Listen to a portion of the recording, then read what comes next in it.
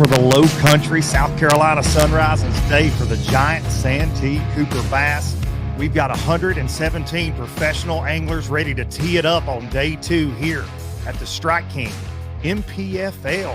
Stop 1 presented by Clarendon County Tourism. And there's one of those Clarendon County Sunrises, and we are ready. Year number 5 of the National Professional Fishing League. Welcome, friends and neighbors, to this Stop 1. Luke Duncan here with you, with my guy, Fat Cat Newton, going to bring you 5 hours of fishing coverage. And Fat Cat, they kicked things off with a bang yesterday, to say the very least, at John C. Land. Some might say they brought the boom. Big Al McCullough on stage had his hands full yesterday. I think he had to go buy a new set of scales because the guys almost broke them, son. Speaking of broken, a lot of broken records yesterday. We broke the all-time heaviest 5-fish limit, which was set right here by Quentin Capo a couple years ago. 3 bags broke that yesterday, and we had a tie for the biggest bass in NPFL history, a 10-9. We saw several 9s, several 7s, several 8s, and let's take a look at that leaderboard right now. The official leaderboard, powered by Fishing Chaos. And there's a look at the shield that all these anglers are going to be chasing down, plus $100,000 going to the winner on Showdown Sunday.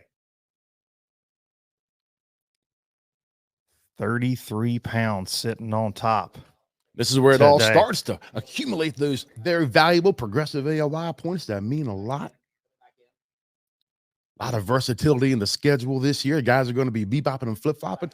And if you look at it, man, them boys from North Carolina, I'm sure they're really liking that schedule. Not a lot of traveling, setting up good here, then Norman next. But we were joking with a lot of guys yesterday. Hey, you're going to have another event right after this. It's basically like 2 sleeping in your bed. But Jordan Osborne, a long ways from his bed in East Texas, but bringing the boom, as you said, 33-1 to absolutely shake up the game yesterday afternoon, late in that weigh-in at John C. Landing.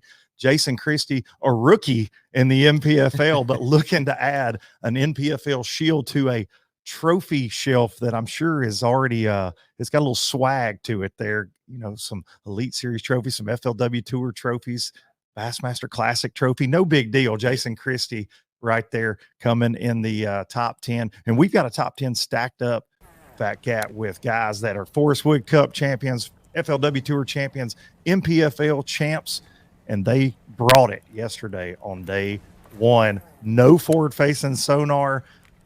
The saying is, if you ain't scoping, you're hoping. Well, there wasn't a lot of hope out there yesterday if you were a big bass at Santee Cooper. All right, no, not a lot of hope. A lot of scooping. The boys this morning, but we got to talk. Expected. I mean, that's fishing. Caught one out of there. Missed 1 or 2. Nothing crazy, though. Just crossed the lake, got down lake a little ways. Just caught us one as soon as we pulled up. Good sign. So we're just gonna fish around, kind of hit some good targets, but mainly try to keep our bait in the water. That's the biggest thing. You keep your bait in the water, you got a good chance of catching them. I mean, it's springtime, Santee Cooper chain of lakes, a lot of big fish swimming around. You just got to be around them. That's what we got. Those guys sleeping in his own bed this week. Much better than 0. Also, the Reign of Santee Cooper champ. That's what we just brought home to Chrome in 2023. Dive around for a little bit. A beautiful 9-pound, 1-ounce Santee Cooper behemoth yesterday. Getting down and dirty. Patrick, a 4-time NPFL champ, no big deal. Oh, she's gonna be so close to popping. His 4th season here with the league. Live. We are live. Welcome to 2025, ladies and gentlemen. He's on his knees praying for another victory. That was like 2 inches. That's what she said. I'm getting that thing, but 2 inches. Story of my life. Oh! He shook up like a maraca, ladies and gentlemen. That was classic. Patrick Walters not used to being on live. Yeah, got a camera in his boat for the first time. Very nervous this morning. We're okay. Dang, that was funny. All right, let's catch one now. I'm gonna try to catch one right here, then we're gonna run over there.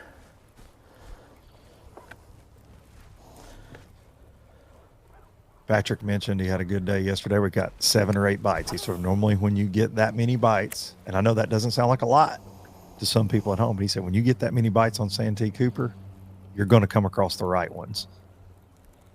These guys aren't catching 20 to 30 fish. They're 7, 8, 10 bites. We did talk to a couple guys that got over that 15, 20 fish mark yesterday. But the quality was way different. You had guys that were catching way smaller. They had numbers, but not the same quality.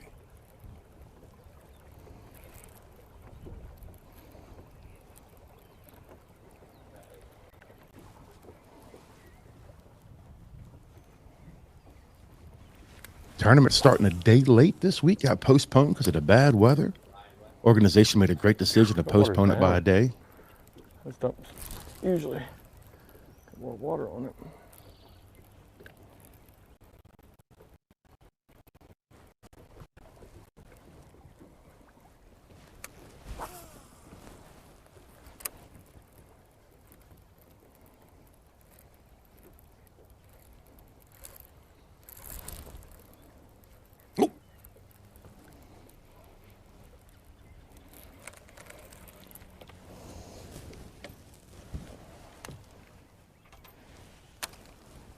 Got a deck full too, doesn't he? Always. This is our 4th year covering Patrick here in the NPFL, Fat Cat, and always going to have a lot of rods out, even though he is always very dialed, it would seem. Likes to have some versatility right there at his feet most of the time. It's a security blanket. They call him the coach, and he'll pull an audible in a heartbeat. Yeah.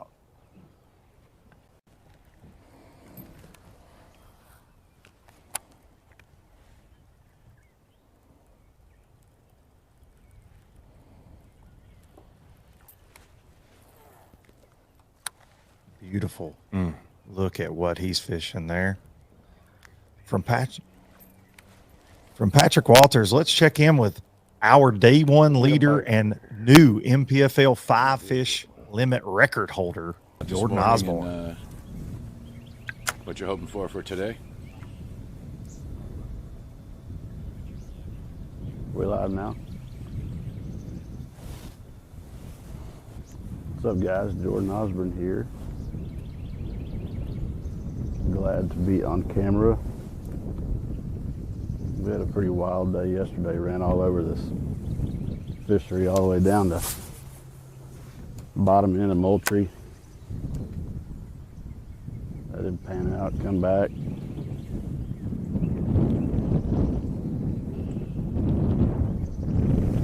Bobbed around in potato a little bit. Caught a couple, put them in the box, and we ended up here later in the day.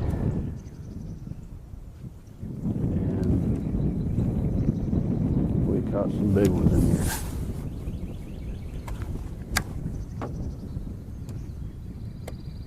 Didn't take very long. I don't know if it was more of a timing deal and that sun got high yesterday. Be seeing a lot of this from our top 5 we're covering today. Put one decent one in. A lot of winding and grinding, as they told us yesterday. Drive-through weigh-in. And then one of the things I was worried about in this little area, I mean, yesterday, wind laid down, guys were able to local pressure. Run and gun and bebop and flip-flop all around Santee Cooper Lakes today. That wind forecast is a little bit more spicy. You can hear it picking up.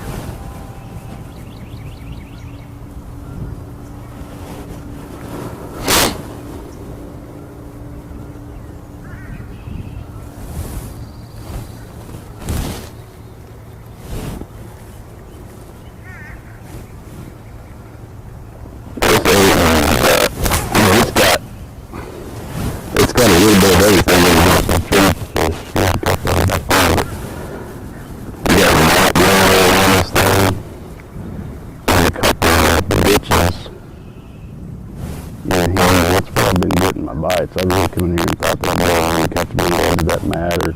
Have to be right following that. Jordan Osborne, We've 33 been out here yesterday, winding. did a lot of work. He's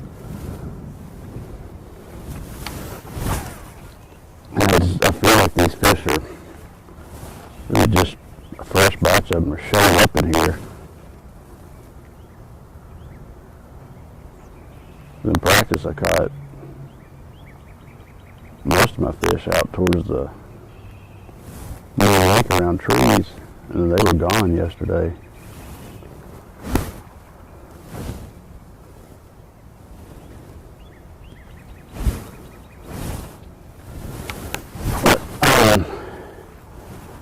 Happy to do this.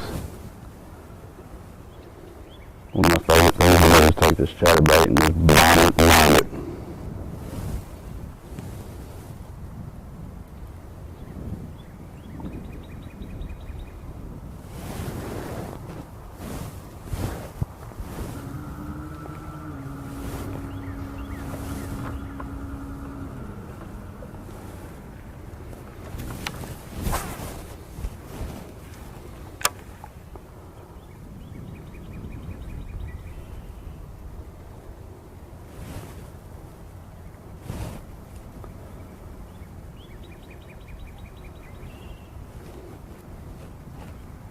That local boat came in, and pretty sure I heard him say, "Hey, he's in the tournament, he's got a camera with him," and so they turned around and left. That was pretty nice of them.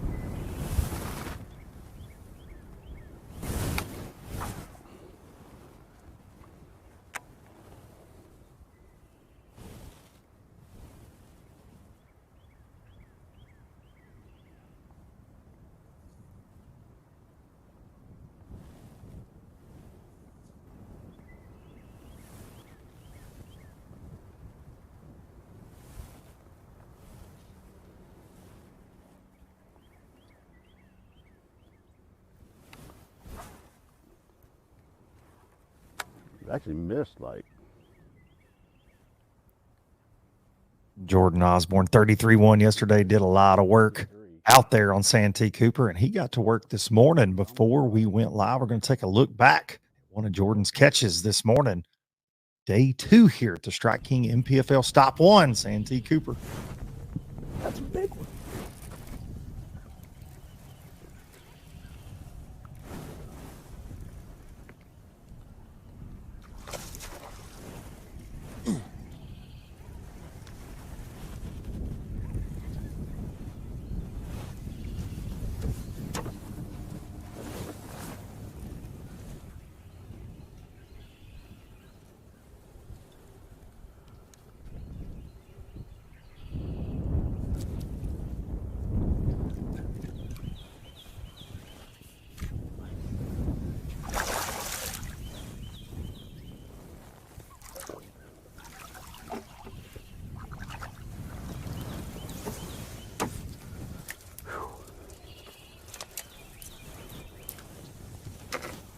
Jordan Osborne feeling the rush early this morning.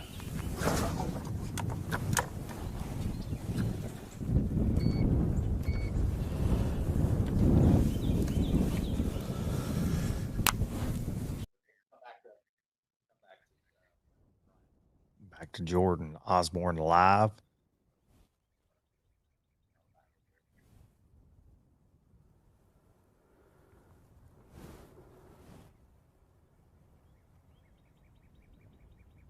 He ain't chunking and winding. Did slow down a little bit, and you wonder if we had a warmer night last night. We have the last couple. Some of these fish, there's a lot of fish on bed. We're hearing that. Most of our leaders yesterday focusing on staging spots, moving into these spawning areas. It looks like Jordan's tucked a little further back in here this morning. Has, like you said, slowed down a little bit. Have some of these fish locked down. We talked about it yesterday at the weigh-in from a lot of our anglers in the field.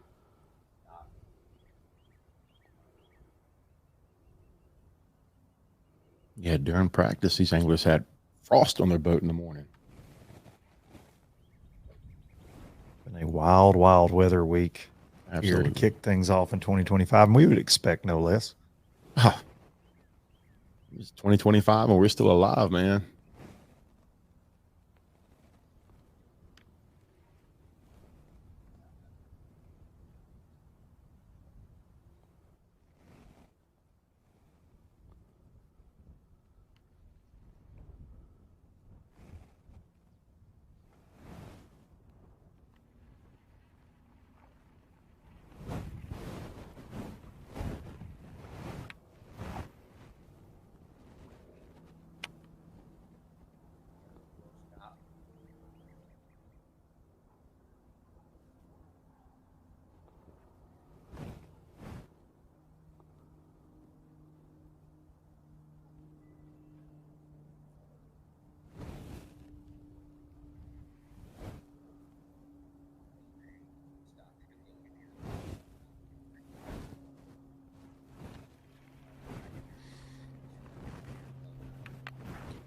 Let's check in with the guy that really brought the boom, as Big Al likes to say, early in the weigh-in yesterday to break that NPFL record. He was the first guy to do it yesterday, only to be trumped twice. Buck Mallory, your Winnebago champion in our first year, won stop number 5 in the league. So he knows how to get a shield on that mantle.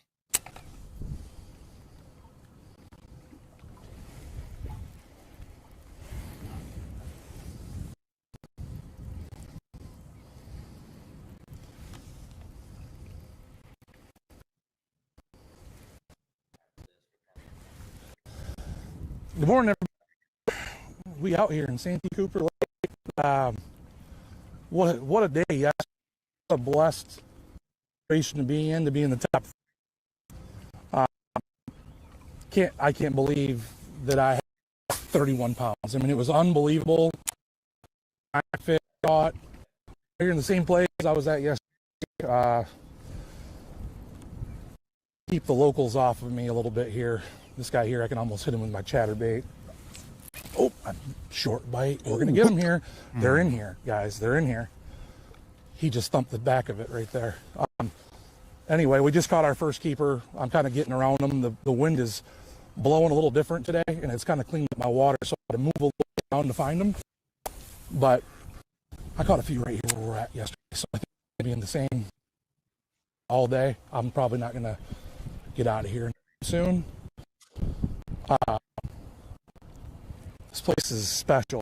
If they're going to move in like they did yesterday on me, man, I could love to see a few more of them 6 and 7 pounders today. It'd be sweet. That one there, I don't know what it was. It just hit the back of it. I know that was right. But yeah, the conditions are a little different today. It's a little windier, and like I said, it's coming out of the different direction, which is my water a little bit. So I took a gamble right off the rip here, and I switched to a different color chatterbait. But we're just out here chunking and winding, having a good time.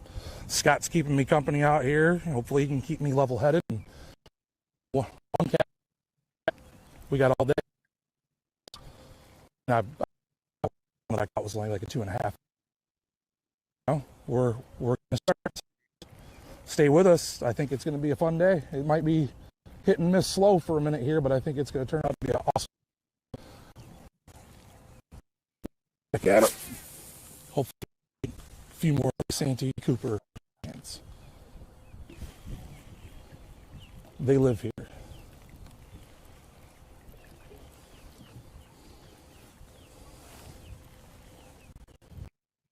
Buck making one of the longest runs of any of our anglers, having some cell phone issues there. told us, he said, I hope you guys can see me catch another monster bag because I'm way down there in the swamp. I'd like to We're here for it. give a shout out, if we're still live here, to my beautiful wife at home. She's holding down the fort. We got 2 little kids, man. It's a lot of work when, you know, you're not with your partner. So, babe, I appreciate you doing what you do for the family here. It's a blessing for sure. This whole thing's a blessing, man. I mean, to be in the top 5 in an NPFL event, fishing for 100 grand with a cameraman on a Saturday morning here, hard to complain. I'm tickled pink, blessed. God has helped me. God has been very good to me. I have no complaints here. I'm so excited to get this keep moving here and keep it going. I'd like to get this guy with off me, but we'll see. He might leave me alone, but I doubt it. He's been hovering for about the last hour, it seems.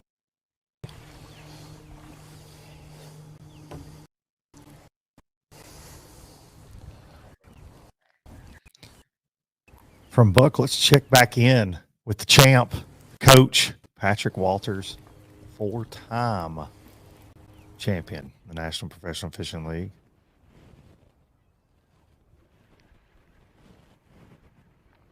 Hey, that's not Patrick. He doesn't wear pants that long. Psych! Jordan Osborne, your day 1 leader, 33-1.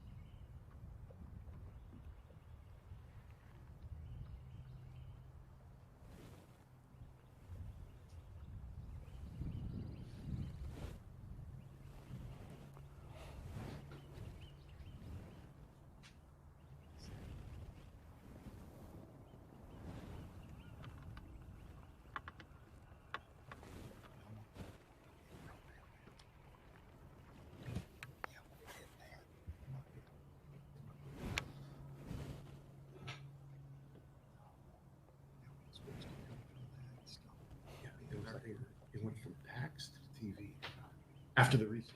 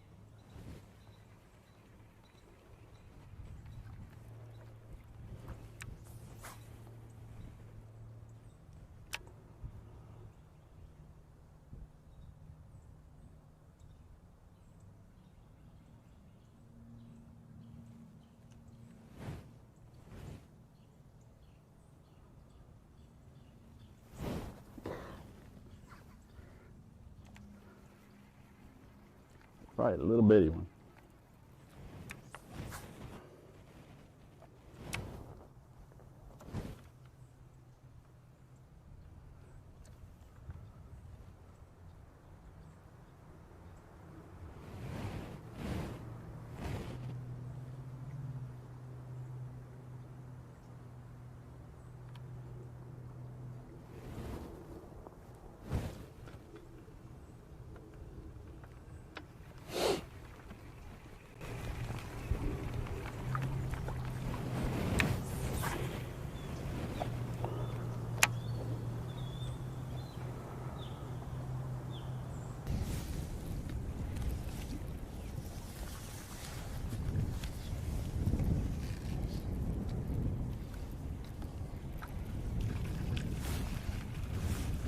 Oh, cool.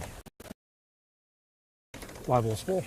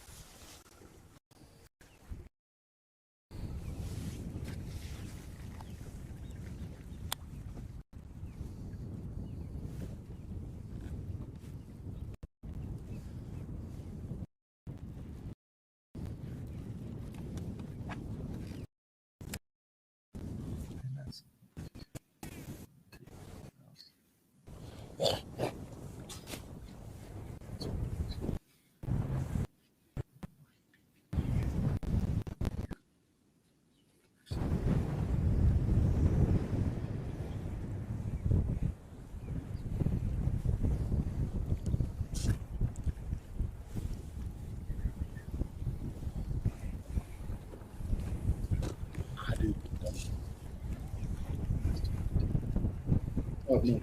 I hear you. I don't hear the TV. I'm sorry. Okay, so we hear you, but we don't hear the Yeah, program. we don't have any programs coming through the TV still.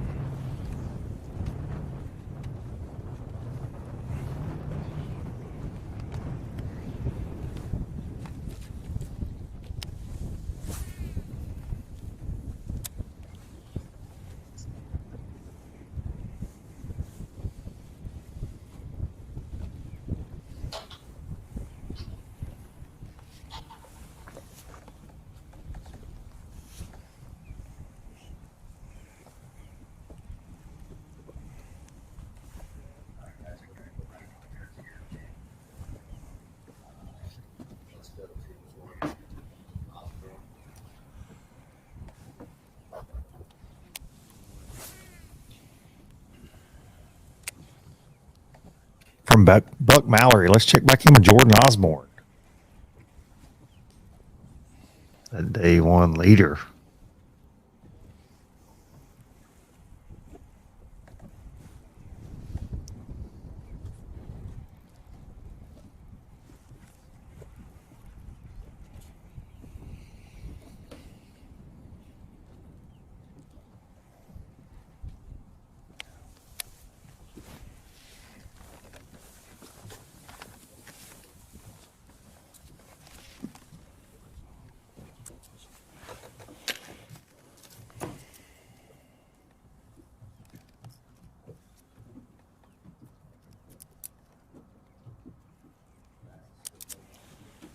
I know I got bit on the green pumpkin. I'm really trying not to overthink. From Buck Mallory to Patrick Walters, hometown boy. Reigning Santee Cooper champ. Brought home the Grove in 2023, beating out Todd Goad. Paw.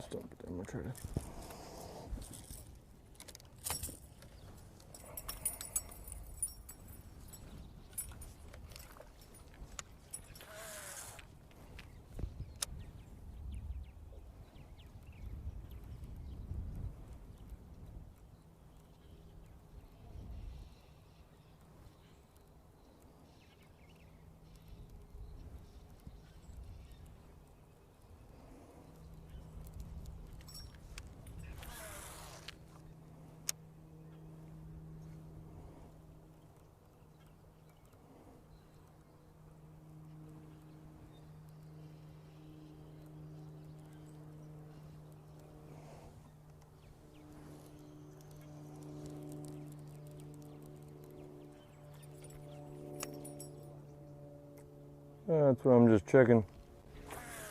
Some random stuff right this second, trying to see if we can find a group of them. But we're just kind of going back and forth now. Get an indicator. Each day is different on Santee, you know. They're going to be still hardcore pre, or they starting to spawn. You know, you really just got to fish around every day till you find them or you stumble across them. Or honestly, it's an all-day lake. I mean, it takes all day to catch them because it's a one here, one there. It's usually not a one cast deal. Yesterday we got lucky and caught a couple on a grass patch, which I think they'll be there this afternoon with the water warming up. But that's what we're just gonna keep moving around, cover some water, catch us a couple fish.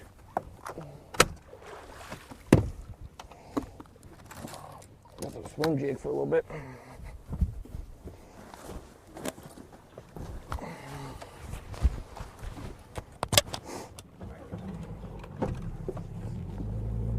Patrick's going to make a move. We're going to move back to our day one leader, Jordan Osborne.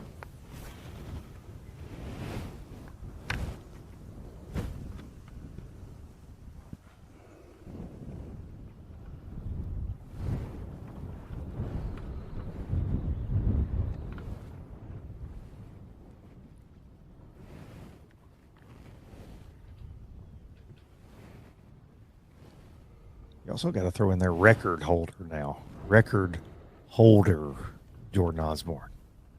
Shattered the record.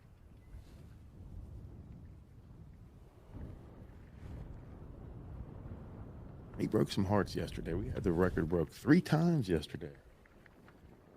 Quentin Capo back in 2023.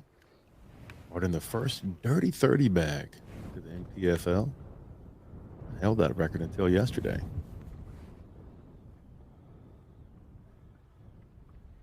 Also had a tie yesterday for the NPFL biggest bass. Jesse Wise caught the biggest bass at the NPFL championship. I guess you could say in a regular event, though.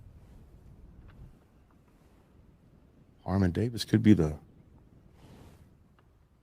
new big fish record holder for the NPFL. Will that hold up? Will somebody bring a pig in bigger than 10.9 this week, Luke? I mean, there was a 13 here 2 weeks ago in a BFL event, so would not surprise me.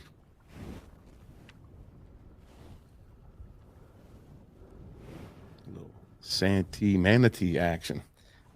And not to put too much pressure on Jordan and the rest of our field here, but that record is still in jeopardy. The 3-day weight record is definitely in jeopardy, but the single day weight record, that we're far from done with what we're going to see here on Santee this week. It'll be interesting too, because the conditions from yesterday to today are going to be very different. Yeah, they had that Clarendon County Chamber of Commerce weather yesterday. Beautiful. Couldn't ask for a better day.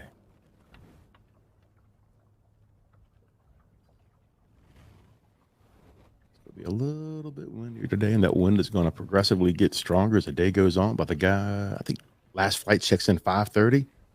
She could be ripping and roaring by then.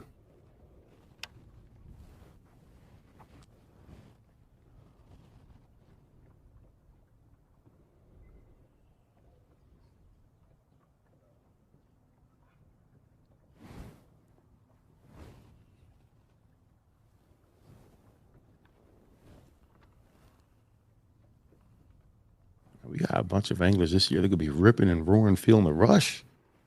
With the Bass Cat action going on. Tournament within a tournament.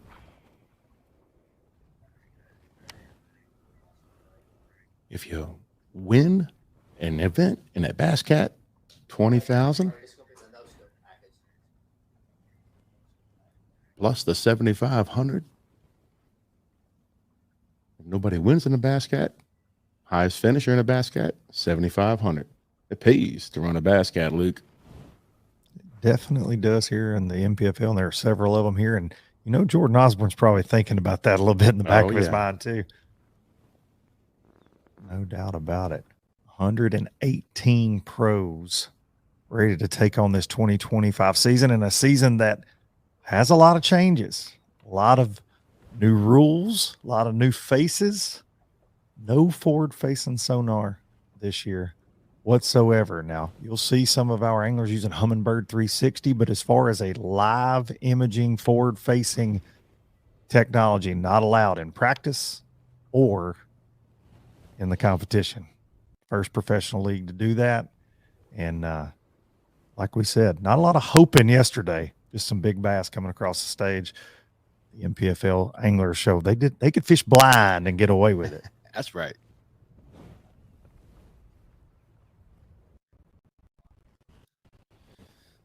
And we get a lot of questions, Fat Cat, on how we're going to attack this, handle this situation, as far as how you're going to police it. And the anglers have also, how are y'all going to handle it, right? We've got the ownership, the tournament director. How does Sean and Brad, the president, how are they going to attack it? How are the anglers actually going to handle not having that security blanket, as some of them have said? And they certainly are handling it well. And we were able to catch up with a few of those anglers to get their thoughts. We are out on Santee Cooper, no obstacle. You've got grass, you've got trees, you've got docks. You guys are going to be fishing a lot of good looking stuff. It's just trying to figure out what trees, what grass lines have these fish and what don't. This tournament is going to be 100% casting accuracy. Everybody's going to be targeting something. The wind's going to be a factor. This is probably one of the most target-rich environments with the stumps and the trees and the rocks. I love using live scope as much as anybody, but I do miss that instinctual fishing that we do. Like, when you can't use that, you really got to rely on your senses and fish around, get a few bites. When I get a bite, study that 360 and use my side scan to see why that fish was where it was. And it's a 6, 7, 8 bite a day kind of deal. So being very accurate and making sure that you're making good casts and covering the water well everywhere you go is super important. A bunch of boat docks, you got a bunch of different things you can pitch to. It is very important for the cast to be accurate. Following your instincts, trying to catch 5 big old bass. I know there's going to be some huge bags weighed in. There's no lack of targets on Santee, and whoever can pick it apart and get on the right stretch, they're going to win the shield. Here we are, still alive in 2025. The Strike King NPFL stop #1 at Santee Cooper Lakes, hosted by Clarendon County Tourism. This season is going to be a different season. Big roster, 118 of the best anglers in the country. No forward-facing sonar. Main goals this week: entertain, educate, and improve, baby. So make sure you tune in and get in the groove. Before there were hashtags, there were handshakes and shared stories. They gave us confidence to make our first cast, and chase our dreams. They taught us to fish, and in the process, taught us about life. They taught us that success isn't just about reaching the top. It's about lifting others up. The future isn't just about selling tackle. It's about 3 simple words. Let's go fishing. Here's to the original influencers. The Yamaha VMAX V6 SHO continues to deliver the level of performance that pro bass and multi-species anglers demand. Underneath a bold and aggressive new look, an upgraded charging system with 40% more charging power meets the amped-up demand for today's advanced electronics. The VMAX SHO, raw power, reliability, and exhilarating performance for every angler who loves the sport enough to invest in the best. Yamaha, reliability starts here. Since 1971, Basscat Boats has innovated, persistently thinking outside the box, never abandoning their roots or the commitment to quality through their process.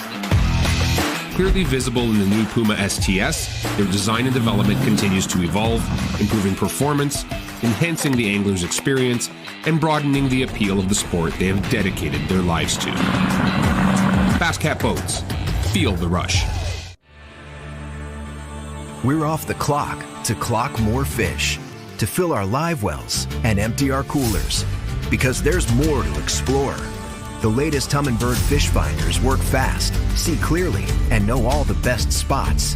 They fish even smarter paired with the Minn Kota and break down the water like never before.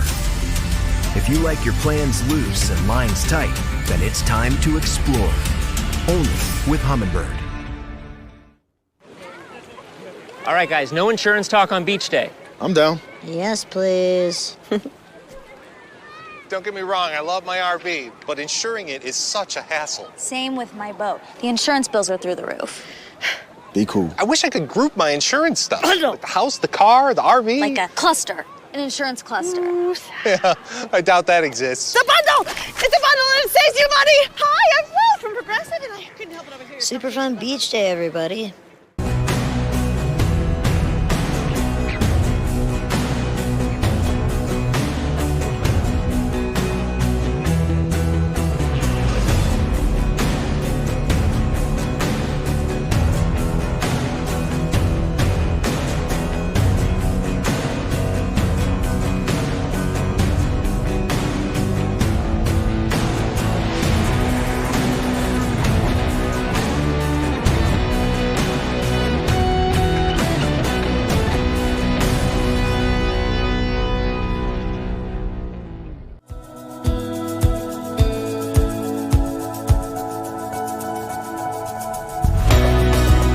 What's up, guys? Hunter Sales here with the NPFL at John C. Land, talking to local high school group. Man, it's so cool for me. You know, I'm a full-time college coach, and just to be able to talk to the next generation, to see that sparkle in their eye when it comes to bass fishing, and hopefully motivate them to chase their dreams. Man, it's so important. Definitely, if you're somebody that can take a kid fishing, you know, get an opportunity to give back. Excited for today, and hopefully we can make a difference in these kids' lives. We got a bunch of high school kids from the local schools here. It's an important thing that we keep this industry going, and the way that we do that is start with these young guns right here. It's a really big deal that we come out here to spend time with kids and we teach them the right thing. So we're excited to be here this week, and it's an honor to be able to give back.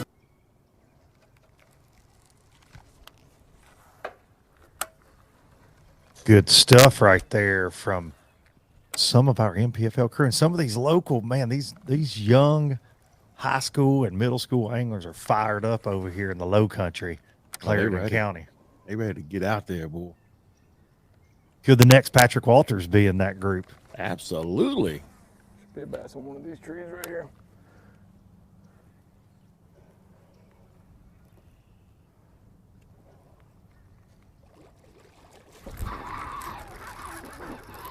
Boy. God, knew he was going to be there. Mm. It's a good sign.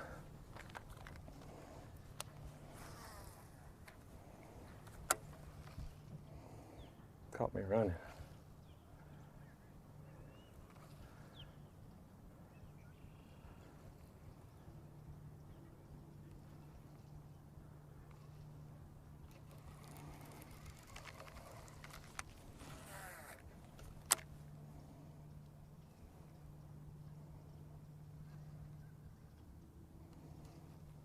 I knew he was there, dude. Yeah, I called it. He's always on that freaking tree. It's a good sign. I just had to run some trees for a little bit. Staging trees. I just missed this one, lost this one. But good sign where he was at. We're just gonna have to hunker down on him. One here and one there, it's what it is.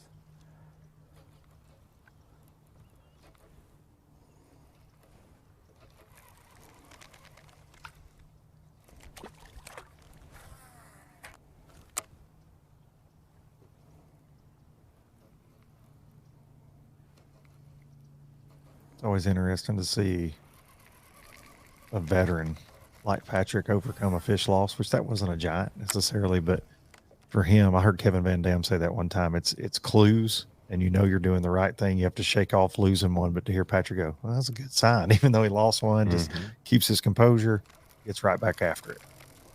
Uses it as a clue to catch the next one. And I heard him under his breath. Yeah, There's always a bass in that. You got to slow down and fish it. I don't want to slow down. But it's like you don't want to pass good trees up.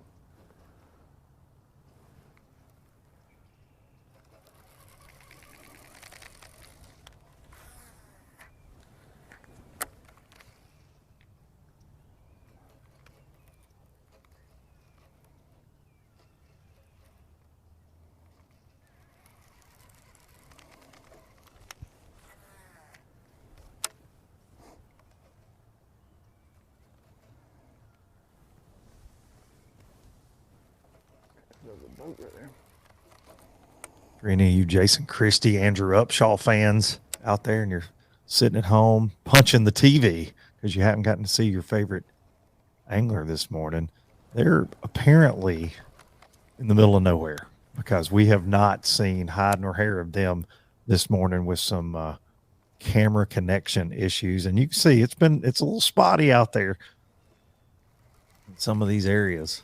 170,000 acres worth of swamp right here at Santee Cooper. So it's easy to hide from the other anglers. And it's easy to find some of those sneaky places to catch a giant bass, but sometimes you can outrun your coverage, so to speak. Speaking of coverage, it's almost like there's a force field around Santee Cooper that deflects cell coverage. It's a fact. You guys will notice us having some issues this morning. A little glitch here, glitch there. It's the Gremlins. First day of school here for us at the NPFL.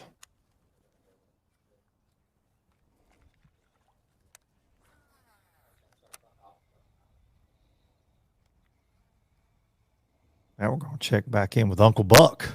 Buck Mallory dropped 31-1 to kick off his 2025 season. And NPFL veteran, Michigan Pro. Come on, get off there.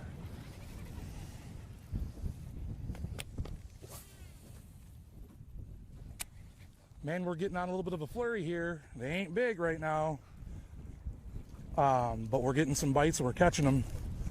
I made another color change. I was happy that I caught the one that I caught on my green pumpkin one, but like it just hit it funky. And then when I was on live the last time with you guys, I missed one. And I don't know if I'm overanalyzing this at all, but I just felt like that shouldn't happen. And I switched and they're just choking it. I'm hoping that I can get around a couple of bigger ones here, because they do not have the size that I'm looking for. But man, am I grateful to have a start here. You know, it's one of them things. You got to have a start to have a finish. And I know I got to have a big bag today. I know I got a long day to do it. But man, I'm gonna tell you, it feels good to catch a few and set the hook. So we're gonna keep it going here. Man, Scott, what did I do to catch? I think I caught 3 in this one spot sitting here on spot lock. So like, I think I'm around, but maybe it's just, maybe I'm sitting on a spot where a bunch of bucks are pulling up right this second, but like this little patch right here that I'm on's got a bunch of fish. I just need to get a big one in front of it. But we'll see here. It's going to be fun for a minute. I was hopeful that the wind would get them to bite a moving bait a little bit better. They like to react when the water's stirred up a little bit when you're fishing shallow, and or anyway, surface clutter going. And this color that I got here, they're locking it up. It's down the throat. It's what you want when you're fishing a moving bait like this. You don't want that skin hook stuff. You never want to lose a big one or something. So I'm grateful we're getting after it, and it's fun. It's a good time. Let's see if we can keep it up. Man, what a good time to be alive here. I don't know what's going on with this thing. It's not running right now.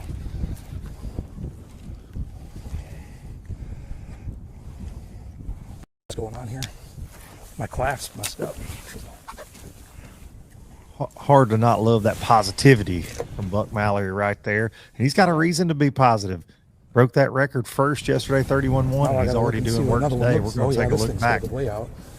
I don't have another half ounce for this color, so I'm going to do some surgery. See if I can pin this back and make it work. But I don't know what unhooked that. That's weird.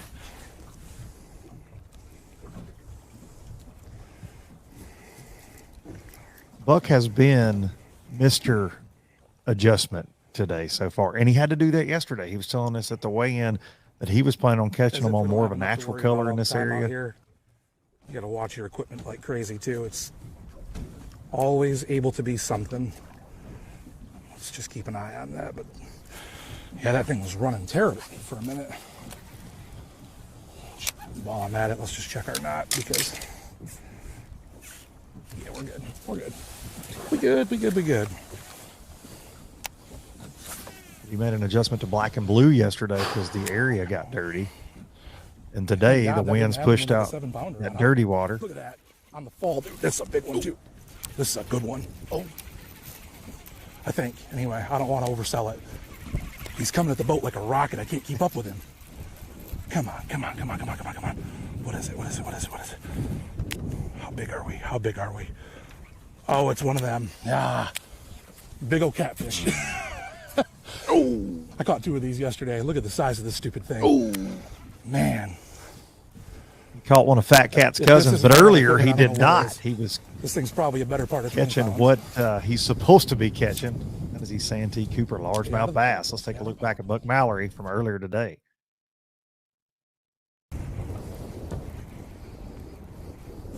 There's one. Come on. It's a little bit better. It's a little bit better. You know what? I ain't done this yet today, but I'm going to do it with this one because I think he's a little bit bigger than the last one. I don't want to lose anything. Get in here. Talk about a game-changing difference in my colors, brother. Look at that stuff right there. I don't know if he's any bigger than the last one, but he had that thing choked. Get in there. Thank you, Lord, dude. Holy cow. Come on. Come on. Keep it coming, baby. Keep it coming. Now, he's feeling it this morning, boy. 2 3/4 pounds. That's number 4. Number 4. Fourth one was about 15 minutes ago or so. I remember. Stuck in Mr. Mallory. I remembers.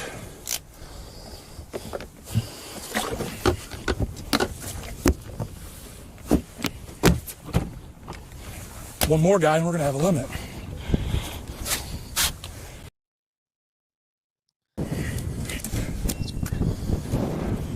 Back to the catfish I know you're wrestling mad. I'm match. mad too. Look at the guts on that.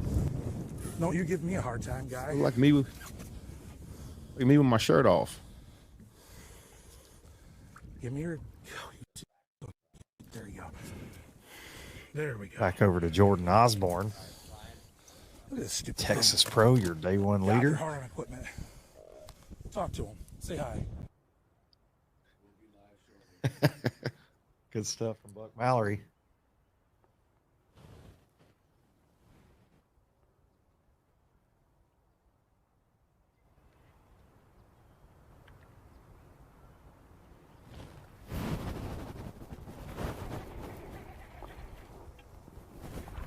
Hooked up.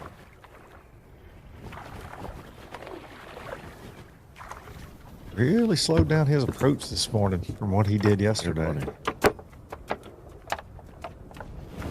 That was probably going to make the team 14-inch minimum here on Santee Cooper, but if you're worried about them measuring here, you're going to be down the pack. Yes.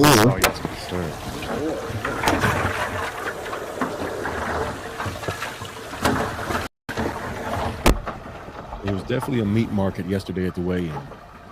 And one of those days where, and this is all tournaments. Let him hang out for a little bit. So good. Well,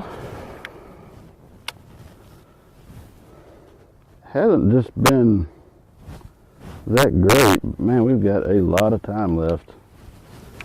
Yeah, this time of year, things can turn on. But all of a sudden, I slowed down with this worm. I'm catching a bunch of males.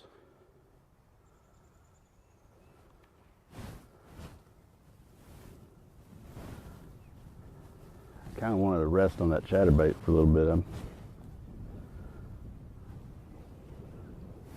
throwing it about 200 times this morning.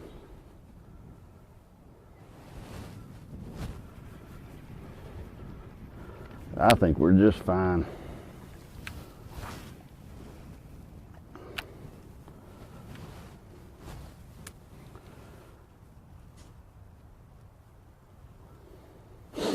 I'm going to land this thing on one of these big females here in a second.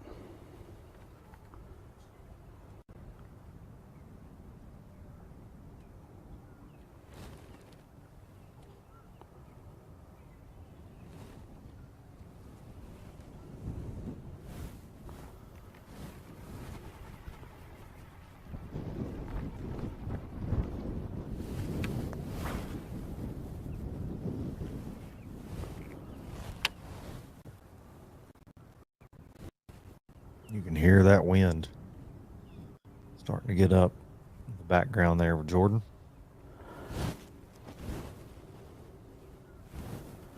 Man, what's really hard about fishing a place like this is like I can hear boats running around in the background, and I feel like if I just leave here,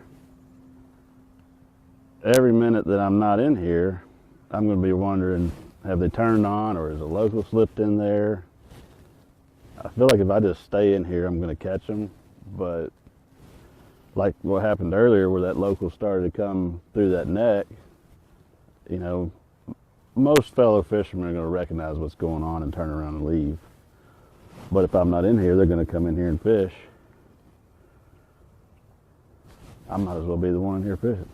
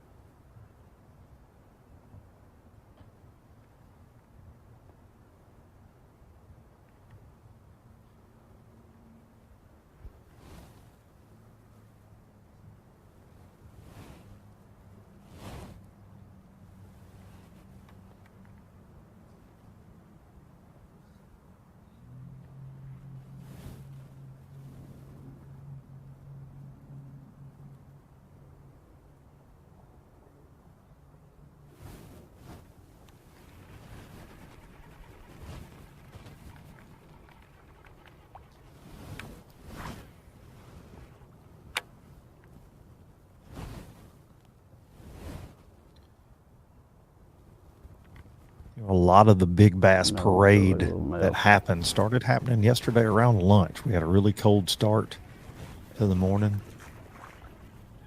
Hooked up again here.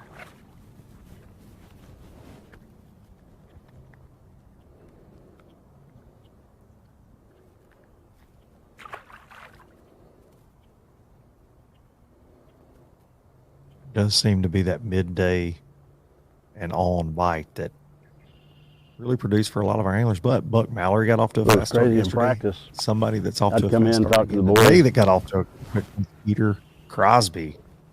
Every day I'd ask for Unofficially any right small now, fish got in this lake. 28 I wouldn't pounds, catch anything under according 3 to that pounds. Fishing chaos. Doesn't matter where I catch went. track. Everywhere I went on this Claimed practice champ. place, it That's it right. looks fishy, and I caught fish.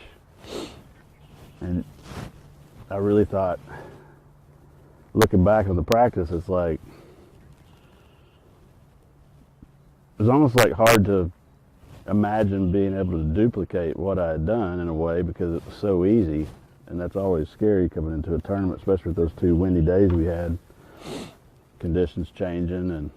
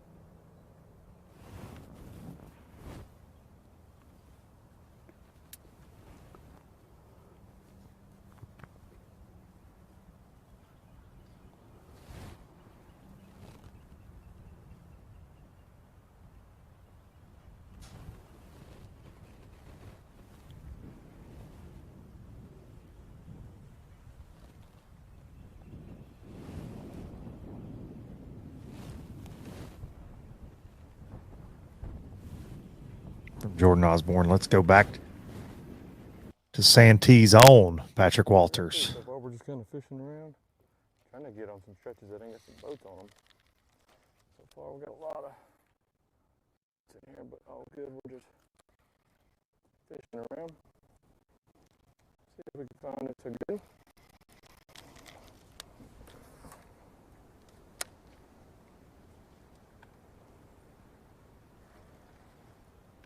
That's that local too.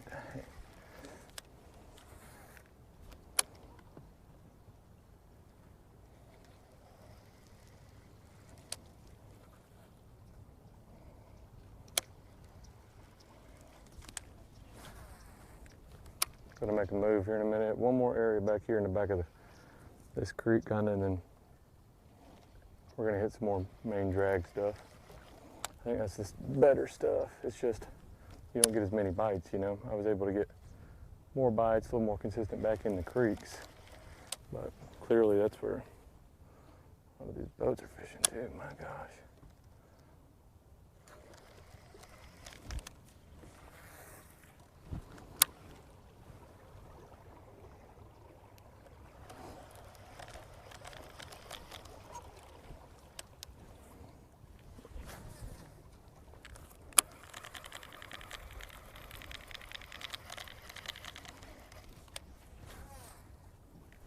A little bit better.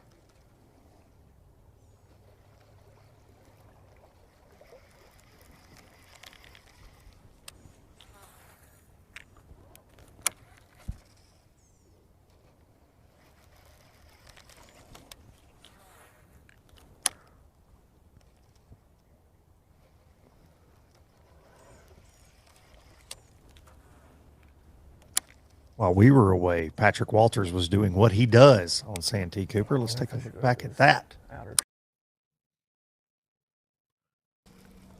Coach Walters himself. Water drop even more.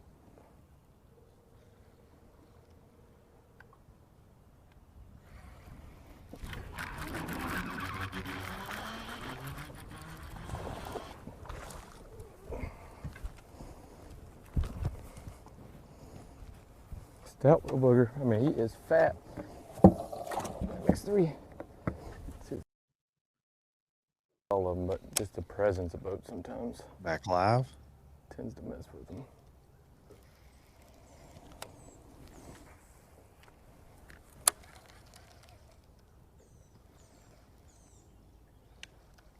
We'll snake through here for a second.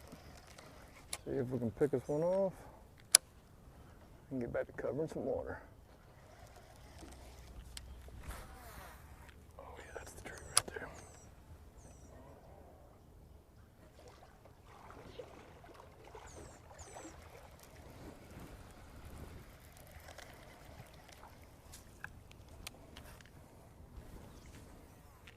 I feel like I need to be somewhere else, you know?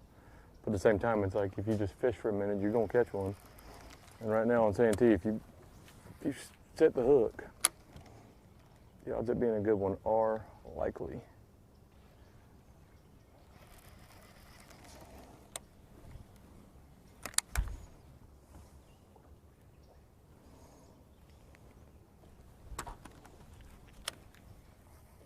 If that don't look fishy, I don't know what is.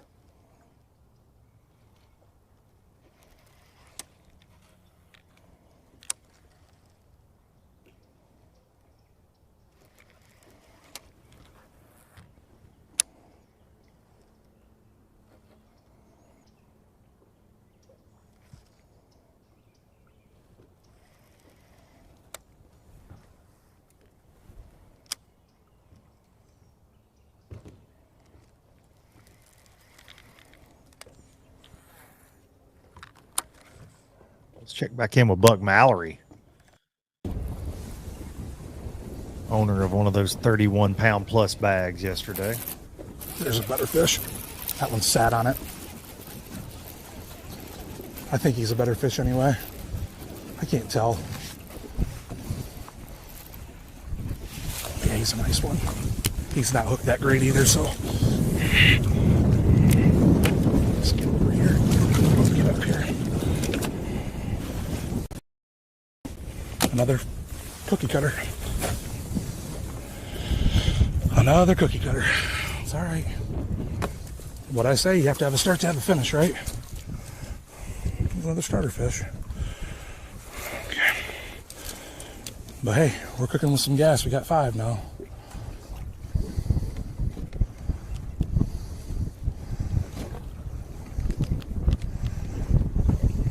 Yep. 14 pounds, 278.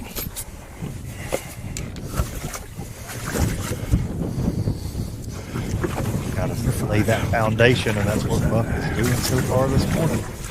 Building that house brick by brick.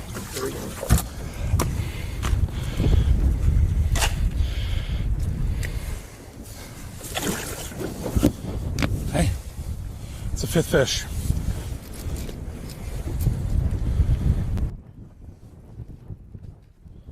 Now back live, Buck Mallory. That was a catch from just a few minutes ago to round out that limit. Correct me if I'm wrong, Luke, but he brought in, I'm wrong. Imagine that. He brought in up to 31 pounds yesterday, and didn't he have a 3-pounder in the box? Did have a 3-pounder in the bag. And I will say, he told us he was finished by 10:30 yesterday. Off to another fast start, just not the size that he saw early yesterday. He had 3 all in the 7-pound class before 8:30 yesterday morning, he was telling us. Probably make you feel pretty good, buddy.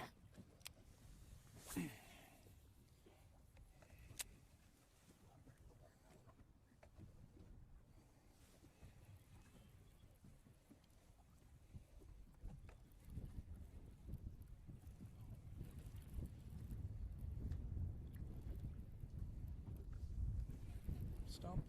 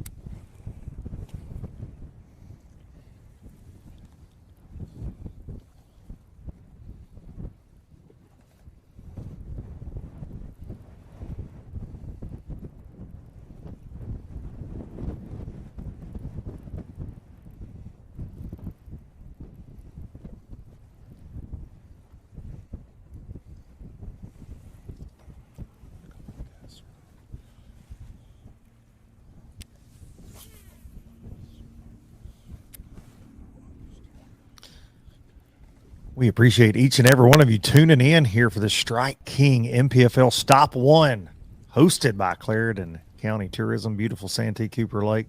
We know we've got some fireworks on the way, but first, we're going to check in with a few of the sponsors that make it all happen at the National Professional Fishing League, and we'll see you back on the other side for more live action here in the Low Country.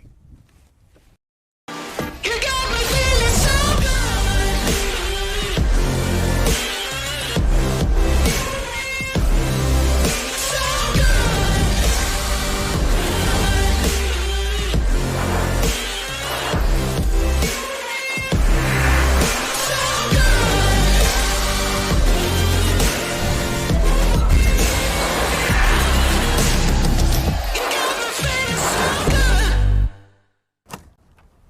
The Yamaha VMAX V6 SHO continues to deliver the level of performance that pro bass and multi-species anglers demand. Underneath a bold and aggressive new look, an upgraded charging system with 40% more charging power meets the amped-up demand for today's advanced electronics.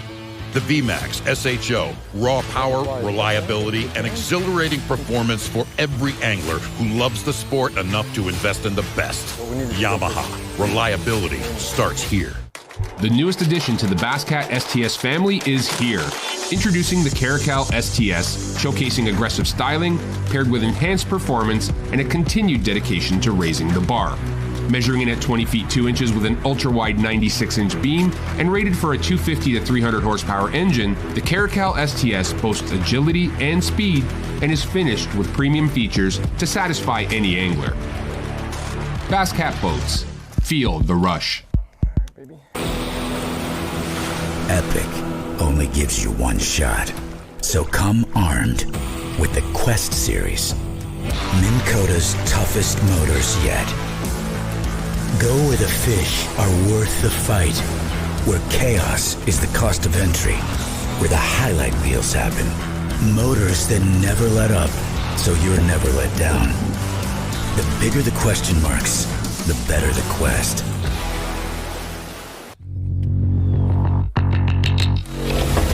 Pro Guide Batteries have been supporting the fishing industry for 42 years. The future of fishing is lithium batteries. Pro Guide Batteries has joined the lithium world. Get all-day reliability with lithium Pro Guide batteries.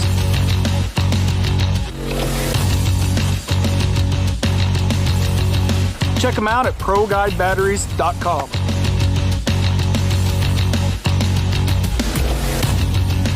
When it comes to finding jigs, spinnerbaits, and buzzbaits, keep it in the USA. Go with Epic. Epic's tackle is designed by fishermen for fishermen, with hours and hours of thought behind it. That's why our tungsten weights keep your line from fraying, cast after cast. Whether it's saltwater or freshwater, Epic's lure designs will give you the edge on your next big catch. Epic, veteran owned. So check us out, America. EpicBaitsFishing.com.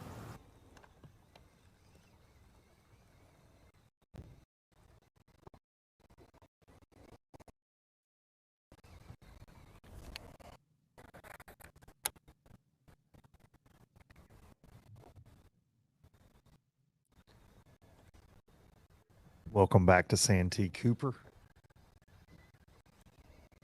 170,000 winding, sprawling, swampy acres of big bass territory for our 118 NPFL professional anglers to attack. Guys that attacked it the best yesterday, Buck Mallory of Michigan, 31-1.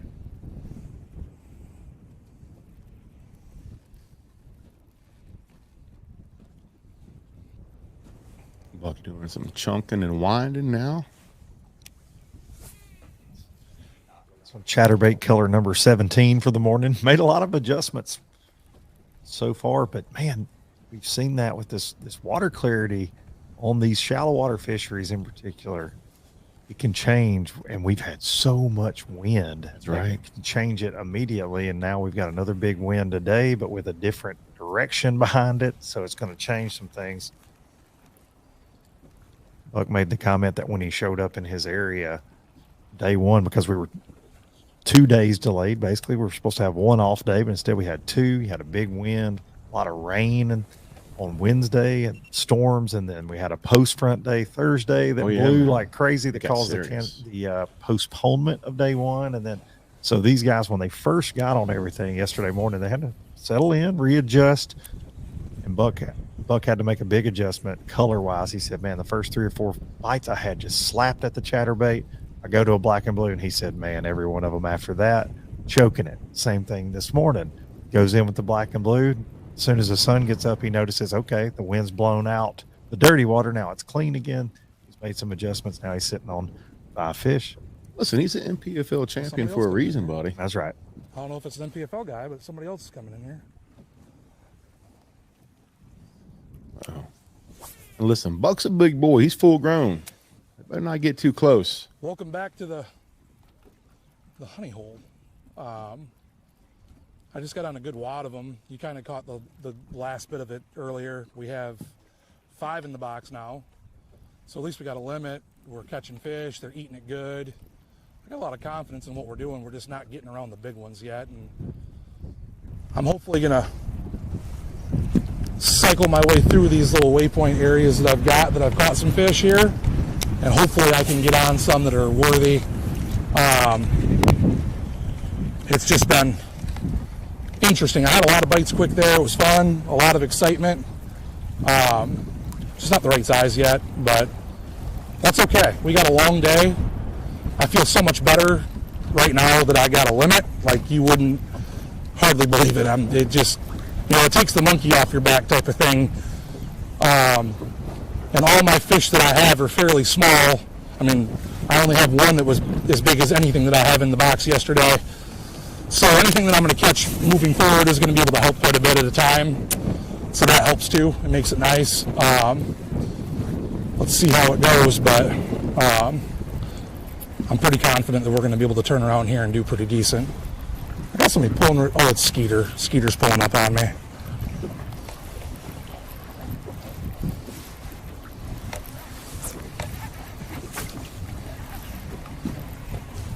Skeeter Wayne Crosby. Also having a heck of a tournament here. Santee Cooper. Those local heroes coming into this one. Rooms with Buck Mallory. AKA the practice pimp.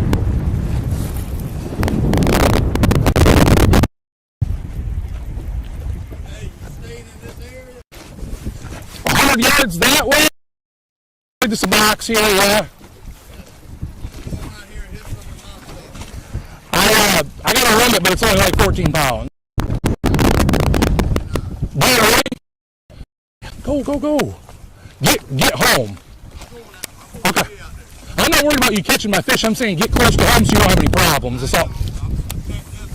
Dude, you the man. Good job, brother. I'm not going anywhere.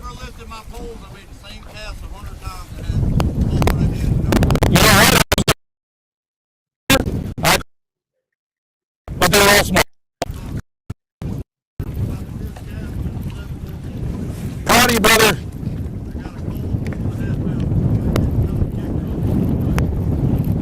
We'll go after him. Get after it, buddy. Yep.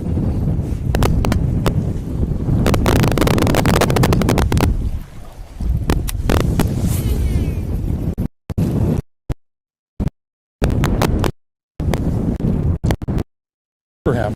I'm happy for him. That's my roommate there, Skeeter, so.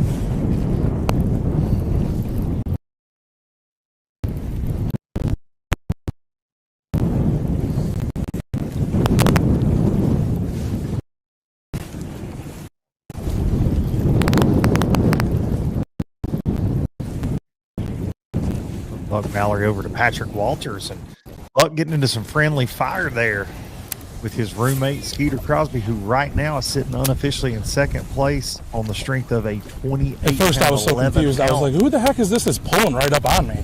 Limit. I thought at first it might be Travis and Tanner, and I was like, no, I'm not doing that good. They ain't over here yet. Shout out to Twin Visuals. What do you mean you're not doing that good? How do you know?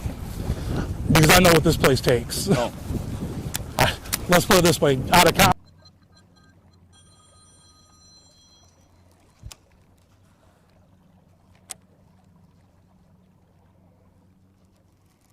Back to Patrick down in Woolly Swamp.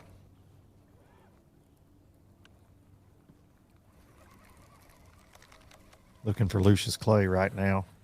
He had Lucius Clay's sister yesterday, that 9-1.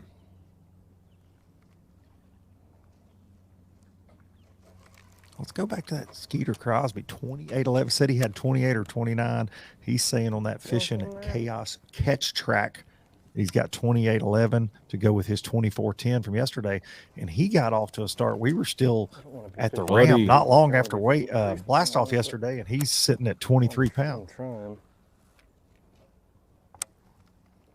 what we're fishing. Currently, in my opinion, the wrong trees. But I wanted to come try this little pocket. I don't want to fish this little area and then not come through here. I want to be on more pre-spawn trees. You know, trees catching them on a moving bait, but so I wanted to come in here just to check, make sure you can't catch one good one. You know, one good bite everywhere you go pays off. So I'm just gonna follow the trees for a minute, some trees. See if one's not up here thinking about being on the nest.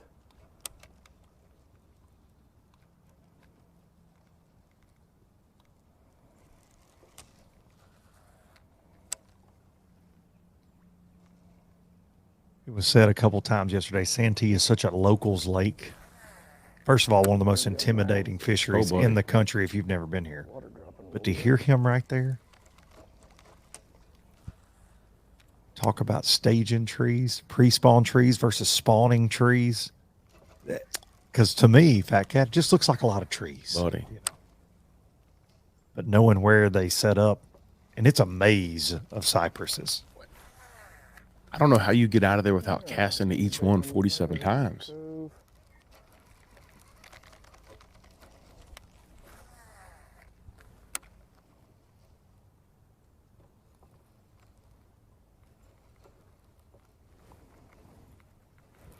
Chocolate milk. She's stained up in there, boy. Wouldn't hurt to go hit it, catch one or two in there. Just hit a couple of trees.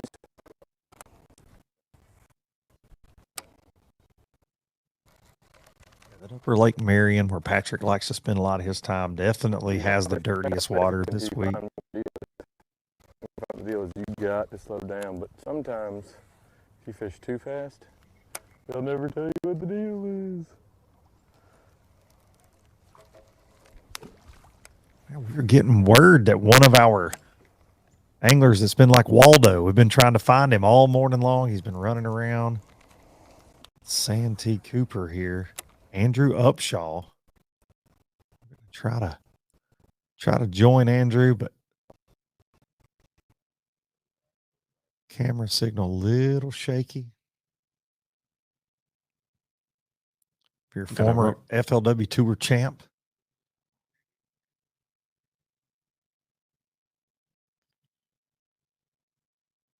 Strike King Pro.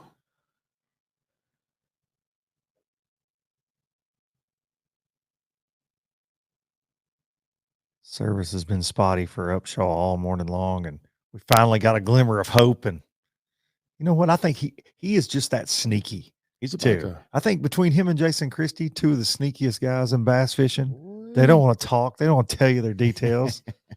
I think he's doing this on purpose. He's got something to fix the signal where we can't watch him do work. 27.5 yesterday. Strong start.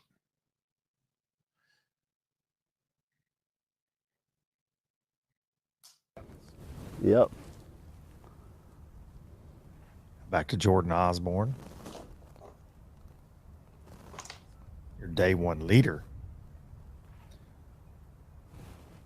Another former FLW Tour angler. Jordan was a co-angler back in the day. Kind of worked his way up through the ranks. Certified bass catcher. Oh, yeah.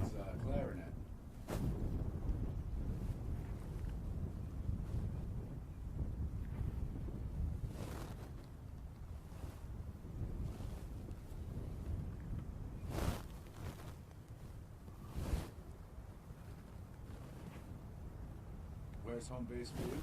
Longview, Texas. Okay, I love Texas.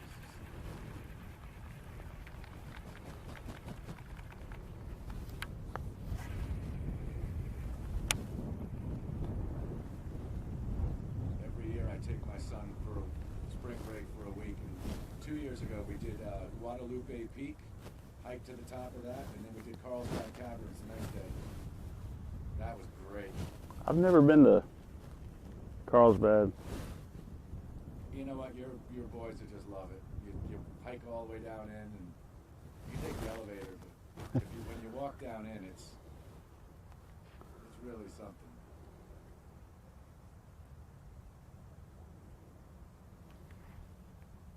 We did Moab for a week last year. Death Valley 3 years ago for a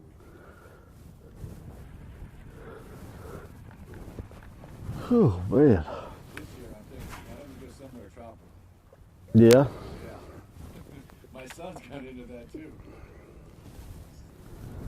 Yeah, tropical's nice.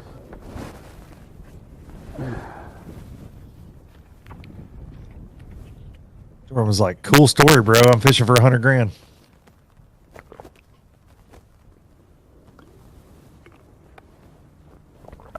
I tell you about that time I broke the NPFL weight record yesterday.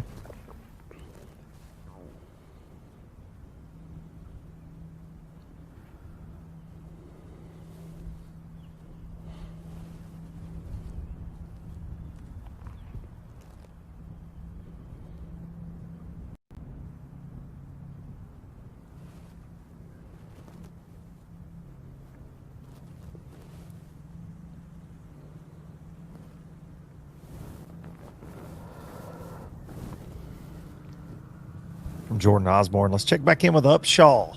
Andrew Upshaw, your first ever college angler to qualify for the Bassmaster Classic. Of course, that was a long time ago. He's older than dirt now. Dang, got to give my boy a hard time.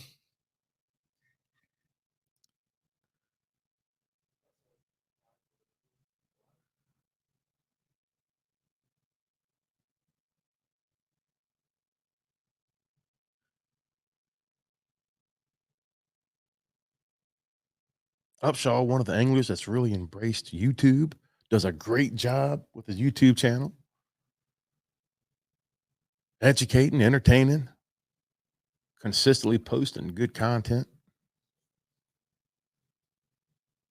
You have it to yourself and you can catch some big ones. You're not getting near the pressure from all the other boats. And I'm not saying that anything's going to happen differently or anything. Like, I might not catch a big bag the rest of the event, but if I do and I somehow figure out a way to just keep scratching big bags out with no pressure here, it will be quite phenomenal. Just hope that happens. Just hope I catch a couple more big ones today. Give us a morning update. Morning update. We are at 3 fish, a couple little ones, and a 5-pounder. And actually this morning was really slow, really slow. And I just now got back on my main stretch after letting it sit for a little while. And as soon as I pulled in, I had 3 bites. I caught 2. One was a 2 and one was a 5. So I was really starting to kind of second guess what I was doing. But and now that I got a few bites, it's kind of nice to keep rolling, and hopefully, I got one of the right ones. I need to get 4 more of the right ones. I mean, in this lake, you can't slack up. It doesn't seem like. You just got to keep catching big ones. And I feel like between the thunder cricket and a red-eyed shad, I'm going to be able to hopefully catch a few more big ones today. It has been slower. I say that, but I mean, I might have had more bites this morning than I did yesterday morning. I just had 2 big ones to start out the day. So, I mean, an 8-pounder goes a long ways, or a really long ways. So, hopefully I can catch another one. That'd be really awesome. Yeah, it would. We're here for it. Yo, this red-eyed shad a little bit.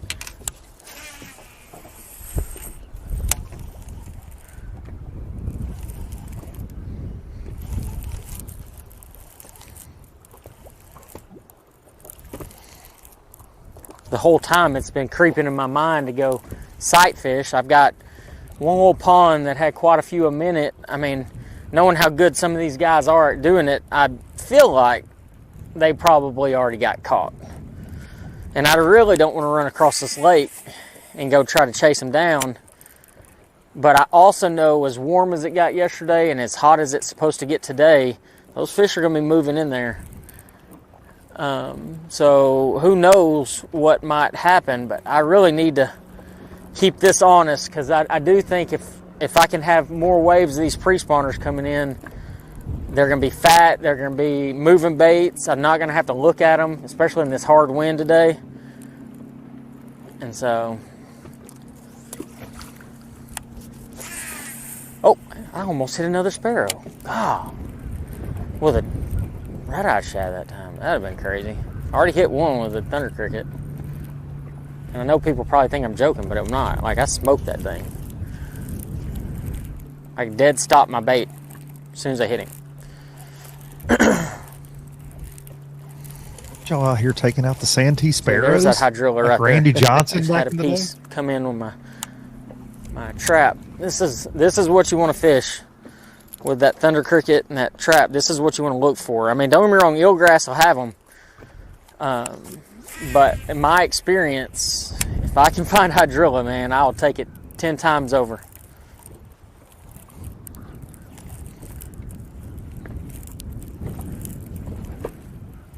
Spoken like a true East Texas grass guru. He loves him some Rayburn, Toledo Bend, where he cut his teeth, fishing that hydrilla, ripping that trap.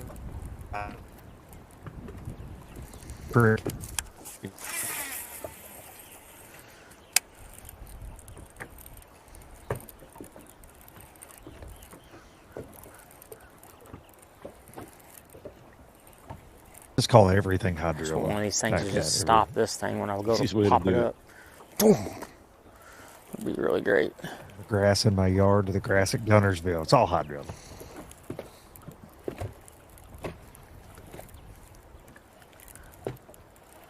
Okay, now it's time to pick up thunder cricket again. There's enough experimenting.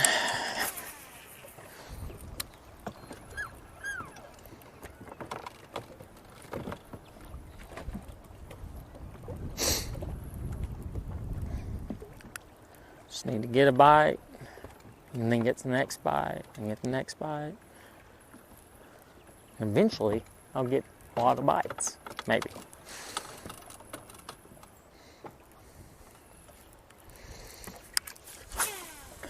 I lost my loon, though. It's probably why we're not catching them. My lucky loon, Charlie, he's not here right now. Went to go find him a mid-brunch. I think Luke would be a better name for the loon. Just wonder, can he get information from a loon? We're going to have to check with turnip director Sean Mulhall on that. Careful, Andrew. Don't be talking to the birds. Took a bird out, getting information from a bird. Somebody that's not talking to loons, but talking to big bass. Buck Mallory. Take a jump over to Buck. Now, if you were out here by yourself, Buck, would you be jamming tunes? Nope. That another catfish? Or is that a giant bass? I can't tell. Look at you, and I didn't jump twice. But I don't want to horse it until I see it's a cat. I could feel it by the way he's rolling. Come on. Get your head up. Again yesterday, so this ain't no different.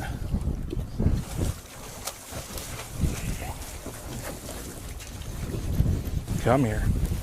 Give me my pliers.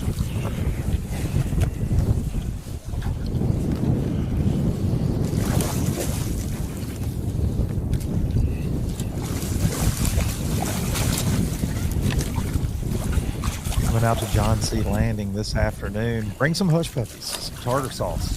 Buck will bring the fish. That's what I'm talking about. Yeah, I don't want to whip in. That's really easy. Get some hot grease. Come on. Come here. Come here. Thank you, Lord. I hurt a man's feelings and his chatterbait. Keep it going.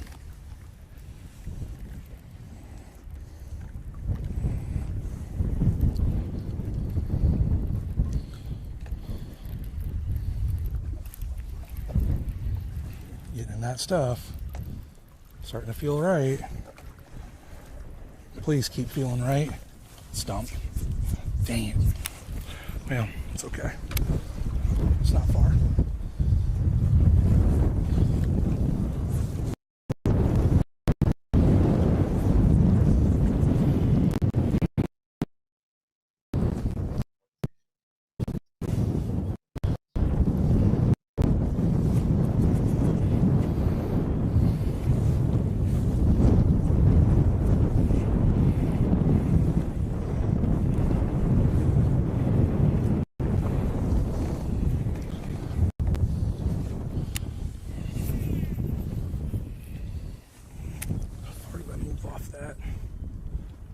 27 feet. I'm not concerned about that.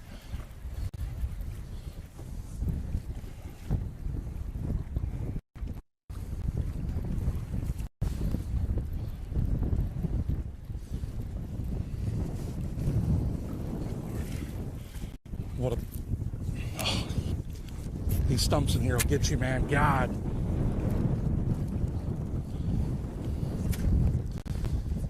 If I can get out of the stumps for a minute, I think we're going to catch another one pretty quick like here. I just feel it. It feels like something good is about to happen.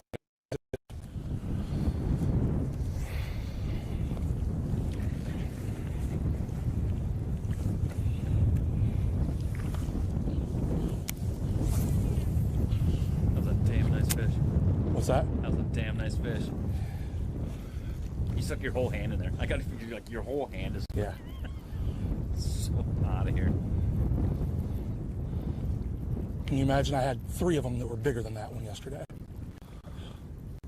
And they were, guess what? They were all within like 50 feet of here, except for one.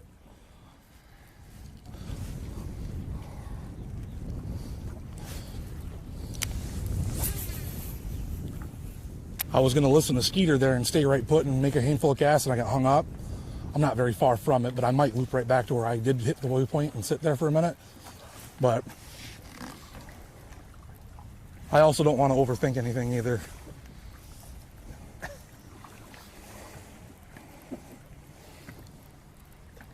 I was with Dave Gaston in Florida when he caught a 9 3/4 pounder.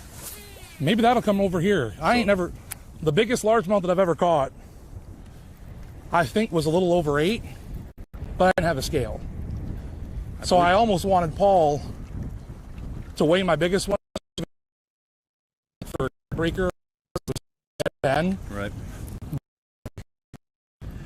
Just to see if it was my personal best more than anything, you know what I mean? I think that's still an NPFL record. I don't think anything's been caught bigger than that so far. There was yesterday. Was there? It was bigger, 9 3/4? 10, 14, or 13. Damn. Well, and I held it for years. Oh, I was. Shit. I couldn't even keep my mouth closed when he pulled it in. I was like, holy. Oh my God. I've never seen a fish so big. That's a freak. His mouth was the size of my thigh.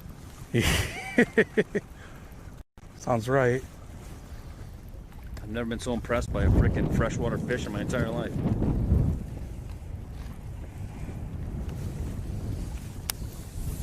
So where I was with that one, that biggest one yesterday when I caught him on the worm, I was like, I pulled it up by the boat and I saw it in the mud and I was like, oh my God, are you kidding me?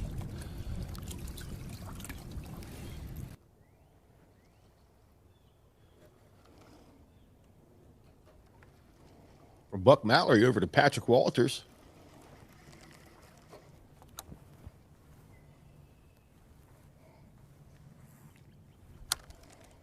Shallow right there. I need to hit the good trees and just go. That's all I need to do. What defines a good tree and bad tree? Say in Patrick's case, the one he's caught a lot of 8-pounders off of with Big T over the years. I heard that. I haven't had a freaking bite on a worm yet, really.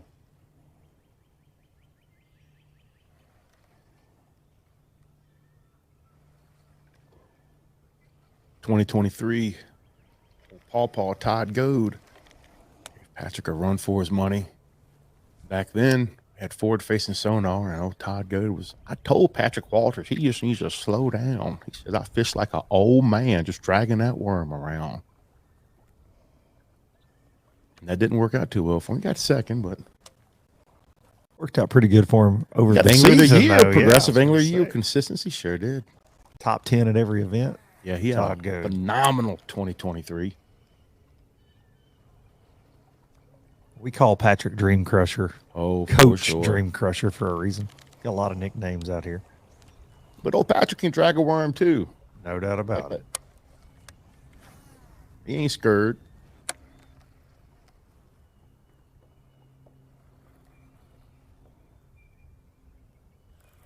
Oh, the bush. I was like, I got resistance. think that year, Patrick, would he finish second or he finished top 5 AOI and missed an event. So.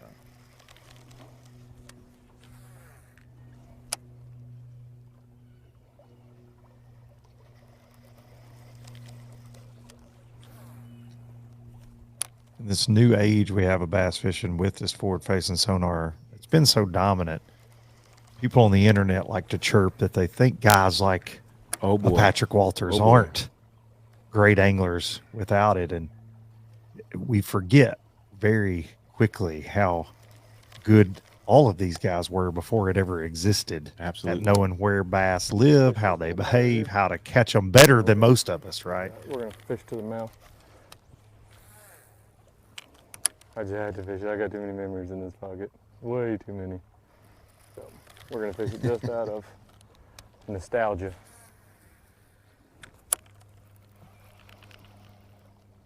And this is the thing. Been a many a days. You go to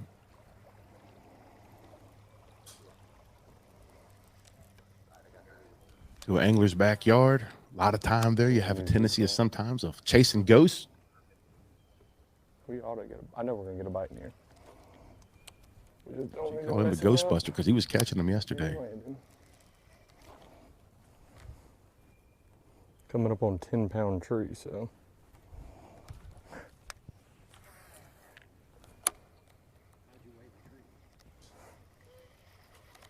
Good question. These are the questions we need answers to. Yeah, like why do they call wingless, meatless, what is it, boneless wings? Lighten up in a minute and catch That would have been good if I.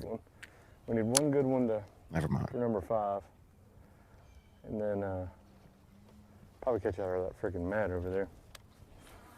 Haven't fished that mat yet, but I've been looking at her. Oh, God, there's mats all in here. They look so good.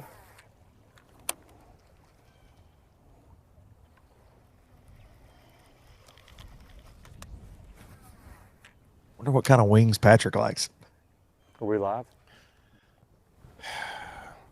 Boneless, wingless We lived wings. in Overlook for 18 Shut up, years. Luke. The red barn there. Yep. 18 years.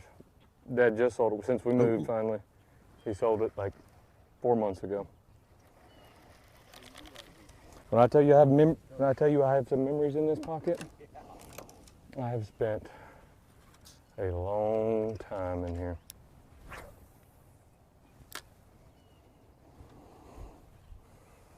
Swim jig that. Come on, baby, bite that cricket.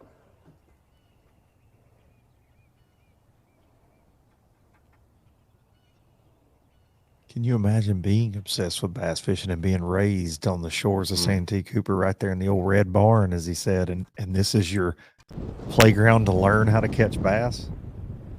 Unbelievable. Great stuff from Patrick Walters there. Absolutely.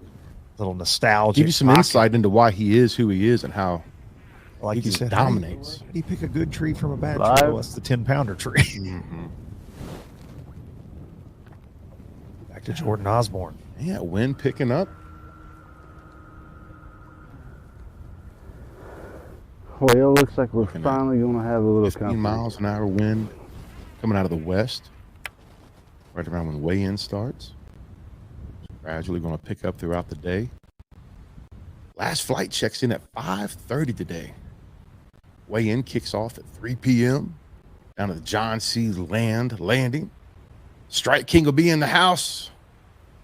Food, fun, free prizes. Make sure you come out, bring the whole family to Big Al McCullough, bringing the boom on stage with the drive-through weigh-in.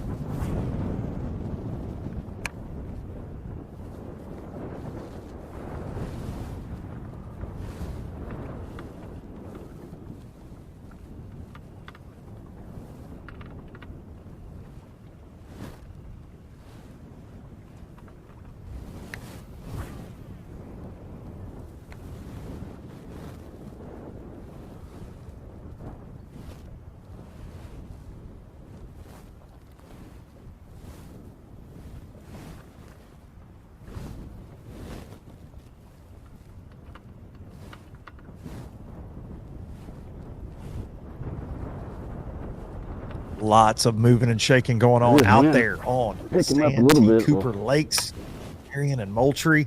And the leaderboard is shaking up so far. The fishing chaos catch track has been absolutely going wild yet again.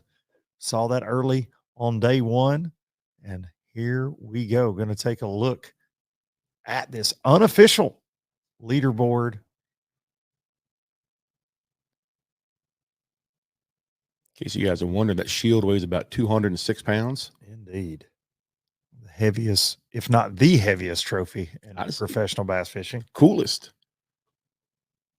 I'd say highly sought after. These guys really like that shield for good reason.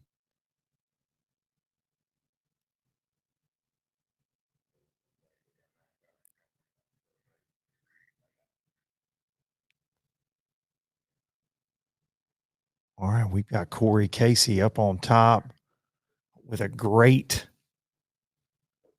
start on day two. 27 pounds on day one, and the local has taken over here on day two.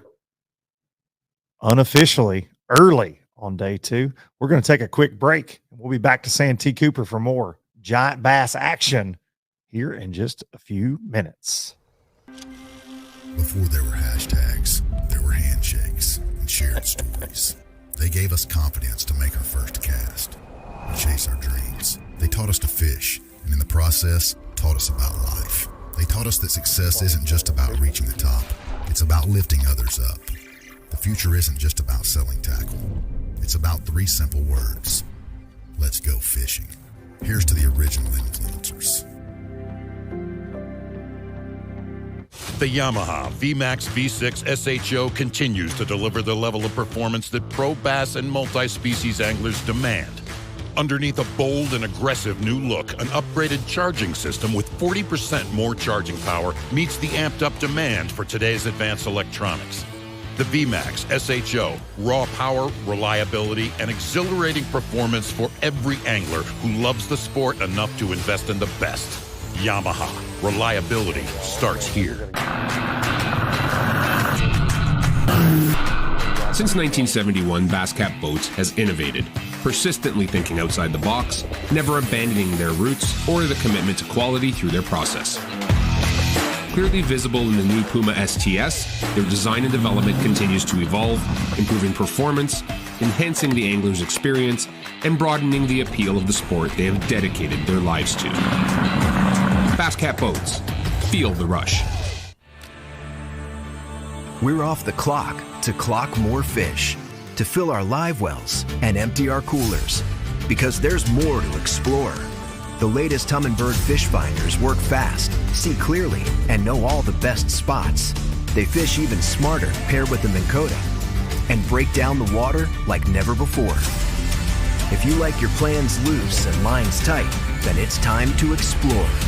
Only with Humminbird. All right, guys, no insurance talk on beach day.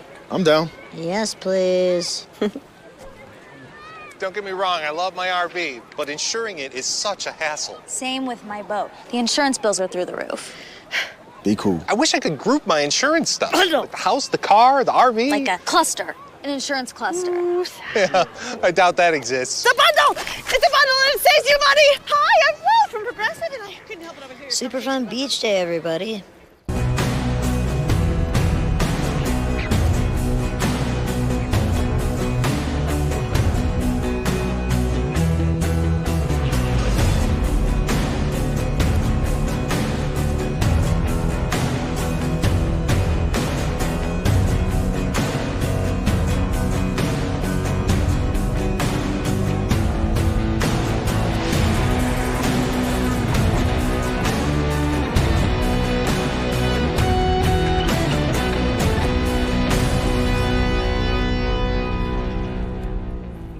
All right, folks, if you're looking to get your life right, your lines tight, here we are. Relaxed Retreat at Carolina King. We're going to show you why this place is so awesome with my man, David, the man that runs the show here. Well, part of the show. Part of the show, all right. Part of the show. I'm only part.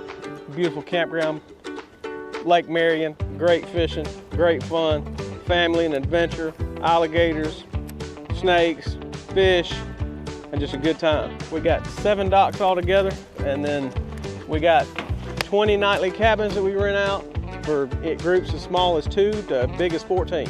This thing right here, see 14, has 2.5 baths. Yeah, it just keeps going and going. Wow. It's like the Energizer Bunny. Really? So we went from having that small, quaint, and over here where you can sleep 14. Yep. Got something for everybody. Like I said, it's a work in progress. So Right on, bro. We are going to have this one right here done by April 1st. This is kind of highfalutin ruggedness, you know what I mean? Right. It feels good. Ruggedness with style. That's right. Beautiful place. We rent pontoon boats. Got a little general store right here, stocking it up, getting it ready for springtime when the shell crackers start biting and the catfish start running. Has everything the outdoorsman would want, whether you fish, hunt, or just love being outdoors, being around the water, or like-minded people.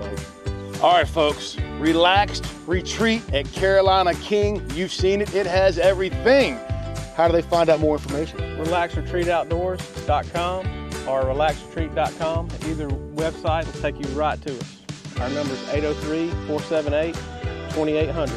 You heard them, so get your life right and get your lines tight here at Relax Retreat at Carolina King.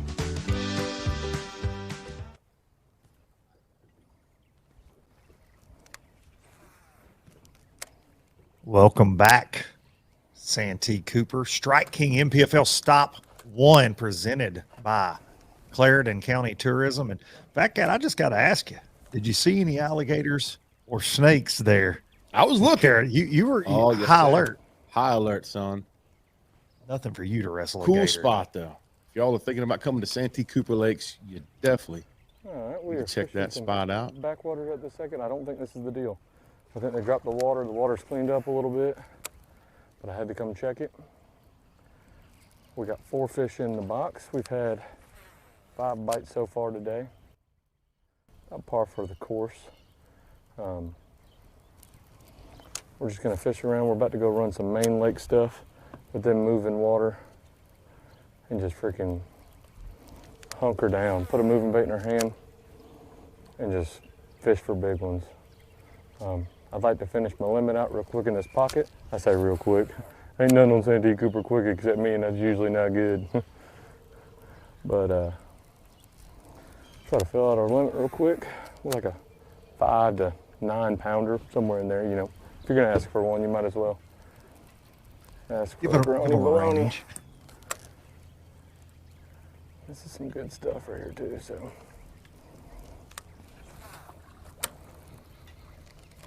Terrible skip.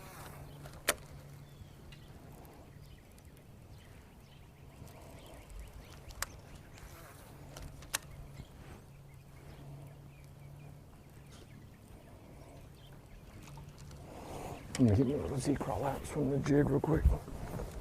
Good.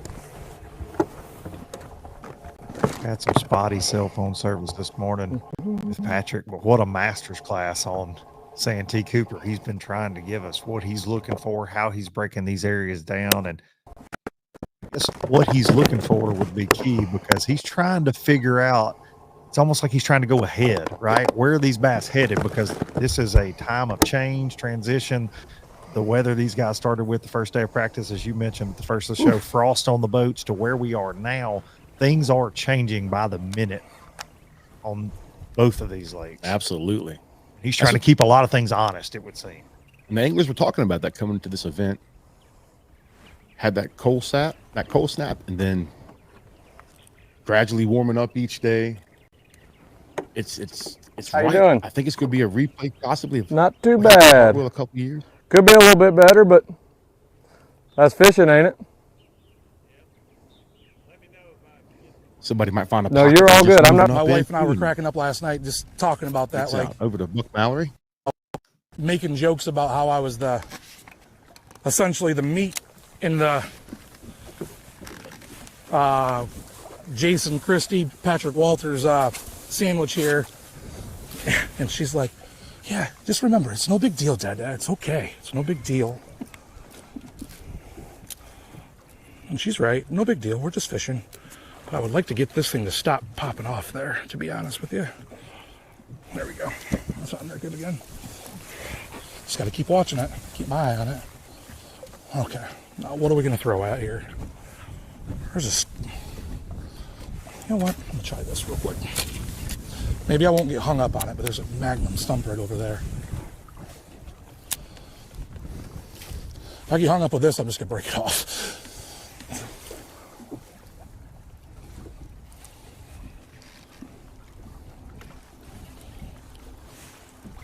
Buck saying he was in the middle of the Jason Christie, Patrick Walter sandwich. Missed it. And both of those guys would like to hear him say that because they live on intimidation and dream crushing. I saw you starting to drool. Probably somewhere that way more, but.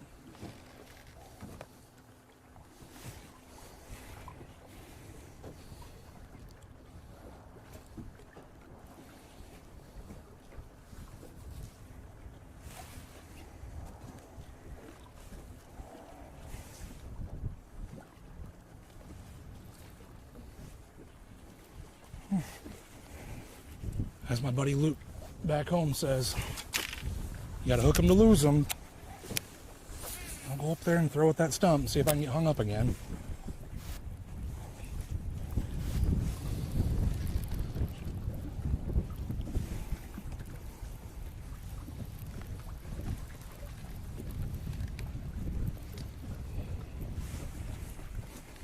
Buck unofficially with just shy of 17 pounds today, 16-15.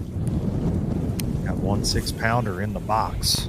Certainly goes a long way. Had 3 fish in that class to start his day yesterday. Got him in third by second week. We'd add to his 24-10 and Corey Casey. 2 locals Bucks tangling with this one, but Corey Casey, one of our favorites coming in, unofficially 55-15 after 2 days right here so far in the 10 o'clock hour. You're on day 2. This first stop of the NPFL season, 28-12 unofficially for Corey Casey right now. Strong.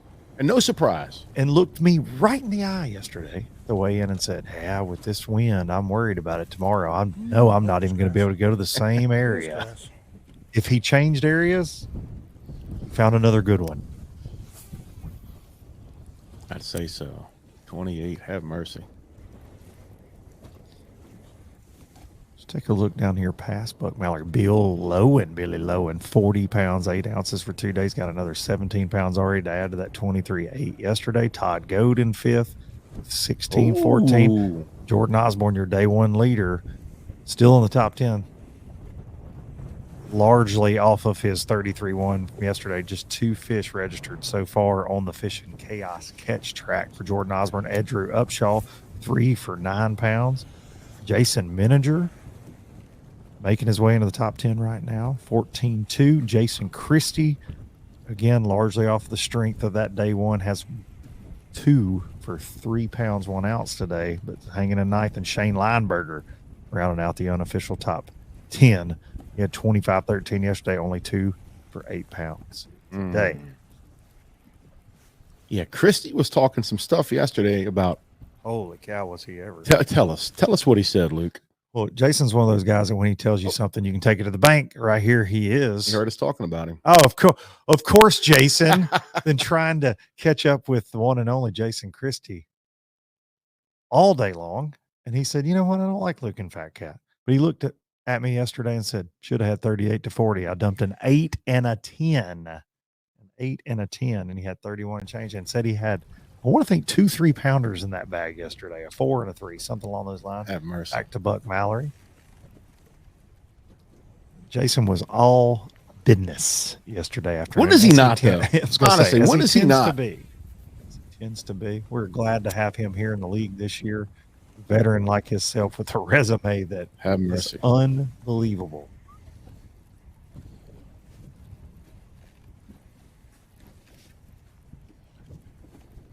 And where Buck's area is pretty clean down here in Moultrie, you can see dirty water blew out of it. He's had to make some adjustments, as we've mentioned several times, to a little bit more of a natural color chatterbait. Jason is in the dirt doing what he likes to do. He's been throwing a vibrating jig, but we know he likes that spinnerbait, his namesake spinnerbait. And he was definitely utilizing that yesterday, and not the guy you want sniffing around the top 5 if they're biting a spinnerbait. Christie's always got a blade on him out there on the water.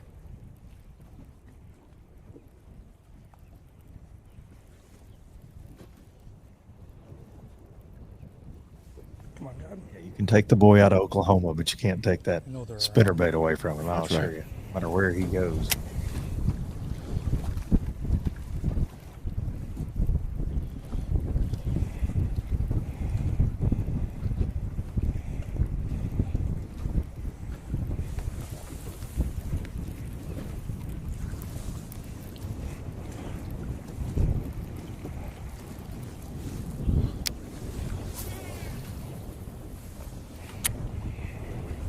Look, guys like Buck Mallory and Jordan Osborne, Andrew Upshaw, in this top 5 are veteran anglers with a lot of tournament success.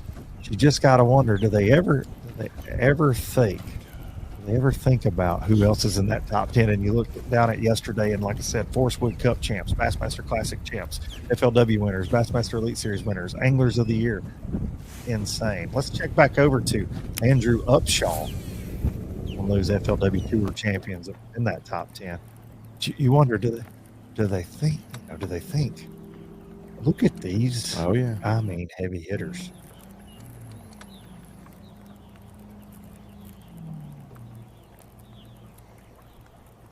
I think a guy like Upshaw, though, is probably way past the intimidation stage. Sure. This is far from his first rodeo.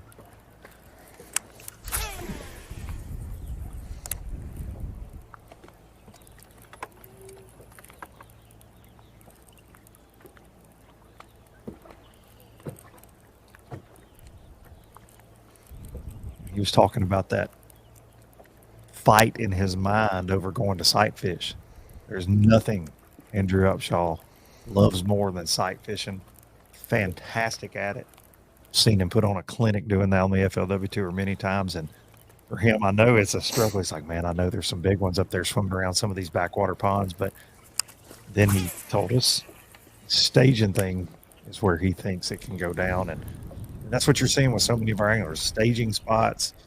Patrick Walter's trying to keep some of that more spawn type area honest today, but not a lot of success so far for him. But this time of the year, that's something that could change literally overnight. 1,000,000%. The first warm night we've had all week was last night.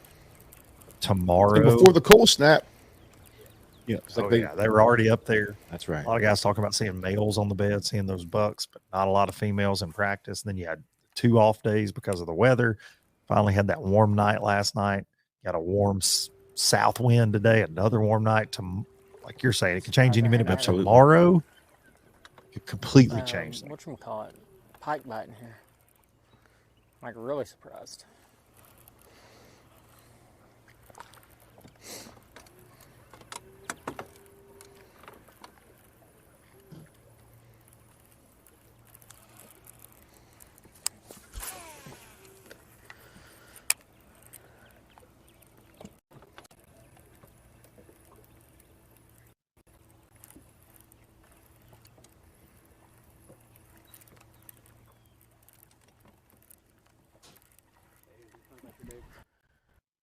So far, kind of similar timing on fish. I've only got 3 right now. Still kind of stuck on that, but I had 3 earlier today than I did yesterday. I just don't have the big bites that I had. I mean, I have 1.5, which I'm very, very thankful for, but the other 2 are 2-pounders. I mean, and those are 2 of the smallest fish I've caught in the grass. I mean, typically when I've gotten a bite, it's been 3+ every time. So a little surprised about that, just because I felt like if I came out and got 6 or 8 bites today, that I'd end up, with a good day. I mean, even if it wasn't 27, I'd still be in good range. So I've had 4 bites. I've had, I'm just diving around, just keep them. I think these fish are just, got to keep a bait in your hand that you're confident that you're going to catch a fish on. And when you get to an area that they want to bite, it really probably doesn't even matter what you're throwing at that point. If you're in an area that they want to bite, they're going to bite. And if they don't want to bite, they're not going to bite. So it's all about just continuing to fish. I think I picked my trolling motor up 1 time today so far. So, I'm really trying my best to cover a really, really large area But we are about to move around a little bit. I've got some other stuff that I caught some fish on yesterday, and I just feel like the quality on this particular, 500-yard stretch is just better than anywhere I saw in the lake, or anywhere that I caught fish. So it just seems like there's a school of pre-spawners that are pulled up here.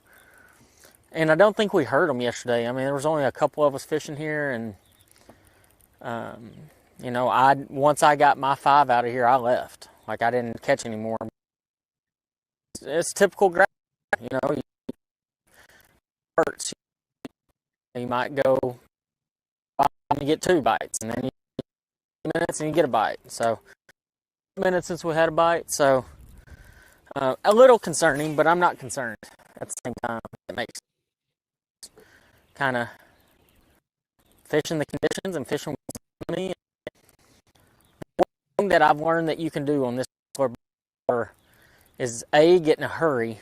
It kind of fishes real similar to Florida, but when you get in an area where they're living, you kind of have to wait them out a lot of times, and I think that's a really big deal.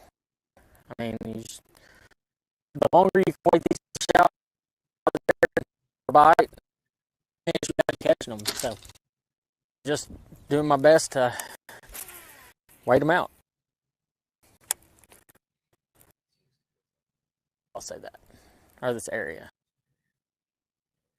Great stuff from Andrew Upshaw. Back to Jason Christie now in that dirty water.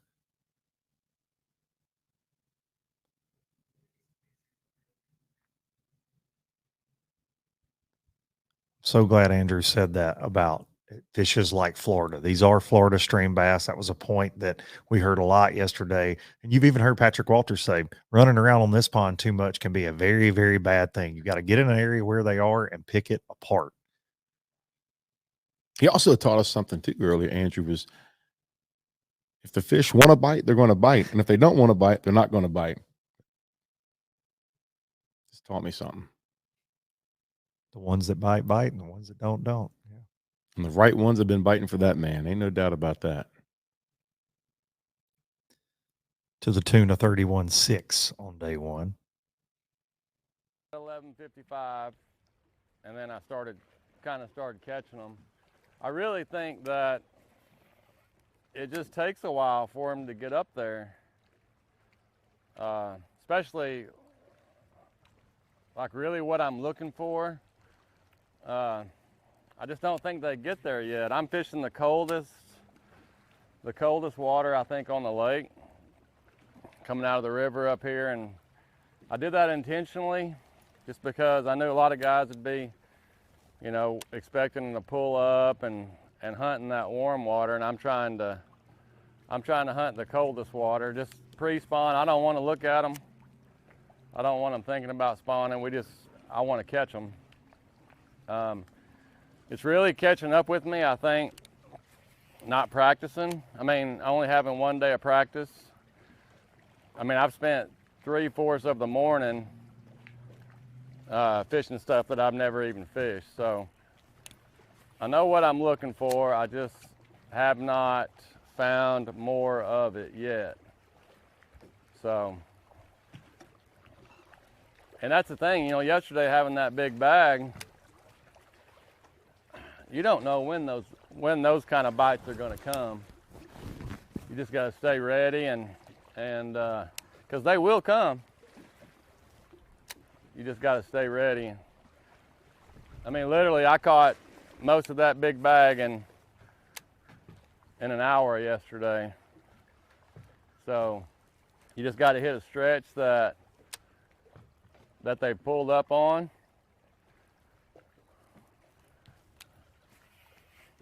I still think the best fishing's yet to come. I don't know if we're going to see it this week. I mean, I would think like next week, whenever a big majority of them starts making the push, I think that's when fishing's going to get better. But it's not easy to get a bite, but it's fun. I'm just throwing a spinnerbait around, and that's the thing, is not practicing. I don't have an area that I have a lot of confidence in, so it's not like I'm gonna pick up a flipping stick yet. I'm just looking for, I'm still trying to find that area. I know that sounds weird having a big bag yesterday, but we got a lot more people out fishing today, and it's really doesn't affect me as far as fishing. It just affects me of being able to, you know, pull over and fish something with nobody being around. So that's the plan.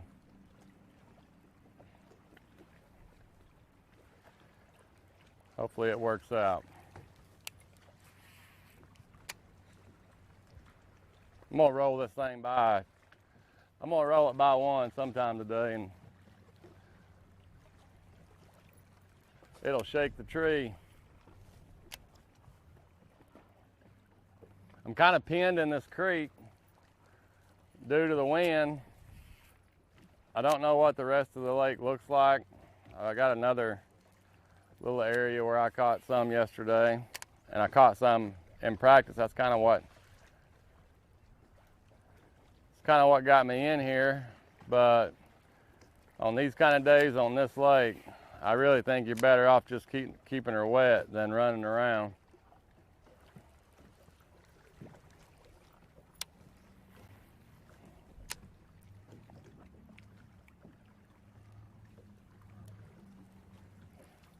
Welcome back to the NPFL Live Studios here. Strike King Stop 1 of the NPFL season presented by Clarendon County Tourism. In fact, got things up and rolling this morning, but you look down that catch track, and it's not as fast and furious as we saw after lunch yesterday. That's when a lot of moving and shaking started taking place. We're just a little after 10 o'clock here, and I still think there's a big bite window to come. You don't think they caught all the bass yesterday in Santee? I believe that's probably not ever what going to they be brought the to the case. scales yesterday. I'm surprised there's any meat left out there to still want to chew on something, because I mean, I told her I thought they broke the scales yesterday, broke the record 3 different times, made NPFL history, tied NPFL record for biggest bass in the tournament. Yesterday's conditions a little bit different than today, way more slack, winds picked up. They still got those bluebird skies, so it's definitely starting to blow, though. You've seen that with some of our anglers, which will make traveling around a little difficult. Will probably make some of these open water areas a little bit more difficult to actually set up in and fish. But it should, with this moving bait bite, which we are seeing so much of, whether that be a lipless like a red-eye shad or a thunder cricket, you know, vibrating jigs, something like that. We've seen a lot of that, some spinner baiting from Jason Christie as well around some trees. You would think that is going to help that bite. And talking to most of the anglers yesterday, they thought, as long as they could get to their areas and set up and fish, that wind will actually help today. How's that going to play today? This morning, it was slack this morning. If the boys made a long ride, what's the worst part of the lake for today? The wind's coming out of the west. Not far away from takeoff right there. The ride back this afternoon will be the bumpiest one, most likely, I would say. The last flight weighs in at 5:30 this afternoon. And by that time, boy, you could be ripping and roaring out there. We try to say this. We've been doing NPFL Live together for this, headed into our 5th season. Feels like a lot longer than that. It's a lot longer. Yeah. Having to put up with this guy is miserable, but we only do live to 1 p.m. The weigh-in starts at 3. But like you said, last flight doesn't check until 5:30. So many things can happen. And yesterday, that last flight just steady brought them in. That later bite is definitely where you want to be this week on Santee Cooper, it would seem. Now, guys like Corey Casey, Skeeter Crosby off to a very fast start for the local crew representing this morning with big bags. And I think you're going to start to see, you know, Jason Christie yesterday, 2 fish in the box before 12 o'clock, and then said he could have had almost 40 and brings in 31 pounds. So fireworks yet to come. Fireworks without those 3 letters, FFS. All of our anglers riding around blind in today's bass fishing world. They can use things like Humminbird 360. Sure. They can use side imaging, mapping. So electronics allowed, but no forward-facing live imaging. We cannot use that this year in practice or in competition in the 2025 NPFL season. A lot of fans have been excited for it. Our anglers obviously very excited for it. 118 top-tier professionals out here. But it is something we get asked a lot. How are you going to police this? How is that going to go down?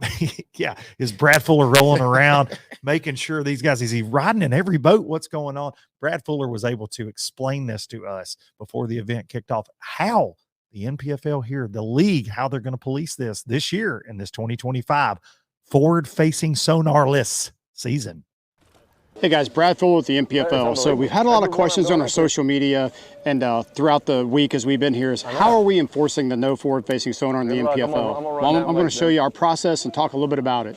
So the first thing we did was we came out and we gave all the anglers these orange boxes that encapsulate the cable ends.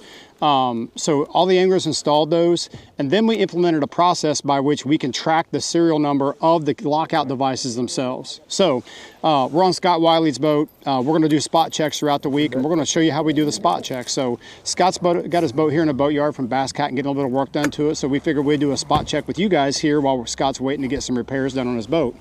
So every angler has to have this on, and you see here there's actually a key tag with a serial number on it. So when the anglers install these on every event, we send them a form where they can submit a photo of this lockout device with the serial number tag visible. So Scott installed this 2 or 3 days ago. So I'm going to look at this tag number. Yep, I've got it 645. And then I go to the photo that he submitted on the install that he has to have submitted before he can go on the water. And I'm going to look, yep, 645. So I know that Scott Wiley installed this. He sent me the photo before the event started in our database. And then when it populates that database, I have access to that for the entirety of the event. So we're here on the off day. I'm doing a spot check on Scott Wiley's boat. I go to his form, I go to our database, and I verify that the serial number here matches the serial number here. That means that Scott has not tampered with this. It's as it was configured prior to practice, and we'll do these throughout the event until we have the whole field covered. And that's how we'll make sure that the forward-facing sonars and the NPFL. Before there were hashtags, there were handshakes and shared stories. They gave us confidence to make our first cast and chase our dreams. They taught us to fish, and in the process, taught us about life. They taught us that success isn't just about reaching the top. It's about lifting others up. The future isn't just about selling tackle. It's about 3 simple words. Let's go fishing. Here's to the original influencers. The Yamaha VMAX V6 SHO continues to deliver the level of performance that pro bass and multi-species anglers demand. Underneath a bold and aggressive new look, an upgraded charging system with 40% more charging power meets the amped-up demand for today's advanced electronics. The VMAX SHO, raw power, reliability, and exhilarating performance for every angler who loves the sport enough to invest in the best. Yamaha, reliability starts here. Since 1971, Bass Cat Boats has innovated, persistently thinking outside the box, never abandoning their roots or the commitment to quality through their process. Clearly visible in the new Puma STS, their design and development continues to evolve, improving performance, enhancing the angler's experience, and broadening the appeal of the sport they have dedicated their lives to. Bass Cat Boats. Feel the rush. We're off the clock to clock more fish, to fill our live wells and empty our coolers, because there's more to explore. The latest Humminbird fish finders work fast, see clearly, and know all the best spots. They fish even smarter paired with the Minn Kota and break down the water like never before. If you like your plans loose and lines tight, then it's time to explore. Only with Humminbird. Hello. All right, guys, no insurance talk on beach day. I'm down. Yes, please. Don't get me wrong, I love my RV, but insuring it is such a hassle. Same with my boat. The insurance bills are through the roof. Be cool. I wish I could group my insurance stuff. Like the house, the car, the RV. Like a cluster. An insurance cluster. Yeah, I doubt that exists. The bundle! It's a bundle and it saves you money! Hi, I'm Will from Progressive and I couldn't help it over here. Super fun beach day, everybody. All right.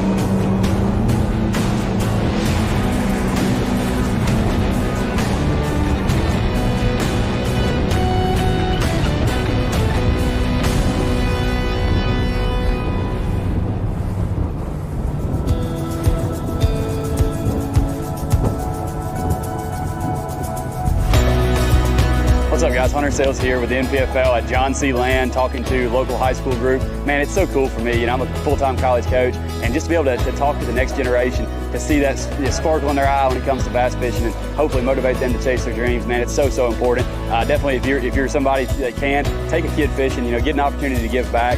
Excited for today, and hopefully we can make a difference in these kids' lives. We got a bunch of high school kids from the local schools here. It's an important thing that we keep this industry going, and the way that we do that is start with these young guns right here. It's a really big deal that we come out here to spend time with kids and we teach them the right thing. So we're excited to be here this week, and it's an honor to be able to give back to the local community.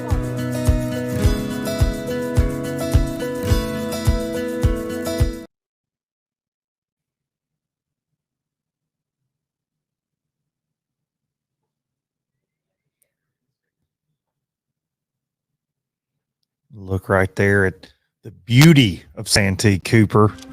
Those cypress trees. Before they were hashed. Make up the background here. You gotta leave the buttons alone, Luke. Hey, you could label a button "Do Not Touch." You know what I'm going to do? Smash it. That's right. Smash it down right out of the jump. That's what we do around here, Fat Cat. We cause chaos. We embrace the chaos, but we cause some. That's right. First day at a new school. I was trying to learn how to get around. That's right. And I'm hoping to meet some new friends. If I'm just being honest, you both, you my know, friend. back out to Buck. It's not their fault that I'm trying to fish for 100 grand. You know what I mean? Well, maybe if they're out there distracting you for their favorite Nuck if you buck. frickin' angler. Nuck if you buck. What? Nuck if you Those buck. fastages.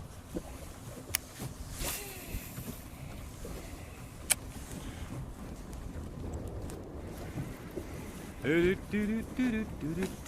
know, we've heard Buck kind of talk about that a little bit this morning, you know, kind of protecting his area.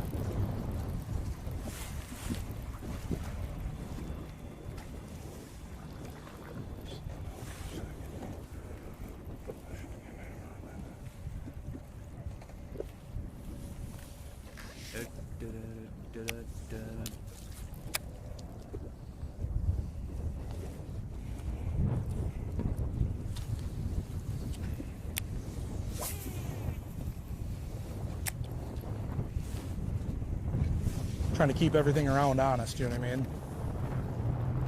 Like, I have to believe that there's fish quite a ways around here, not just where I've fished. I don't want to broaden my horizons too much, but at the same time, I think that maybe I need to move around just a little bit. I'm going to go back around my same little loop that I've been doing one more time. And if it doesn't get better in one of those spots, I'm going to probably go out a little farther maybe, or farther that way. But these fish in this place have seen a bunch of chatterbaits the last day or two. You know what I mean? I mean, the ones that get around it eat it pretty good, so I can't say that it's been bad, but just not quite as good as what I want it to be. We're less than 3 minutes to a battery change, so. Perfect. That's fine. Technically, I should just do it now because I can't even record. Really? How could I do The it? battery's so low, it won't even do it. Camera's like, no, we're not gonna do that. Go ahead. I don't care. Back over to Patrick Walters, and adjustments will be key. What you hear Buck talking about there, seeing a lot of chatterbaits, vibrating jigs, thunder crickets in a lot of these areas. It's a 3-day event where all 118 anglers will fish all 3 days. There are no cuts in the National Professional Fishing League, so obviously no forward-facing sonar, but that's another thing that separates us from a lot of professional trails is you do have a cut to that final day. Sometimes it's a top 10, sometimes it's a top 50. We are definitely going to see some adjustments for the guys that do the best this week. Fishing some staging trees. We're about to run again. But we're just gonna keep moving and grooving. I'm gonna go fish this single ISO real quick. Hit them with the ice. And then we're just gonna keep covering water till we run into a pack of them. I'm not gonna go fish a good stretch in a minute and see if we can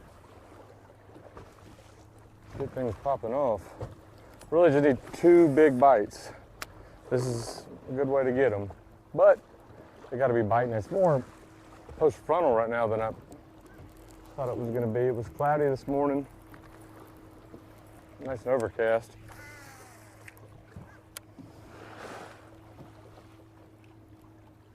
Like to have 2 big bites with chili and cheese right now. Come out.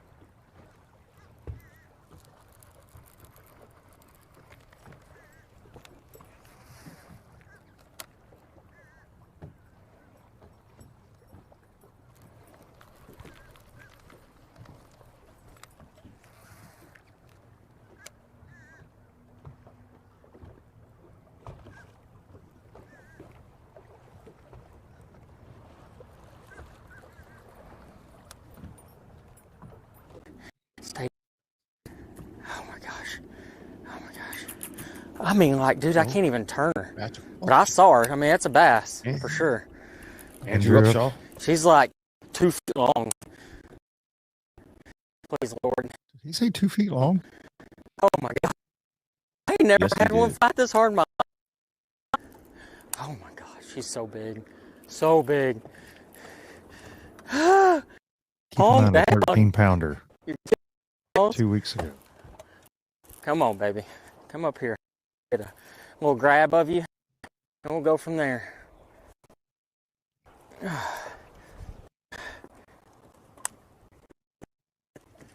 I mean, this is such a 2-foot-long fish. That's a bass. Skipper. No. You gun. Heartbreak. A little bit of Nikes. one of your cousins again. Mm. That actually wasn't one of your fat catfish cousins. Striper action for Upshaw. Santee Cooper, known for their awesome striper fishing.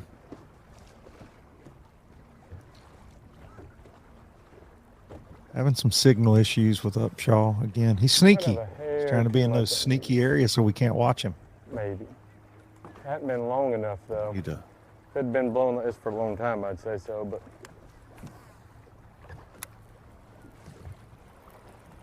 got to adjust those rabbit ears on the camera.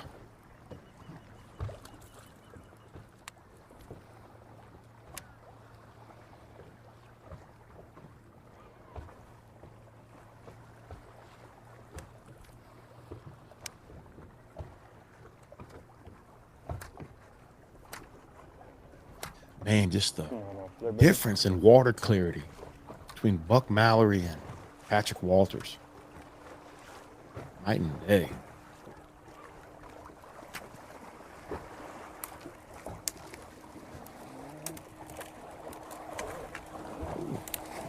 Going in, son. Probably got a tree stand in one of those trees now on Patrick. Remember the alligators and snakes, Patrick. Right, that's right.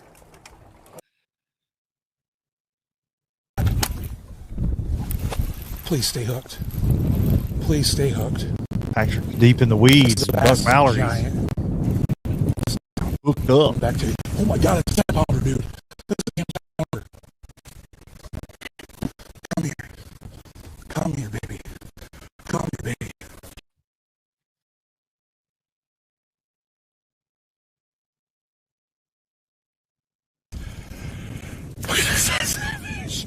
That's a post. Look at this. That's a post-spawn fish. This fish has already came off. I'll bet. Either that or it's just not fed up here. Look at the size of that thing. Holy cow. A couple weeks ago had some real warm weather. Dude, that's right. Give me some of that. That's some TV right there, dude. I lost one about this big for the cast before. I gotta get back in there. I'm so excited. I'm shaking. We may have landed on him again. May have landed on him again. I hate to do it to them because I know they want that to update on the app. But I gotta get back in there because I had 2 bites and 2 casts and they're both big.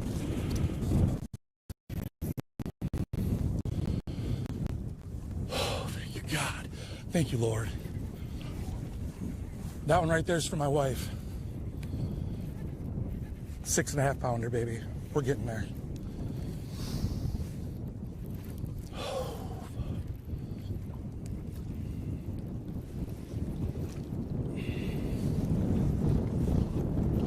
Fish did not have the gut. A lot of those giants we saw at the weigh-in definitely looked like a post-spawn fish. It had the head on it though. On hog head. Holy God, thank God.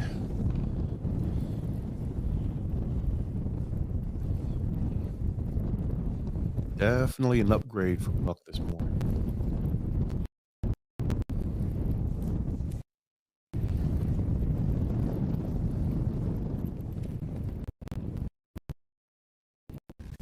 Ooh.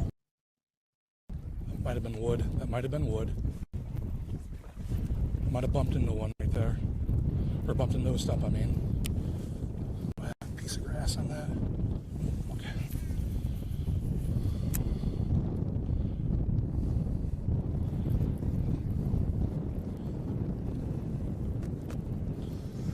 Man. Deal. I don't want to sound sad, but like I was down and out a little bit. We haven't really had a whole lot of action in a minute. And was up here changing batteries and I hooked and lost a big one. And man, it was like about enough to crush me. And I took a breath and I fired.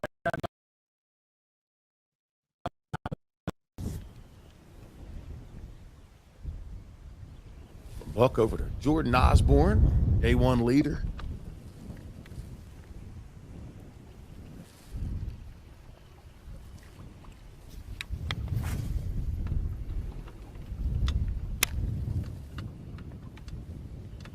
That makes me excited.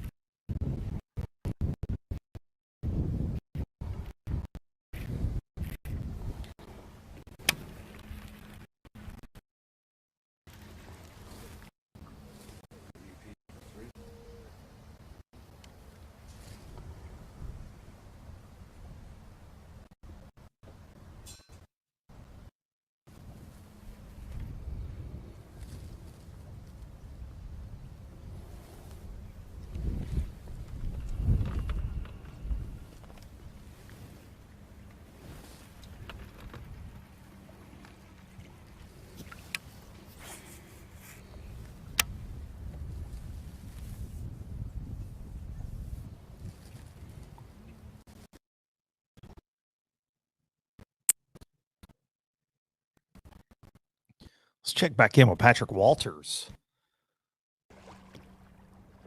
Coach Dream Crusher himself. Fishing at home, sleeping in his own bed. Fishing that dirty water on Lake Marion. A bottle of Yoo-Hoo right now.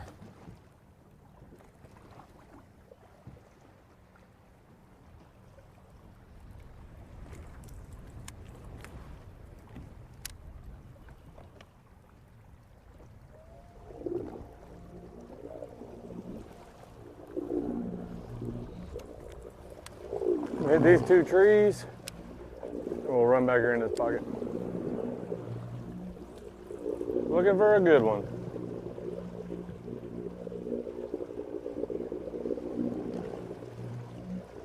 Go fish some grass with a chatterbait, fish some good trees.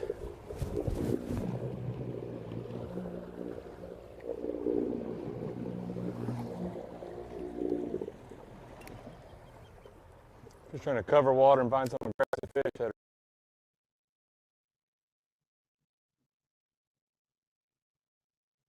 are... This morning's been slow, you know. It's when I looked at the weather, we had a west wind today. It was warmer last night.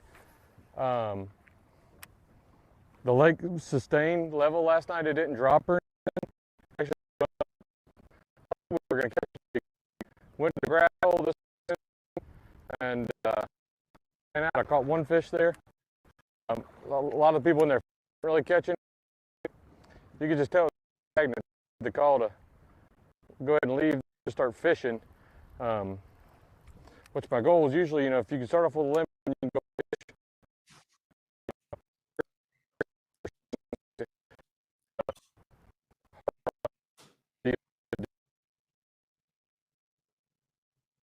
Fish all day. They're very likely to be 3 of the grown ones.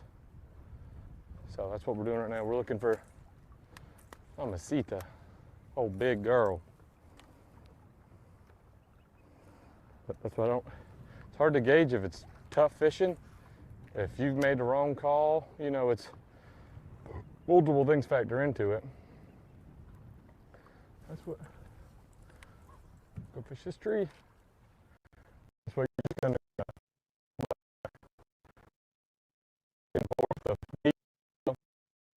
grass, trees, trying to get a sign, and it's been really good. The pockets had small fish in it, which is the bucks are up there, which makes me feel like they dropped the water a little bit. I mean, and they could have dropped it due to just the wind.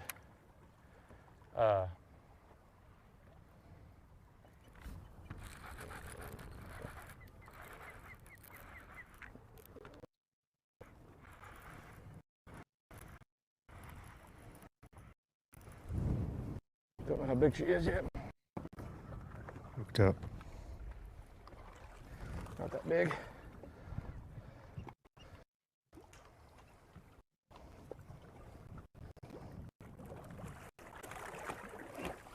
There we go. Call that little one. Good sign.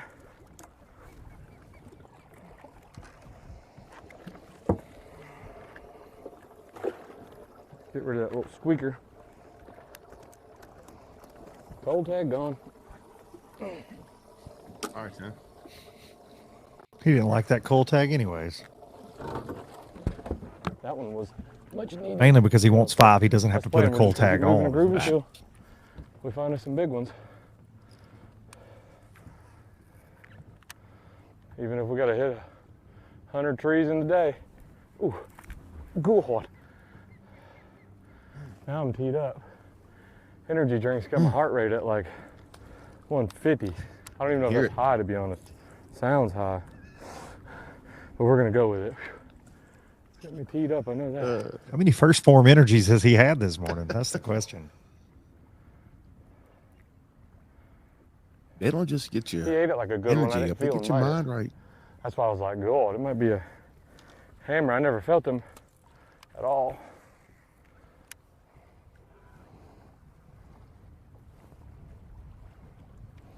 I wasn't going to fish these trees. Those are good trees, but we're going to check them on the backside.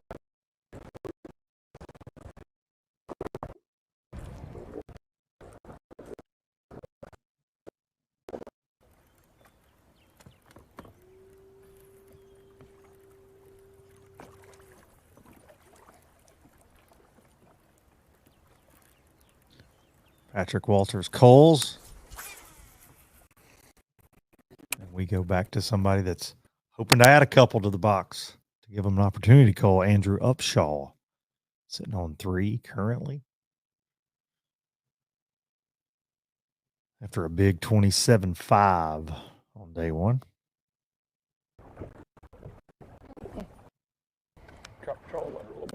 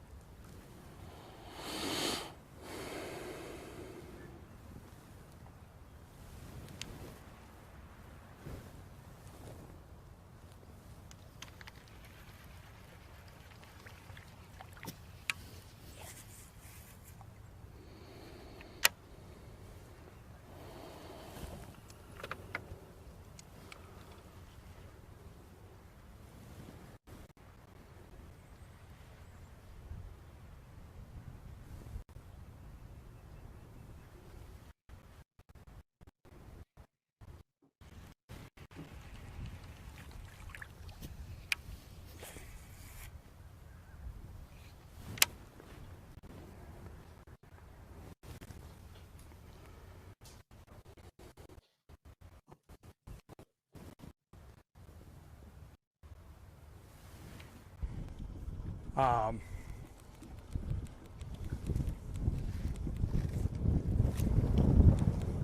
just putting it there. That's number 4.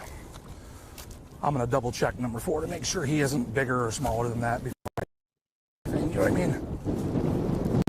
Right here for that. There he is.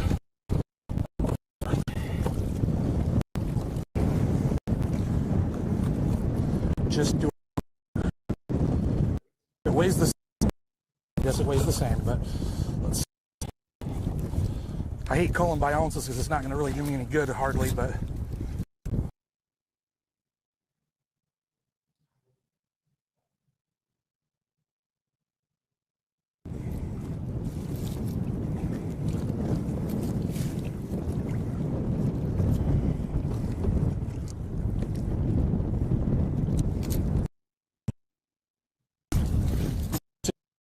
came up on that time. So I'm not going to change my app with the same, I think, but fish, right?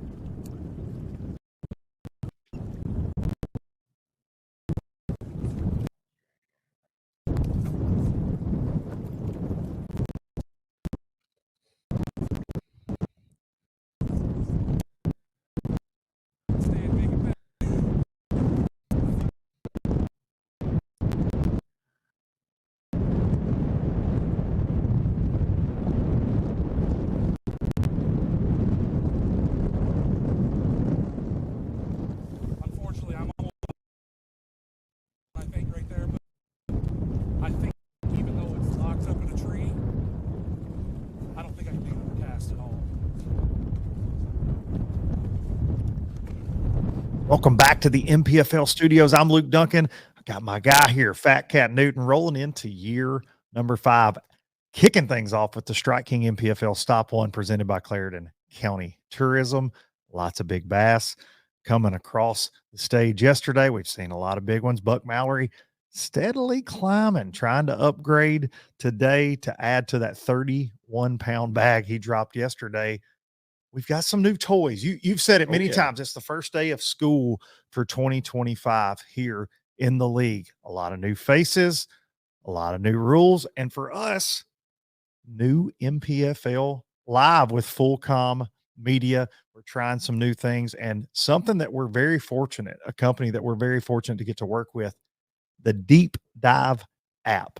And you may have heard of this, you may have seen this in bass fishing, but I'm telling you, if you haven't taken a deeper look at it, you are missing out. It is a very, very neat technology, especially if you're a tournament fisherman, you're traveling around the country, maybe you're not familiar with a lake.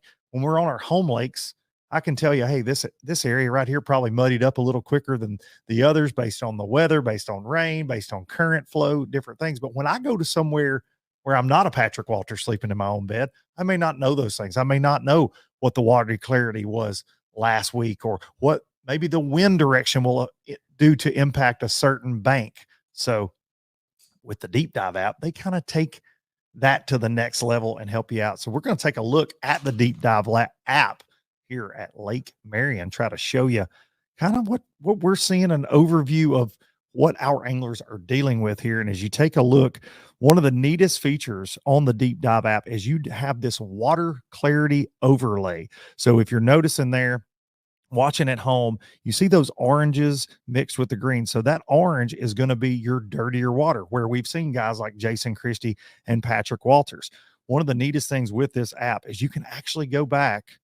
I scroll right here. I'm going back a week ago, so you can see how much more of the lake was muddy after some big rains. When I scroll to today, you can see that muddier water really isolated to some areas. Now, let's do this. Let's drop Patrick Walters in here. He keeps talking about staging trees. You can see he's out front, and this is not exactly where Patrick's at. So if you're one of those hole buzzards flying around, don't go right here. It's not where Patrick's at, but it's just an example of, you can see those spawning bays in the background. Those are probably more of those spawning trees kind of in the back. Take him off there and I can zoom in. You can see cleaner water in the back there.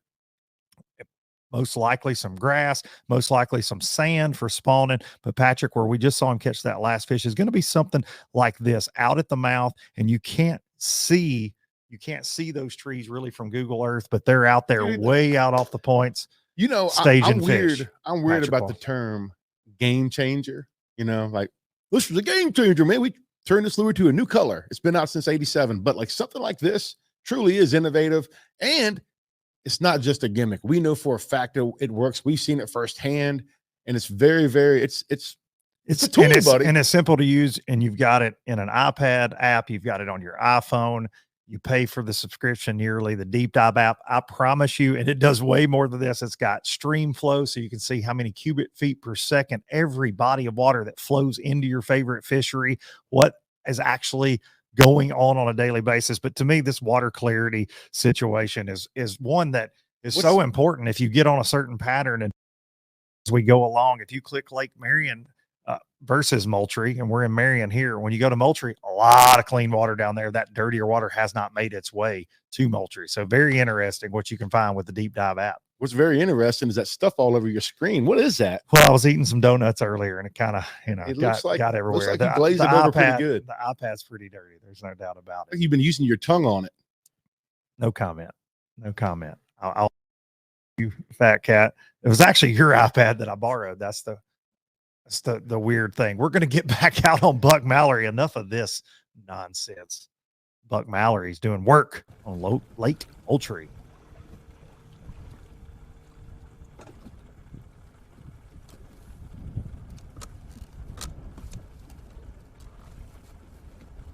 You could download it right now and truly see the significant difference, like we were talking earlier, where Buck Mallory is compared to Patrick Walters. Like, you have that wind effect option is amazing. The water clarity option is amazing. But then they go a little further, and they actually have tournament patterns. So if you're unfamiliar with a body of water, you roll up, you select that tournament pattern. They take real-time tournament patterns. They've got people at all these lakes across the country, and you click it, and you click a section of the lake, and it may say, hey, go over there and throw you a Thunder Cricket. I'm sure there'll be a lot of that on Santee after this week. But throw a Strike King Thunder Cricket right here, 3 to 5 feet of water in the grass.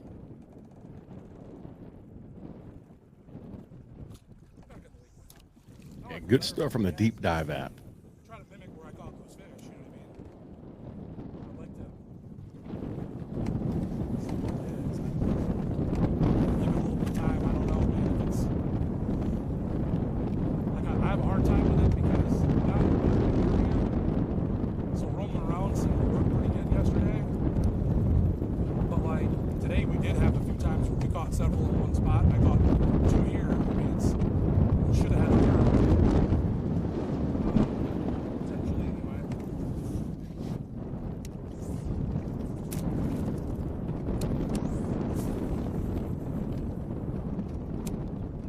I like how you said good stuff from the deep dive app and not good stuff from Duncan. I don't believe in lying to my friends. I'm teasing, but great job, boy. Hey, my flowers, dude. Good job. Thanks, man. Proud Means a of lot. you. Means a lot now that I asked for it. Told me. Sound like my girlfriend.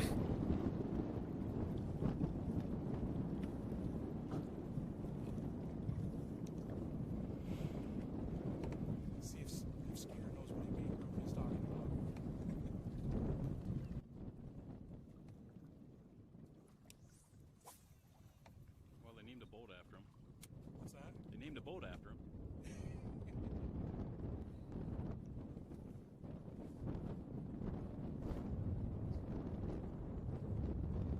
Let's jump back over to Patrick Walters.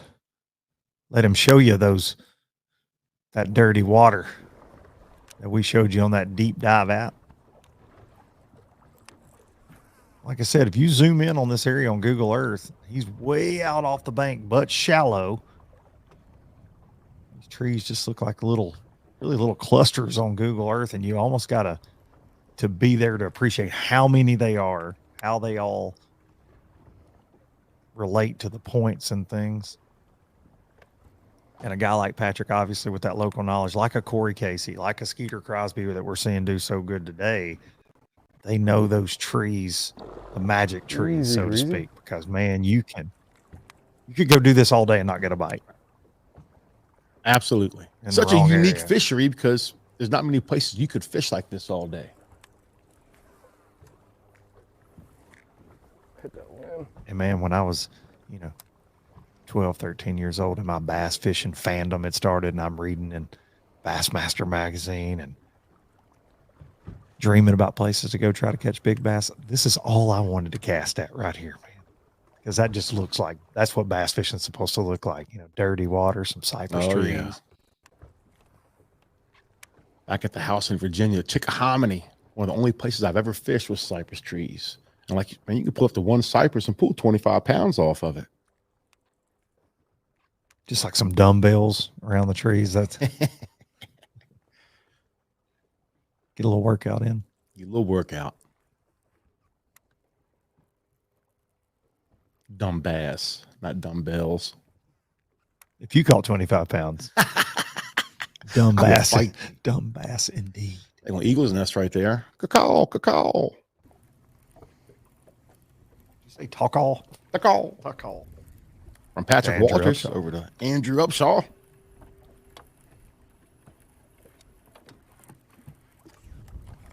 Got a little Johnny Cash action. Dressed in black.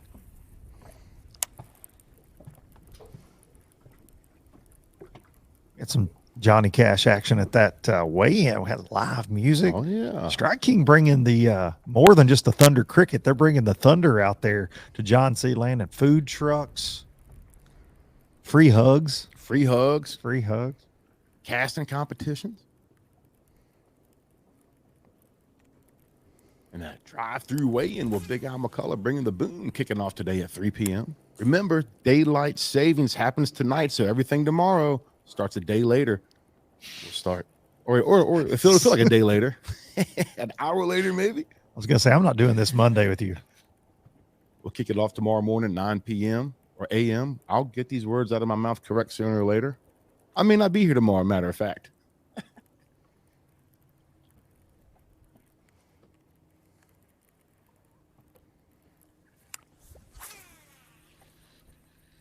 We'll be live at some point, according to Fat Cat. Just stay vigilant. Stay ready, people. That's right. Stay ready. As Upshaw said, sometimes we're live, sometimes we're not. Right here. Makes it hard.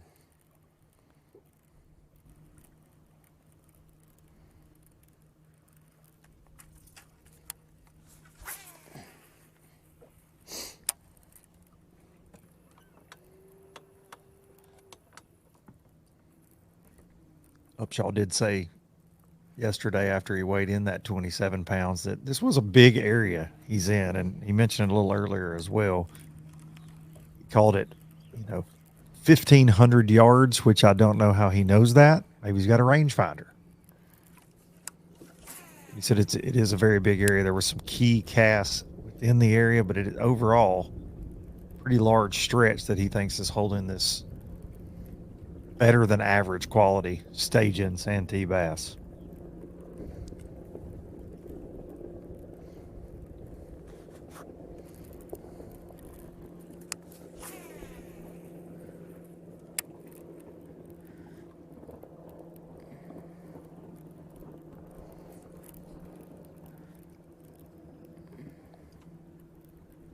I'm going to check back in with our day one leader.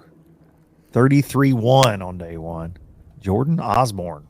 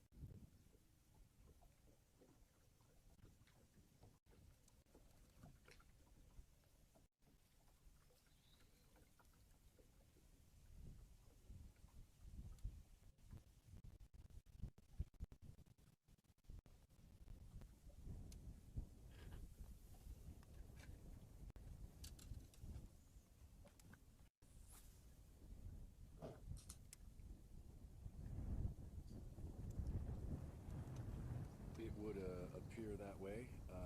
Can I switch that out now?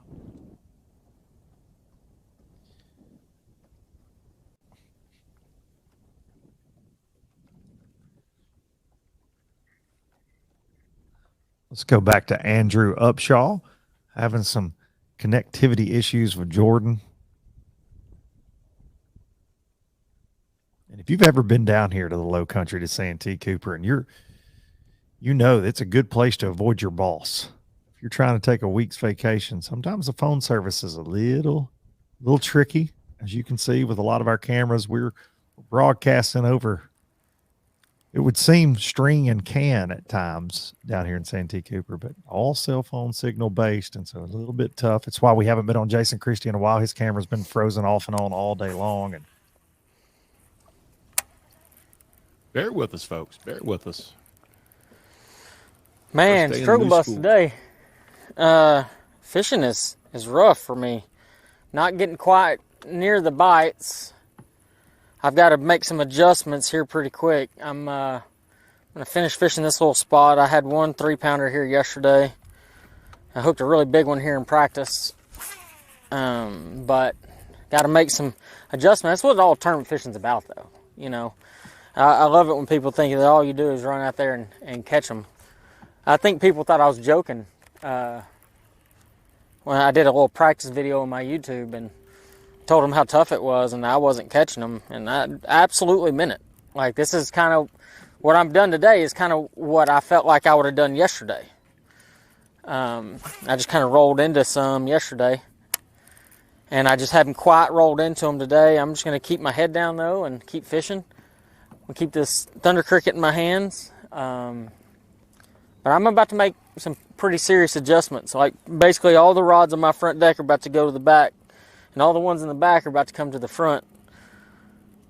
So, you know, because I do have one good fish, and if I can figure out a way to get, you know, 3 to 4 pounders to go with it, I'll have salvaged the day. But I really felt like by now I would have had, you know, 2 or 3 big ones, not just one big one. So, so obviously something's changed. I mean, water temp right now, I looked at it when I got ready to leave that last spot, and it was already at 59 degrees. And you're talking on the main creek, it was 59 degrees. So that means in those backwater pockets and things, it's going to be in that low to mid 60 range. And that's what they do. I mean, we're hitting a little warming trend this weekend, and I'm assuming the tree bite is going crazy right now. and the grass bite's just not there.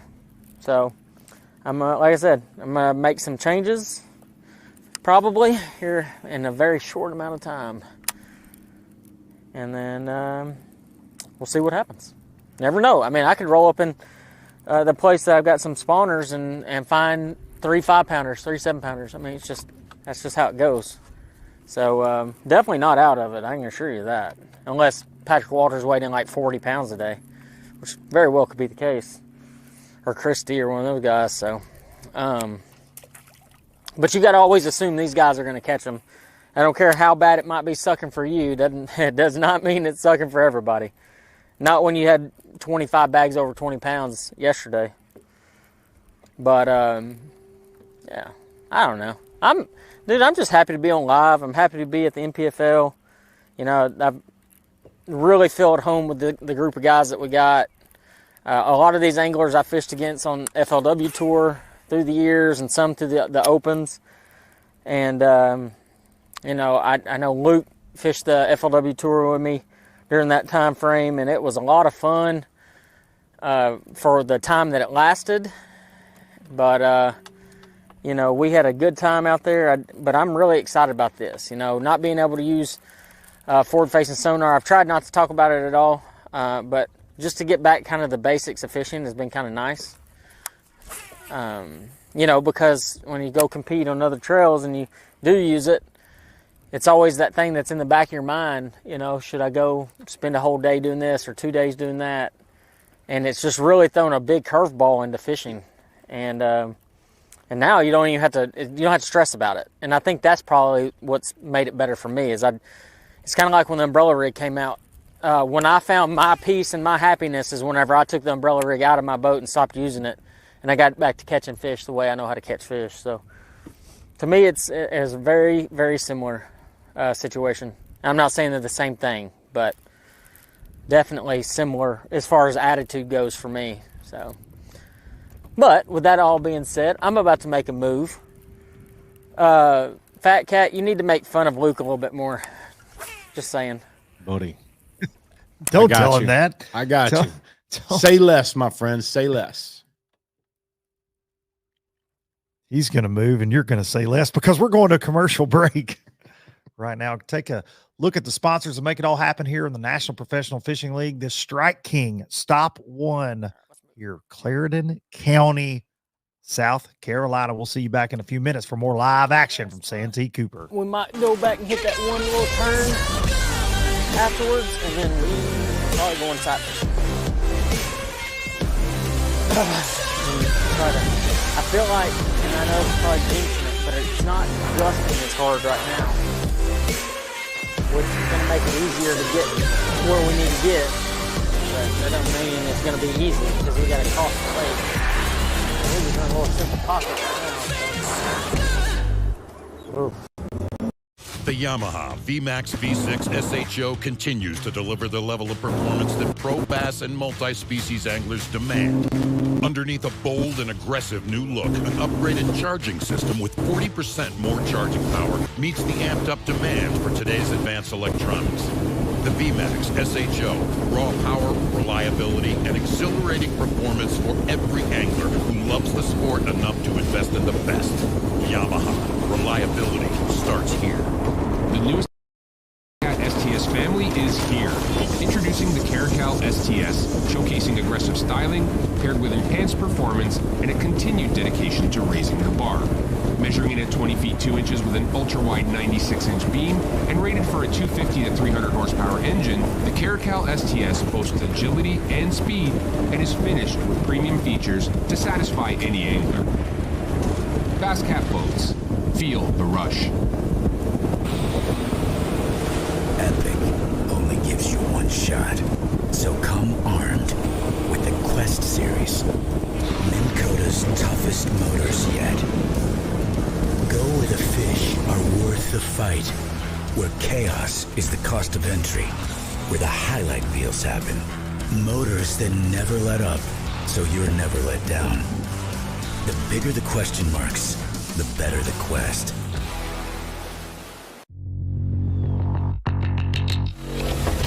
Pro Guide Batteries have been supporting the fishing industry for 42 years. The future of fishing is lithium batteries. Pro Guide Batteries has joined the lithium world. Get all-day reliability with lithium Pro Guide batteries.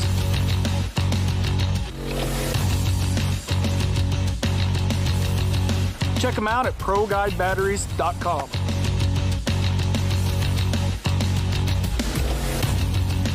When it comes to finding jigs, spinnerbaits, and buzzbaits, keep it in the USA.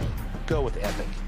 Epic's tackle is designed by fishermen for fishermen, with hours and hours of thought behind it. That's why our touchdown lakes keep your line from fraying, cast after cast. Whether it's saltwater or freshwater, Epic's lure designs will give you the edge on your next big catch.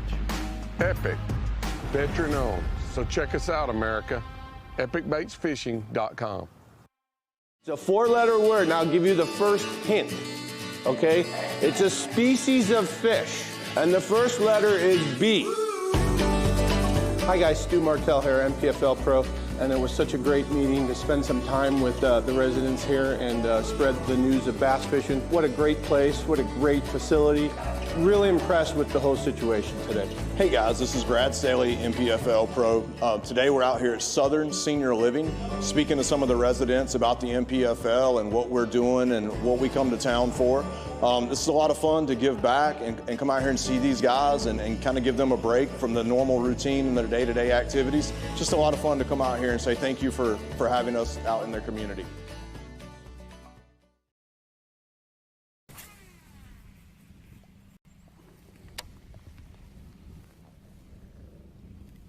Welcome back to Santee Cooper. Jordan Osborne.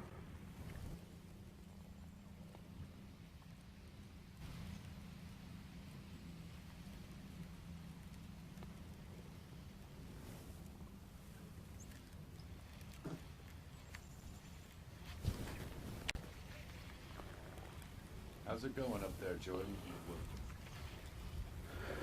Well, we have not done a whole lot.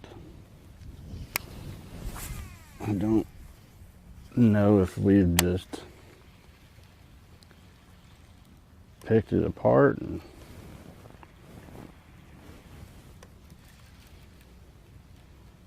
I feel like this pond's got more to give, and maybe it's just something that's going to happen this afternoon. I mean, it's 11 o'clock now. Yesterday we had 2 fish in the box. Now we've got 4.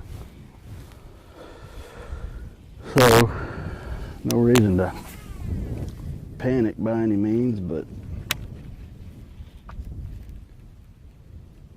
if I'm going to stay in the race, I need a couple more big ones.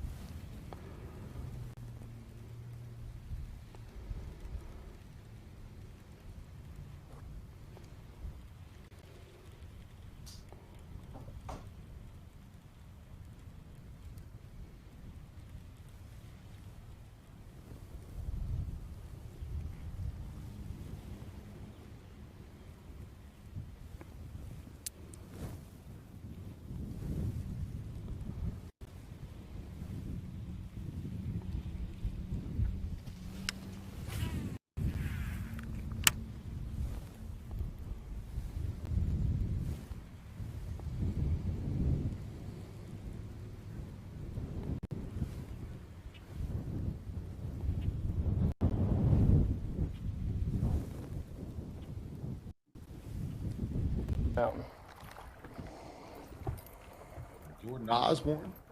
Over to Patrick Walters.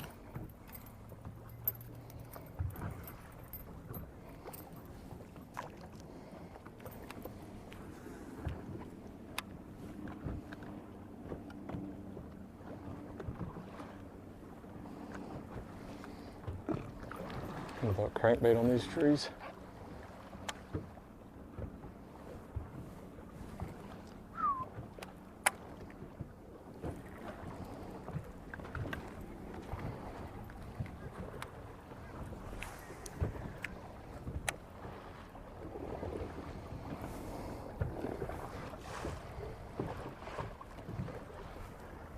$11:16, we got time.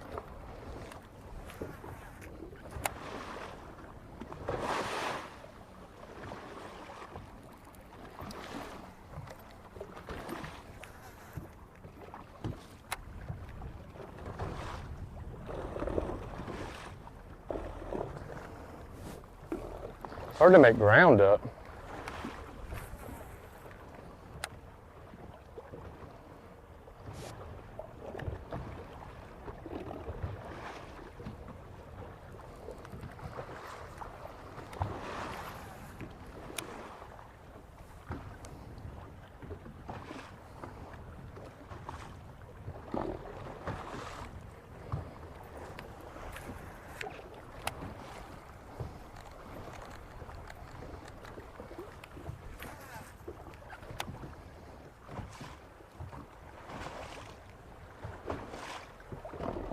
I don't know if they're still this far out here though. I mean, I know they're constantly coming from out here, but I don't know if that wave that I'm looking for is.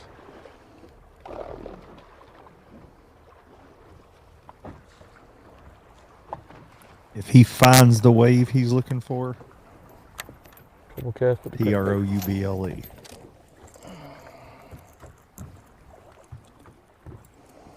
I know we've not seen Patrick just absolutely pummeling the fish today. But watching his decision making to me is just as much a part of the story, right? Yeah. Watching the local try to decide, are they up here? Are they out here? Are they in between? He's bouncing around. And that's that local struggle also because you know so much. That's right. You get to thinking about every fish you ever caught with your dad over the years. It's tricky, man. Absolutely. But when he lands on them, as we saw in 2023, it's trouble. Dream crusher. You got to think at some point today he's going to settle into an area they're going to collide.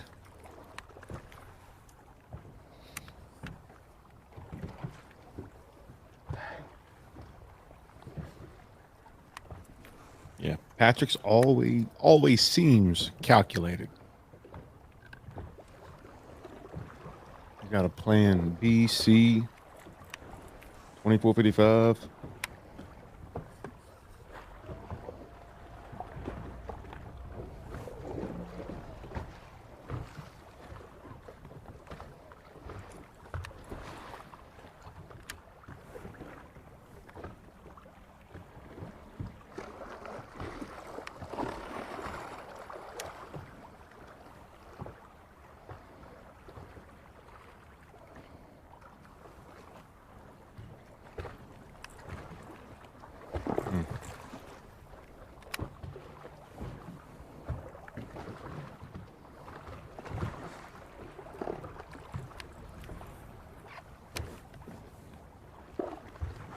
It's just clay. I know. It looks like things out there that'll bite, crawl around the night in that area. I think this is a sign telling me they're not out deep. They were yesterday, but they could have pulled up overnight. We're gonna go check some shallow stuff, but this is the best tree right here.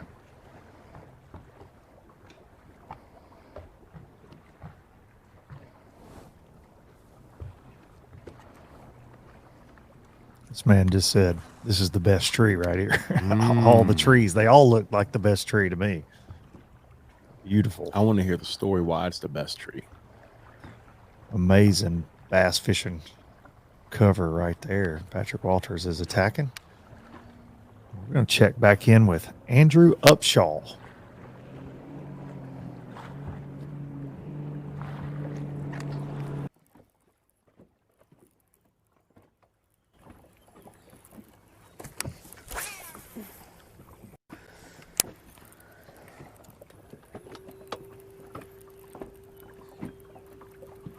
Also looking for that collision course with a fresh school of bass making their way into spawn, stopping this grass bed.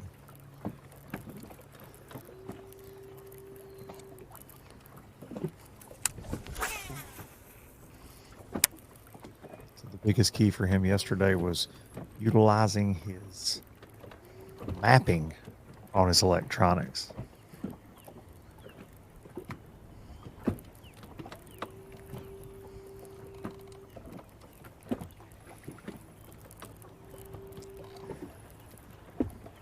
The reason that mapping important, you wanted to be close to a travel route where these fish are coming and going from the main lake to these spawning areas.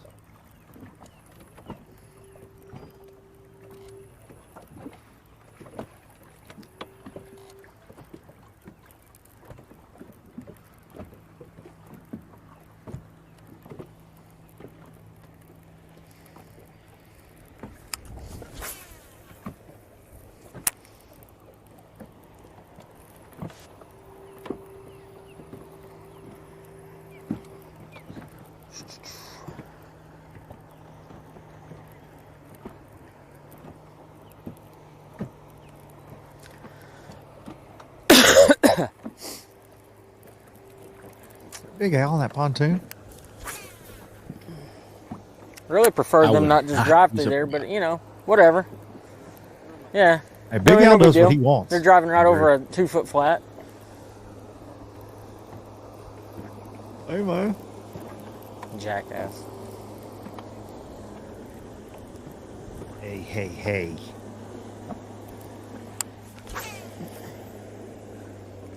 Goodness, that wasn't you, Fat Cat. You would have said worse than that. I would have swam over there.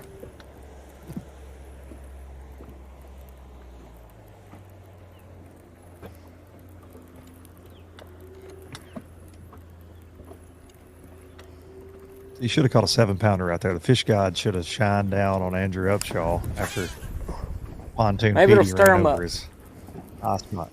It's an old party barge.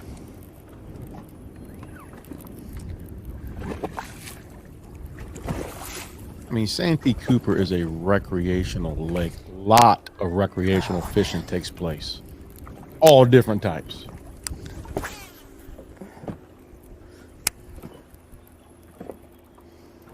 And it's a beautiful Saturday. Yeah, you might be out there. A pontoon boat, you might be out there sipping on a little bit of corn liquor this morning. You might have been paying attention. What you should not do and navigate any vessel or any motored vehicle. Okay? But never know. Got that new segment, Life Advice with Fat Cat. Right. It's okay to have a sip of corn liquor every once in a while, as long as you're of age and not driving.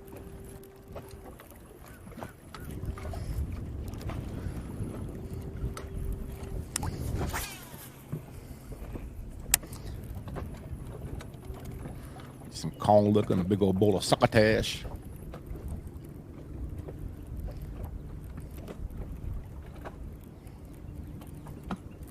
I thought that was one.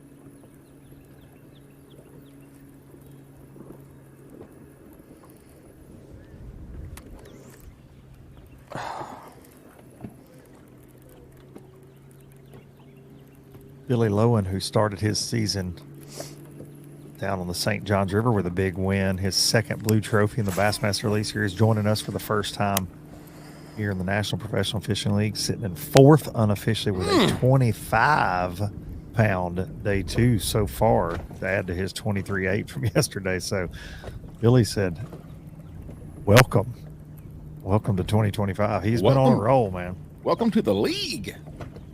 Big Bill Lowen, come on.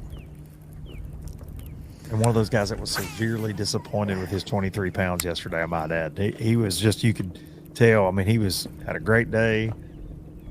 But he said, I feel like I'm fighting for my life to get a check now, and I thought 23 was going to have me in pretty good shape.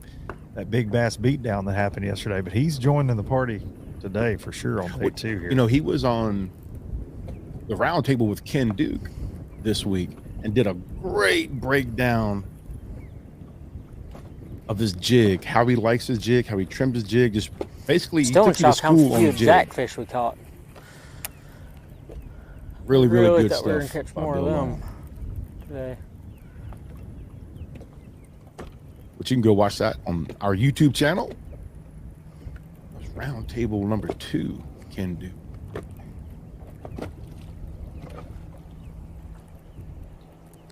I will say, looking at the Fishing Chaos catch track, it's not as chaotic as it was yesterday at this time. But again, a lot of fireworks started going on after 12 yesterday. But Well, right now, maybe. Jason Christie, Maybe not. 4 small ones for 7 pounds. Yeah, It has I'll him in make one 7th more. place unofficially.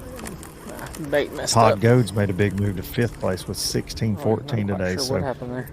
Okay. Starting to see some limits happen. We talked about that yesterday after seeing the weigh-in. Like, it's Whatever it was, it happened again. There we go. those guys that brought in the 12, 14, 15-pound bags, and then you had guys that brought in double of that. Different conditions today. It'd be really hard to follow through with bringing one more. consistently That half 30 that bags, cast was 30 screwed up, bags too. in 3 days in a row.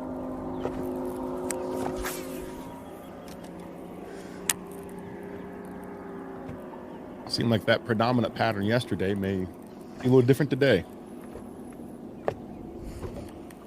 Like Andrew said earlier, you know, sometimes they bite, sometimes they don't.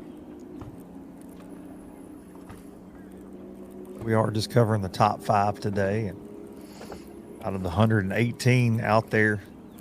Okay, let's go. In fact, in the roll back to headed into this year 5. Couple key. We know better than to say, yeah, it's tough out there, because when that Oh, drive-through yeah. weigh-in starts and the unofficial becomes actually official, Yep. things change. Back to Patrick Walters. In the Cypress jungle. They might have pulled up and started spawning. I'm gonna go check some spawning trees.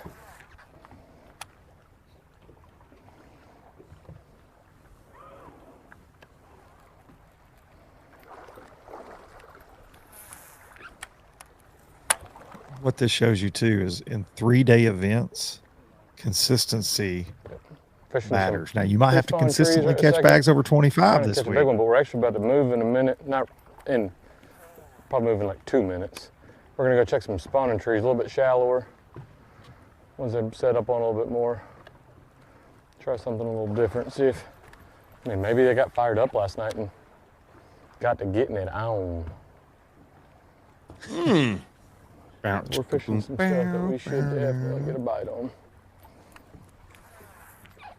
My mind's telling me no, but my body is telling me yeah. I don't see nothing wrong with a little spawning on cypress trees.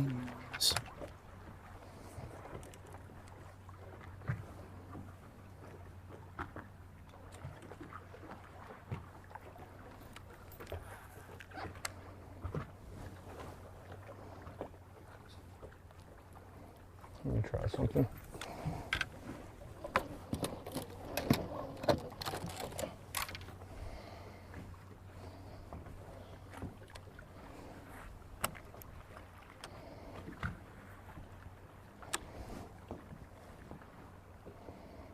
Try flipping for a second.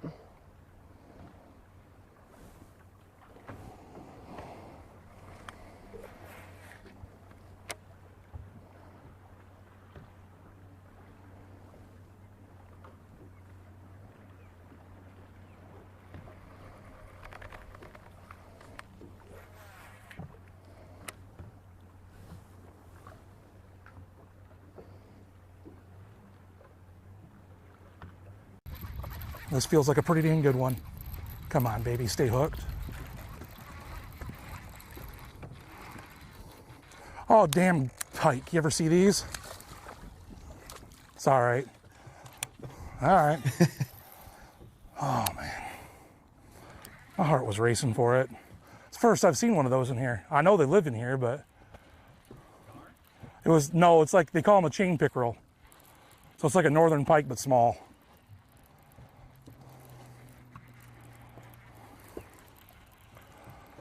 Oh, that got me going again for no reason.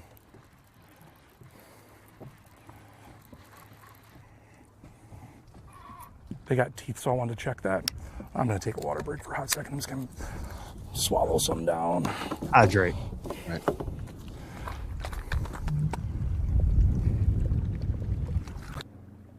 Smart water guy. Okay. I'd explained it a lot. That's why I was cracking them. Everything good? It's good, buddy. It's gonna be good, man.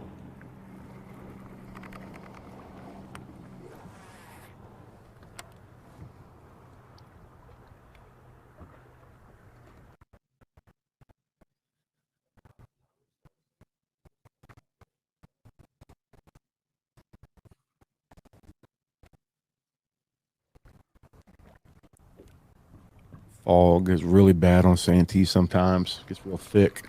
It's real spontaneous. So I'll clear it up.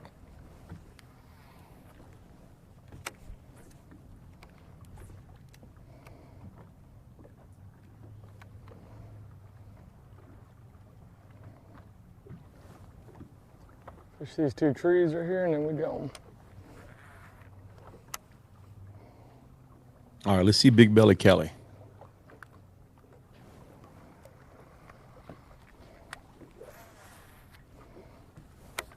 I want to see him boat flip a baby manatee out of Santee. Come on.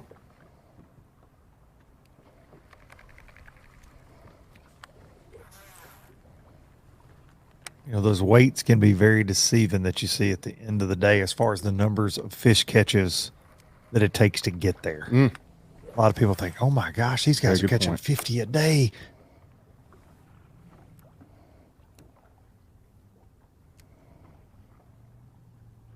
But Patrick said it best yesterday after the weigh-in. He said, man, 6 to 8 bites, if I get those in a day, I'm going to be around the right kind of weight on Santee. Just don't get a ton of bites cleared up here. a good bit, so that's why I figured it would be A-okay. Seemed like very similar stories with a lot of the guys with the big bags yesterday. We need one. All right, let's go.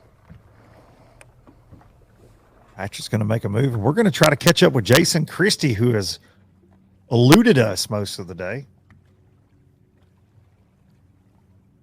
31-6 yesterday to start his NPFL journey here in 2025.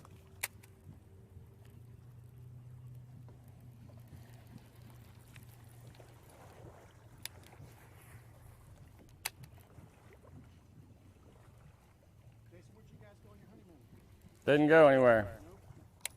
Haven't been yet. You guys travel around so much. Yeah, our honeymoon's being at home.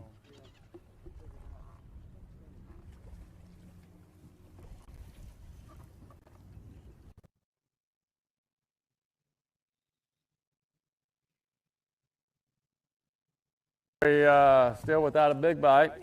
Gonna kind of circle back on some of this stuff where I caught some yesterday and write it off if I don't get. I mean, I picked up a couple of small ones, but no big ones. Just we got a little company, which it is what it is. So, just fishing. I think if they're going to pull up, they ought to pull up anytime. We're going to make probably about another 30 minutes in here, and then we're going to be out. Go see if we can find the next hole.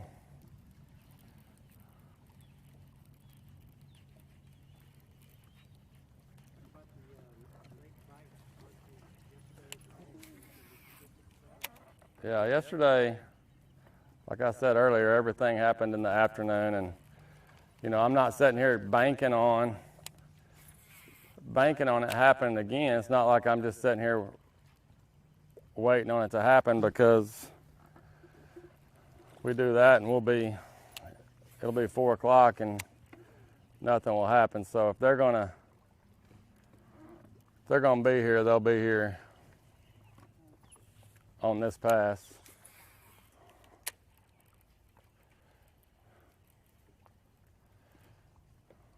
Just need a Haven't had a big bite. I mean, just have not had a big bite.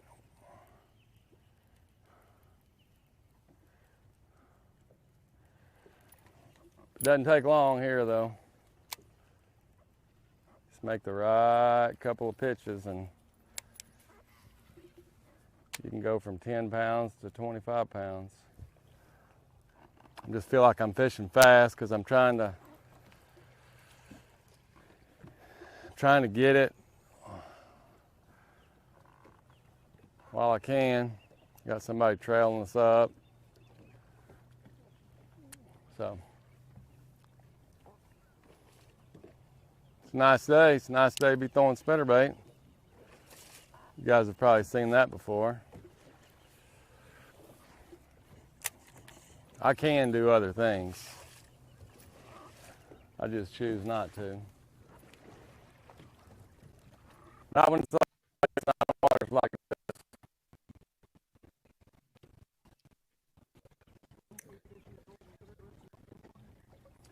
Just the fact that, say, you know, we've been fishing 60-degree water, a lot of the fish, you know, it gets warm having like some this. A lot of them connectivity issues with Jason Christie. That's going to send us to our next break to thank the sponsors and make it all happen here at the National Professional Fishing League. And we'll see you back in just a few moments for more Santee Cooper action.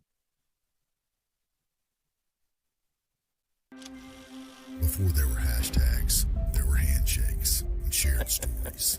They gave us confidence to make our first cast and chase our dreams. They taught us to fish, and in the process, taught us about life. They taught us that success isn't just about reaching the top.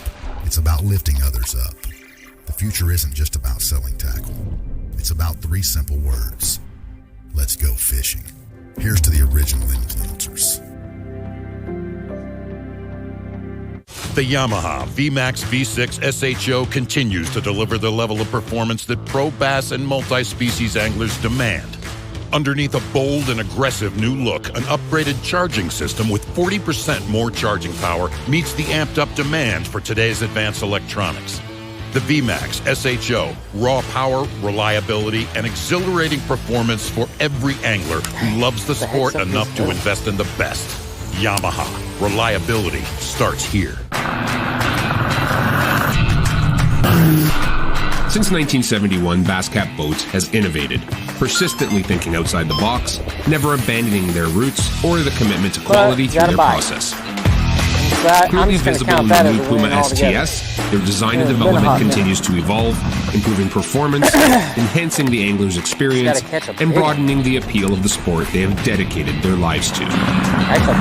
Basscat Boats, feel the rush.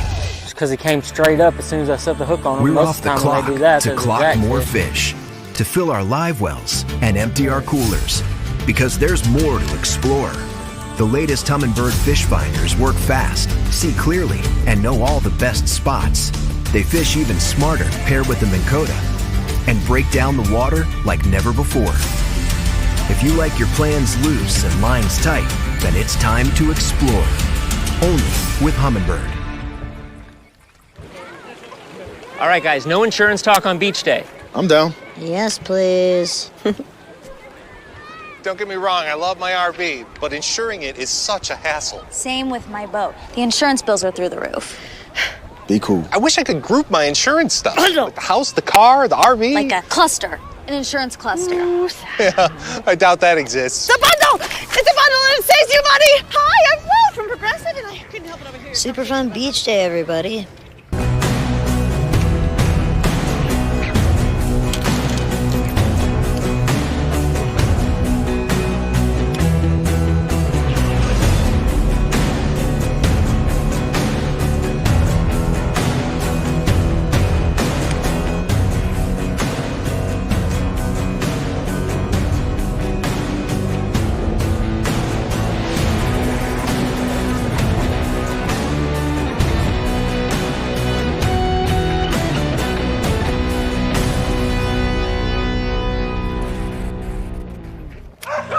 What are you doing, Bubba? Oh, big puppy.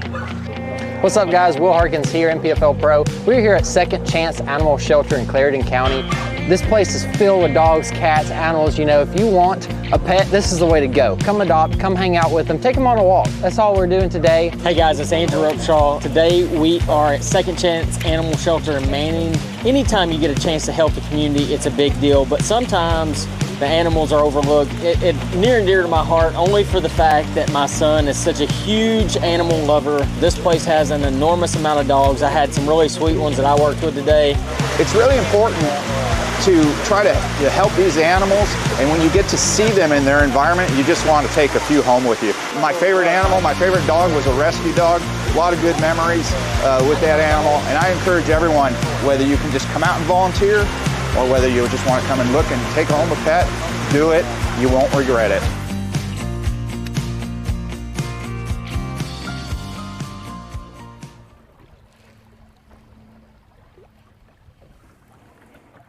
Almost right off the front of the boat. Right there. I still see that fish sitting in there too. And by the way guys, I am not using forward facing sonar. This is Ghost 360. Huh? Alright guys, I just caught 2 in a row right here on a thunder cricket, but then I looked on my side scan. I'm running that 3-in-1 transducer on my Ghost trolling motor, and it has the capability of using what they call Ghost 360. Well, I saw one sitting in the middle of this tire out here in front of me, and I'm gonna try to get to bite. I mean, I can still see it on my 360. I just don't know.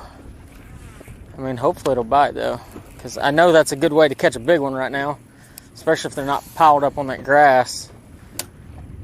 But I'm probably the last cast I'm gonna make on this. I'm gonna get back throwing that thunder cricket. I mean, I finally got to a stretch, got a couple bites. Easily the smallest 2 bites I've had this whole time. But, you know, I'm thankful to get a couple bites to kind of give me that confidence back. Maybe I'm doing the right thing. I do know that there's a feeding window in the afternoon. So, you know, I am struggling a little bit on my decision making here, you know, trying to figure out, do I stay? Do I go? You know, do I go sight fishing? Because if I go sight fishing, I'm committed. Like, there's no coming back here. So, you know, you just have to be really smart when you make decisions like that on whether or not that's the right one or not the right one. Something I need to go do. So it's all about decisions in this game. Make the wrong one, it shows. So, just hoping that when I round this corner, I'll get a few more bites on my thunder cricket, and then I won't be stressed no more. But because I know that it's just a matter of time. I mean, if I'm getting bites on that thing, that I'm gonna catch a big one. Like, it's just a matter of if, not when. So we're gonna get back to throwing the main thing that got us here. Uh-oh. There we go. Wind had a mind of its own. Heard it right there from up called the Strike King Thunder Cricket cures all that ails you.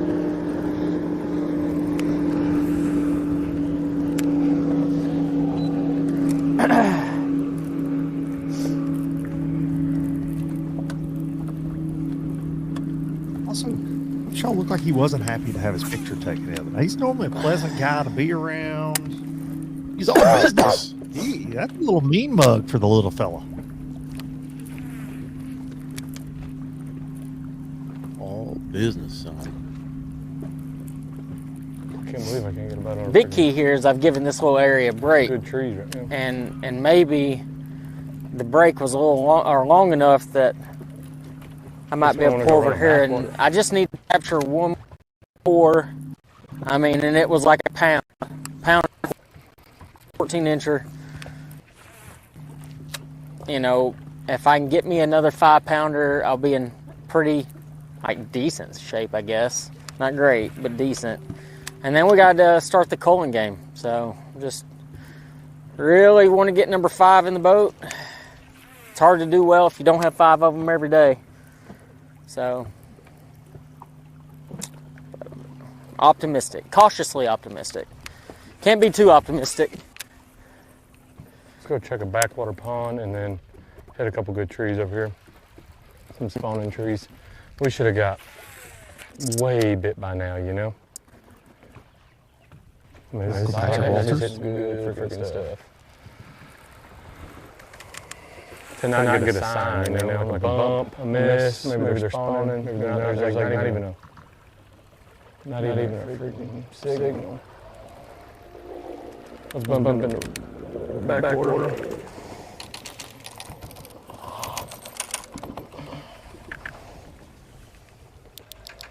I'm gonna fish one tree right here with a worm. Why not? You can't pass something nice though.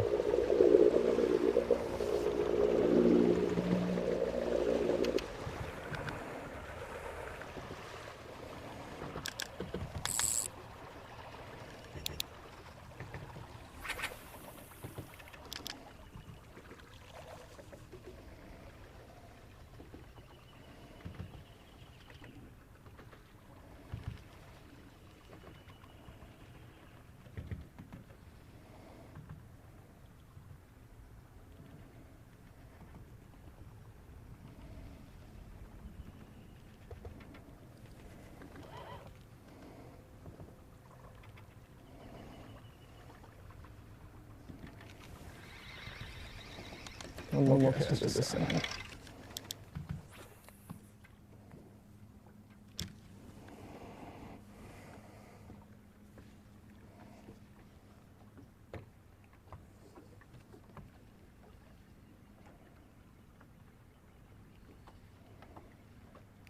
All right.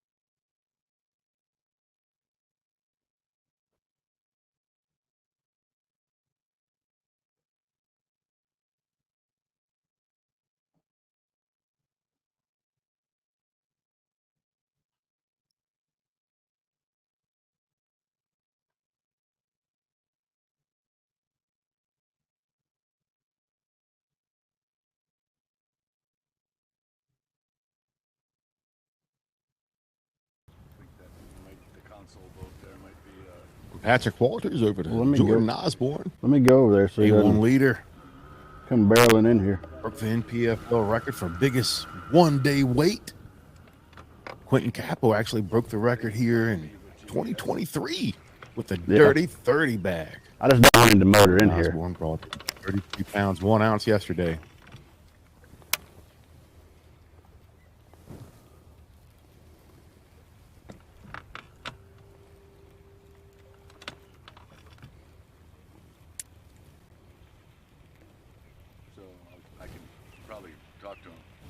I can just meet him right there where those other two boats are. Okay.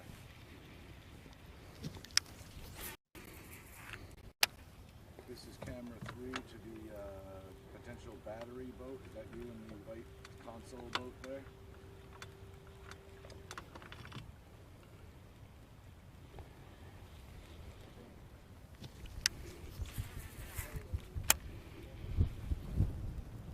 If it is, Jordan would prefer that we went over to meet him as opposed to him motoring into his fishing area here.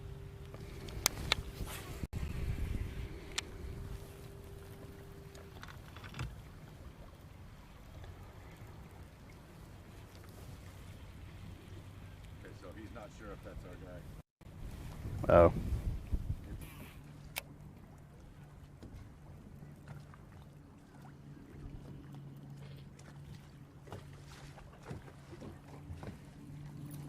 From Osborne over to Christie.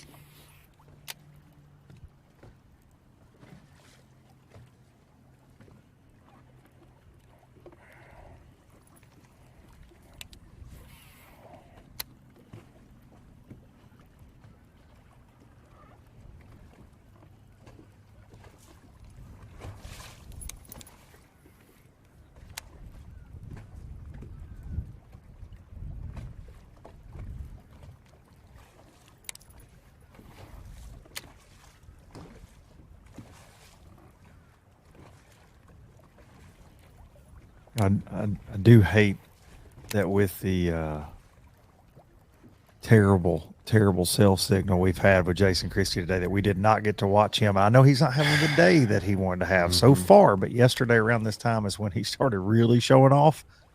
And I hate that we've not got to. Dude, me, you, and everybody watching.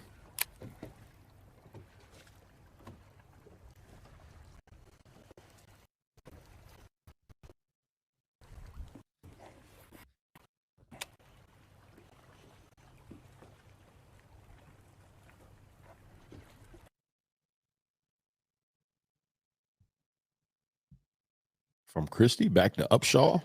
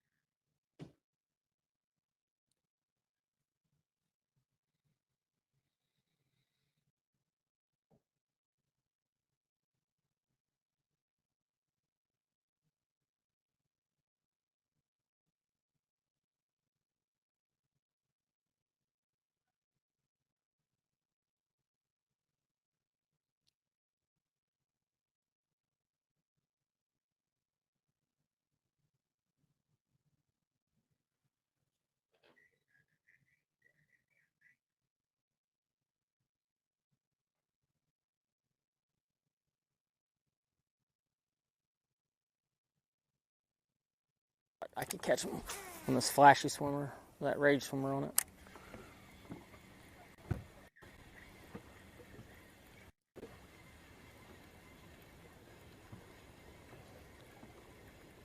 And probably like anything else, if I just locked it in my hand for long enough, I probably would catch some on it.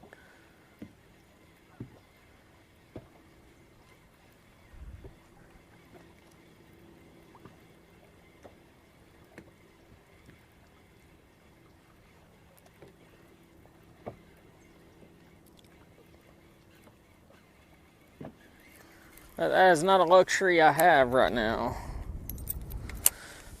Gotta keep throwing what I'm catching fish on.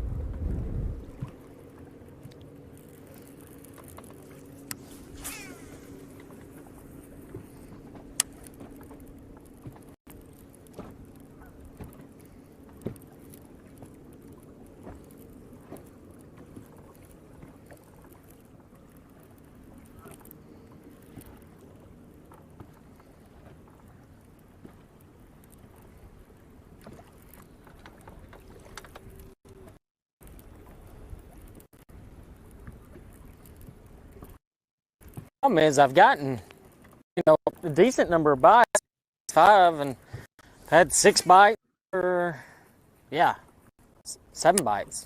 Yeah, 7 bites. And I lost 1, and then I had a short, and missed 1. I mean, I'm not getting built.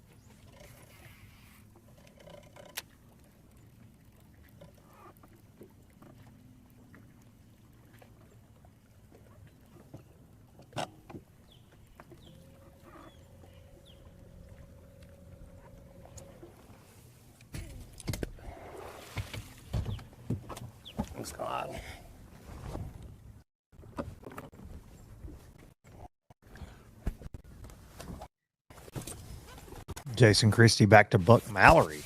I pulled back out here just because it was the most. I figured why not right again. Makes sense. And I wanted to try the worm on it because maybe I wouldn't have to worry about it in a second, you know what I mean? Just to take a breather on it. Kind of dumps.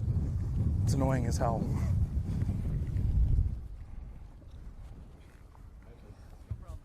Imagine working with Luke. Problem, Dad. That's annoying.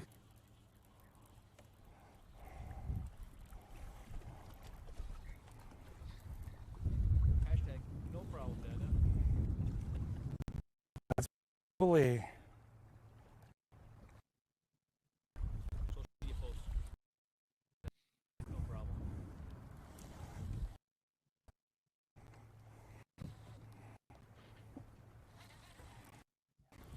I'll pick that chatterbait up and run it around here just to see if I can maybe coax one into biting something moving again, I guess.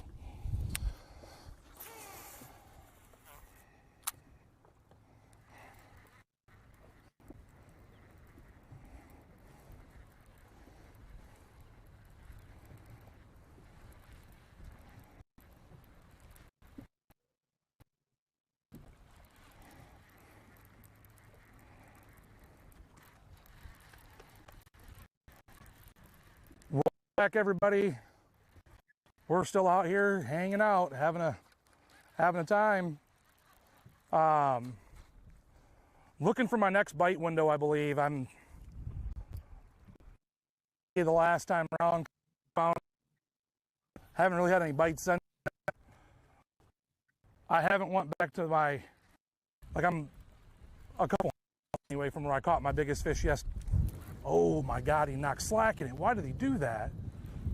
A couple hundred yards from where I caught my biggest fish yesterday, or my biggest group. Start working my way, but I really wanted to give this spot a chance.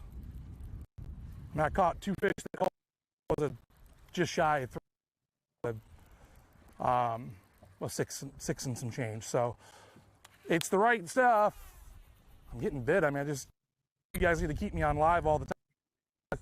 Every time you do, it seems like maybe one of these times we're on live a lot one and we'll have us a show. But I kind of felt like this was going to be the case today. There's a lot of local traffic in the area, but they're not, which is really, really nice. And I also felt like it was possible that my fish would be more few and far between as far as bigger fish went. I don't know what's going on with it. I really thought that there would be a lot more that moved up overnight. Maybe they didn't. I missed them somehow. Maybe they moved right on by. Either way, I'm along here until I hit, 25, I'm hoping. And then if I do that, I'm going to and hopefully get a kicker. But all I need is I'll be there. I think right now. So that stumps, man. Oh, that one got me. Not a bad day. I mean, I can't really complain. We've caught a bunch of fish. Had some pretty entertaining moments with some big catfish. Caught a couple of big bass. I mean, fishing for $100 grand on a Saturday doesn't much better than this. I don't really care who you are. So I hope we can get something big going on here. Some more kickers to finish up my day. You know, we're just going to keep it all honest here, and I'm going to work it all through and go through it with a fine-tooth comb because firsthand what exactly lives here. And I would sure like to be able to keep myself in that top 5, and I think that number for me will be 25 pounds. I mean, that might be short selling it a little bit by the way that the guys caught them yesterday, but to repeat it is tough. Catching 30 pounds a day is tough to say you can do. I know this place has them. I'm just not hitting them on the head right now. Probably gonna take me a big water break in a second and get my mind straight and keep getting after it. I just keep reminding myself that, you know, it's just a blessing to be doing what we're doing here. and we're gonna keep it up. We're gonna keep shaking them down here. It's gonna hopefully have some good TV for y'all. Thanks for stopping in and checking in with me. Thanks for watching. Hopefully everybody out there watching is having a good time. I'm sure the other guys are catching them good too. Man, Santee Cooper is really showing out this week. This place has got them. I've never been here, and to catch what I've been catching is unreal. I just can't believe how big they are. And I really freaked out because my last one, even though it's bigger than my first one, I'm almost positive it's a post spawner. It's skinny as a rail. It's just giant. We'll see though. I'm going to keep it all honest, and we're going to keep working on it, keep my head down, keep grinding. You know, with the size fish that I have in the box besides those couple, all it takes is a couple of swings of the bat and we're right in the ball game again, right where I want to be. Got to stay focused here, laser focused, and make the best of everything that I get. You know, I'd love to see another 6-pounder come and I could just quit and go flip somewhere, but I also wouldn't be mad if I caught a couple of 4s and got me there. Just whatever God's willing to give me is what I'm going to take here. It's a pretty sweet deal.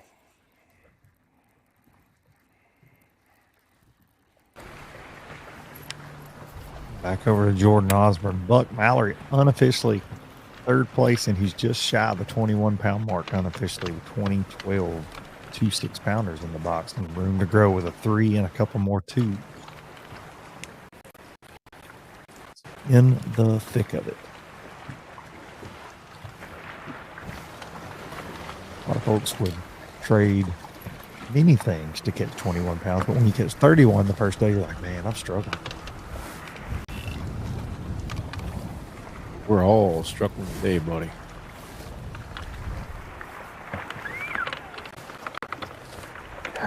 Pretty much you every day, yeah, though, right? Man. First day at a new school, we took struggle bus this morning.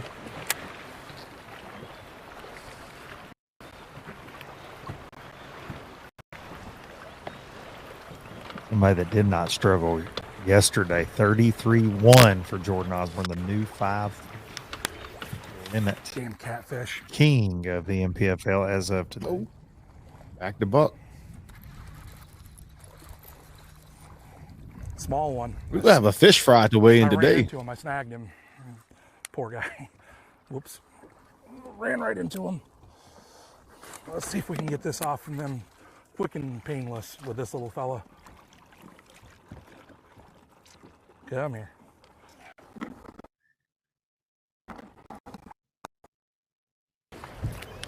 You think those gloves smell like, Fat Cat? Those sun gloves all these anglers wear. Your upper lip.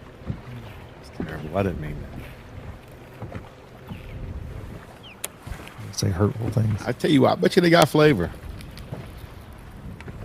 Jordan Osborne.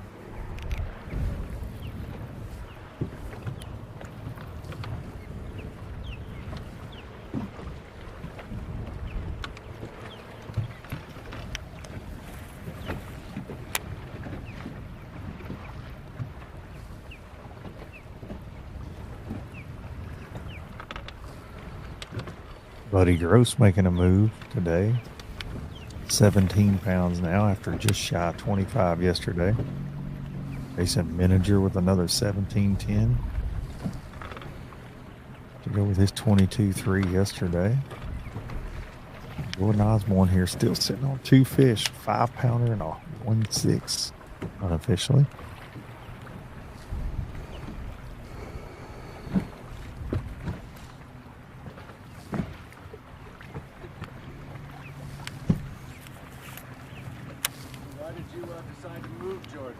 Love the fact that we do have the fishing chaos. Can start seeing that movement, and we are had another competitor, and then just a weekend guy and a little center console came barreling in there. Same yesterday. Just got slow. Lunchtime, noontime hour. Starting to catch that catch track fever. Couldn't sit there and watch it. Track fever. Powered by Fishing Chaos. Somebody from The Voice is watching you. You deserve it. Hey, man, I appreciate you. As much as you sing on a fishing show. All right, I got pipes, son. I got pipes.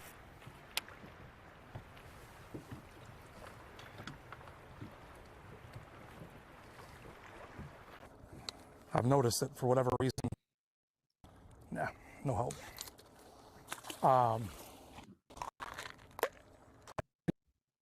I've caught some fish close to where I'm catching them catfish. Boy, I don't know what it is. You thought? I tell you Must be what. the same thing. That fish right He there. better take some penicillin and some antibiotics. I don't know how close you were watching. I don't know what it actually picked up, but I'm an announcement, so maybe they'll look at it in the studio. When I had that fish come up by the surface, he spit out a blue or like a shad or something about that big, and it took off until it was so alive. I watched it with my own eyes. Buck out here saving lives, one bluegill at a time. One of the strongest That immune chatterbait. systems in the field. What you think so? I mean, what, he's got talking about his funky gloves, and then you just put some snacks in his palm, and down the gullet they go. Hey, what's going on? You've probably done worse. Oh, buddy, I have ate a Out there few on the things in my water. life I definitely regret. I can imagine that's the case. You're a big Vienna sausage guy, though. At least it wasn't Love that me a from Buck, good- because that would have good been Vienna sausage terrible casserole. to see. Something else that's terrible to see. No 30-pound bags so far. Man, the bar was set so high yesterday. Will we see one today, though? Because you're looking down that catch track, and we are starting to see movement, but not a lot of big bags. We've got some 20 bags. We've got some 28, some 25s in the mix, but none of those over 30 just yet. Will we see one today at Johnston Landing this afternoon? Absolutely. I truly believe we will. I don't know if we're going to see the dynamite we saw yesterday, but like we've talked about, we've learned the hard way. We don't know. You know, optimists, of course. I always want to see about 30-pound bags, but buddy, if what we're seeing today is a prediction of what we're going to see at the weigh-in, I don't know, man. Got to talk about something very cool, though, that I did see in the catch track in that leaderboard powered by Fishing Chaos when you scroll down. So Zach Burge, who also fishes the Bass Pro Tour is up the road, Lake Murray. He competed the first 2 days. He was eliminated. He thought he was going to have to miss this entire event. And really, to be honest, he was hoping to, because that means he was making money in the tournament he was in, but had a rough start up there. Calls Brad Fuller, can I come fish the last 2 days of this? With us being delayed, he's getting to fish for points, fish for money, and has almost 21 pounds today on catch track. His first day at Santee Cooper, no practice. So fish are biting somewhere. Mother Nature helped him out because we had to postpone the event by 1 day. So he's actually getting 2 days compared to 1. Lucky dude. And last year he had to miss one, still ended up making the championship after another 5 amazing events. And he looks like he's picking up where he left off and rooming with our day one leader, Jordan Osborne. They've ran around together for a long, long time. So you can imagine when Osborne called him last night and said, buddy, I call 33 today. He said, I don't care what I got going. I'm coming to Santee. So it's good to have Zach here today. Did think that was neat as we scrolled through that. And I think out of what we've seen too on live today, Buck is one of the only anglers that's kind of so far following up yesterday. He seems to be in sure. And then we saw him talk to Skeeter earlier when he was talking to Crosby. Crosby cracked him early yesterday morning and doing, and another local, Corey Casey, all over that catch track. So trying to back up 27 pounds. And if anybody can do it, that young man can. And it looks like he's unofficial. What he's estimating, he's at close to 29 pounds. So that could be one of those 30-pound bags. It's the same. Buck lied to us a little bit on catch track yesterday. He guessed a little under, and then he had 31 pounds when they dropped on the scales with Big Al McCullough. So we're expecting the boom to be brought here again this afternoon. There's no, and it's, I mean, we're almost there. Absolutely. We got just a little less than an hour left in our live coverage. We appreciate everybody tuning in. We know the cell phone service has kind of been a little shaky out there on Santee Cooper today. We hope for a little bit better cooperation from technology tomorrow. Do you have like a rain dance or anything you do for that? Yes. I mean, buddy, don't do it on camera. I won't do it on camera. Don't do it on camera. Keep my clothes on. So far, though, I will say all the anglers pretty well honest with us yesterday, other than Jordan Osborne's not been winding near as much as he said. Oh. Different conditions. I don't know if that's gonna, I don't know, but you know, who knows? We never know what we're talking about. That is for sure. Let's get back out there on Santee Cooper.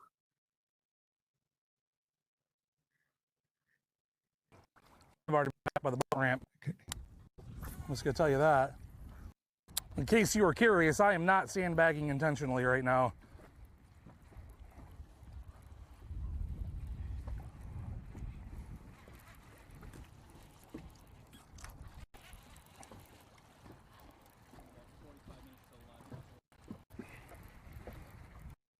Till 3 o'clock?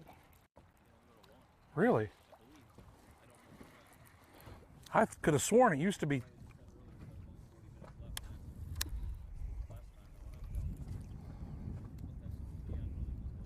Hey, Buck, you let us worry about the live times and worry about when we're going to could've sworn it commercials. So was we're going to take a break real fast here, and we'll be back to Santee Cooper in just a few more minutes with more live action from the Low Country. You would know more.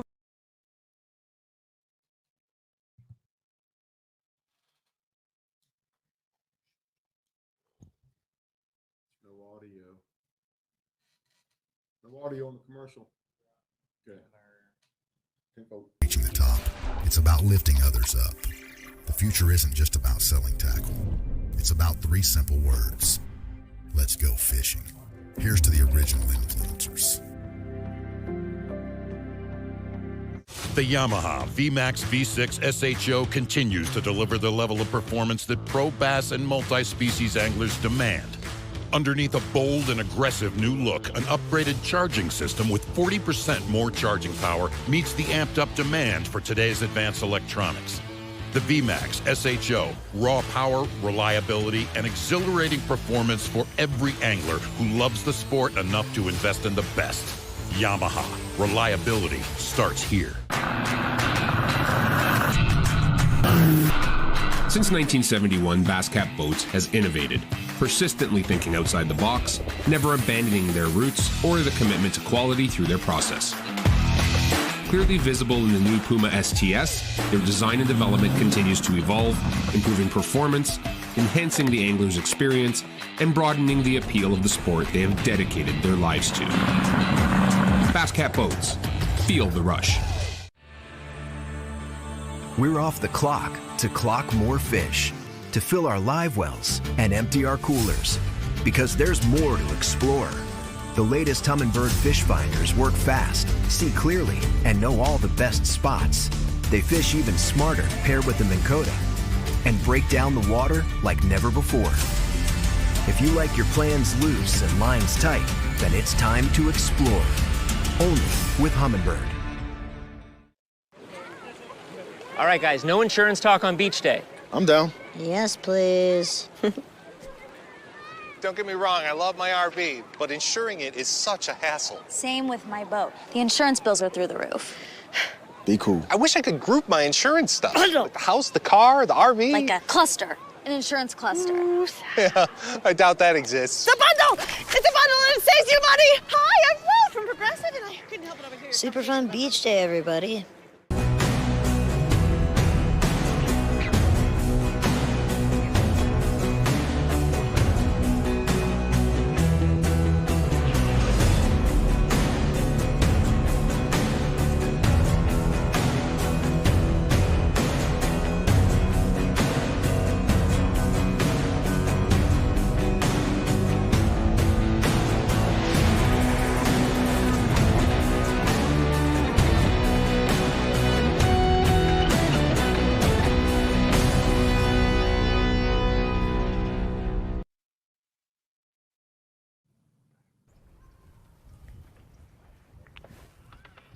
Welcome back to Santee Cooper, your day one leader, Jordan Osborne, trying to track down another 33-1.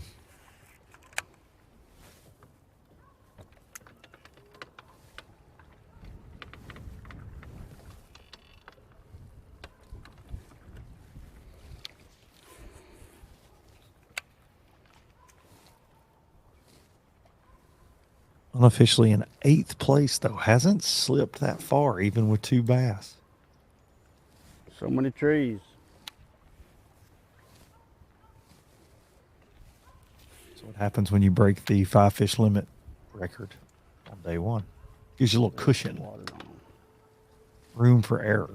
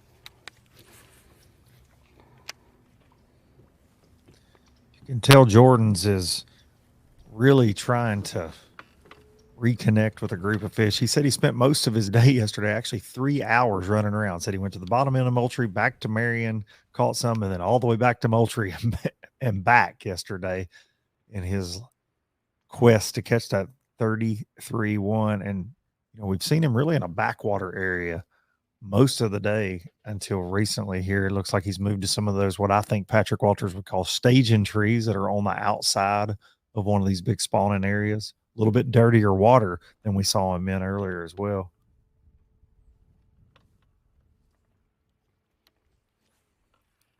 For whatever reason, the bite is a little tougher today. Looking at the catch track, obviously looking at our 5 cameras that we've been able to connect with today. A lot tougher on numbers and quality, and everybody's searching for that next answer to the quiz, right? That's right. These fish are moving. March is one of those months where obviously days are getting longer. Daylight saving time's about to start. Water temperatures warming, getting those warm nights. And these bass thinking about spawning.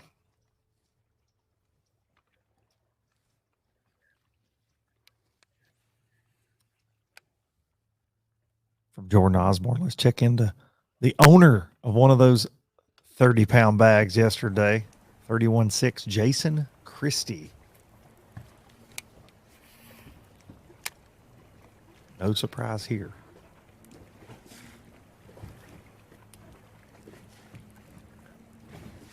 Other than the weight in the live well.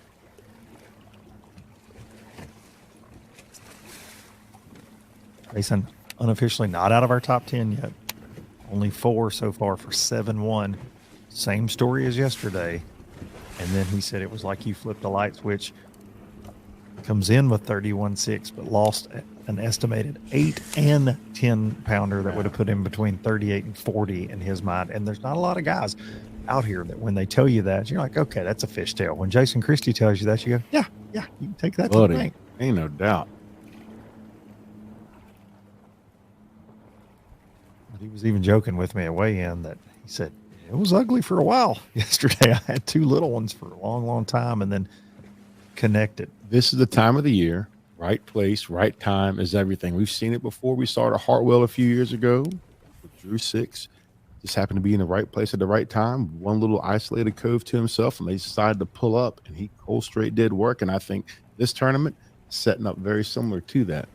You hear a lot of our anglers mention, obviously, staging, but the wave. They're trying to find a wave. A lot of these bass live out in the main lake, and they start to filter in to these areas. So you intercept that wave on some of these staging trees, on a grass bed, or you intercepting that wave once they get to where they're going to spawn.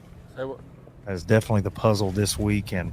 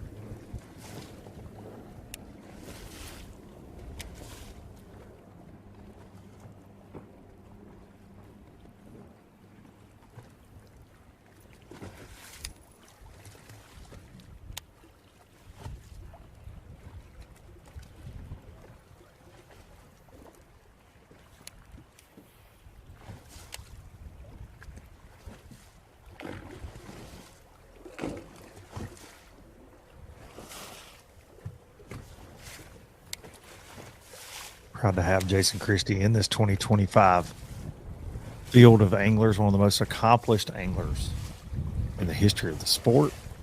One of those intimidating guys. He likes to be in that top 5 with a chance to win. He can shake you down too. Well, he's got that demeanor about him. No doubt about it. He's a man of few words. He starts talking to you about a spinnerbait, though, you got to listen. Yes, sir.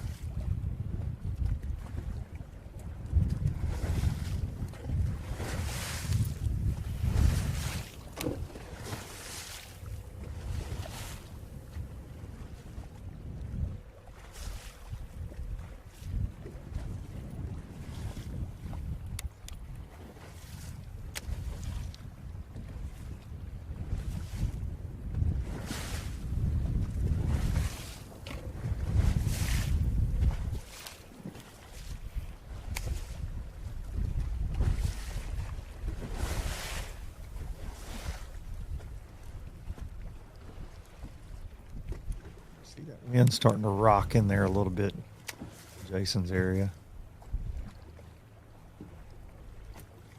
No, it's coming. Free to what? Oh, yeah. Got nowhere to go.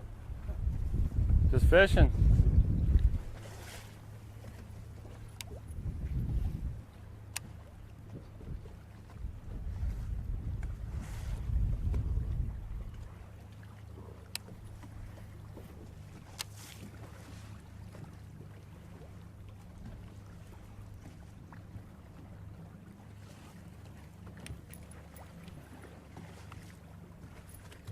Contrary to popular belief, this is not Josh G-Man Watkins. This is Jason Christie. There's been some internet rumors. I've seen it on Wikipedia. People are like, is Jason Christie Josh Watkins / Cheryl Swindle? No. It's a conspiracy thing going on. Like when you get to a lot of bass fishing conspiracies these days. Huge. This is one of the biggest. We're here to debunk it, though. Myth busting with Luke and Fat Cat. I mean, G does have that beard trimmed up, son. Ridiculous. Clean, boy.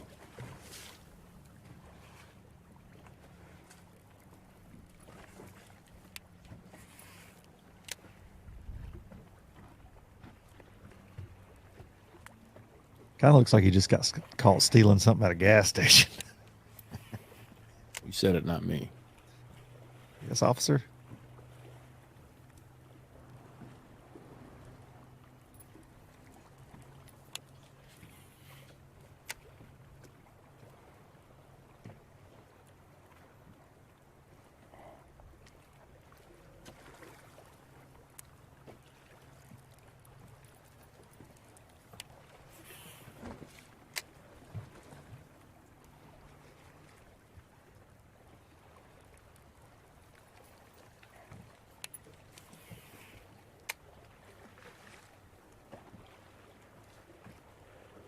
Good look at another couple boats in the background, too.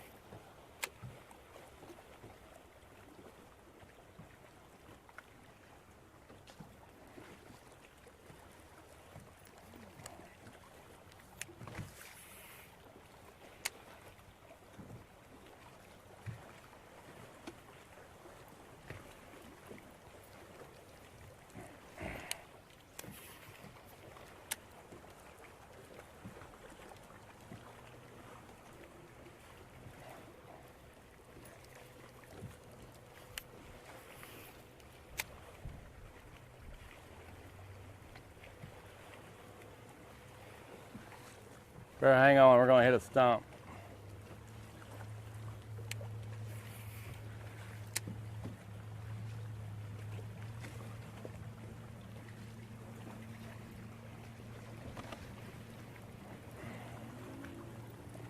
From Christie, let's go over to the coach.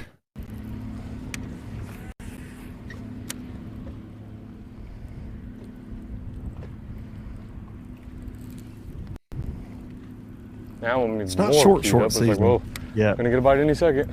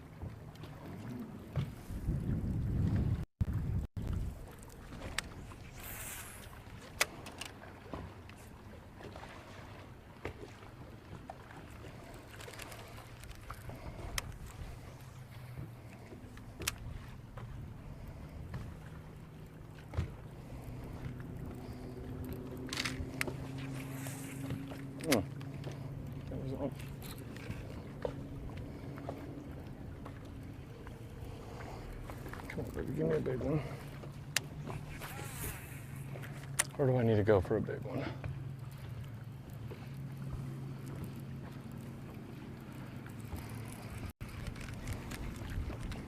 Is that a rhetorical question?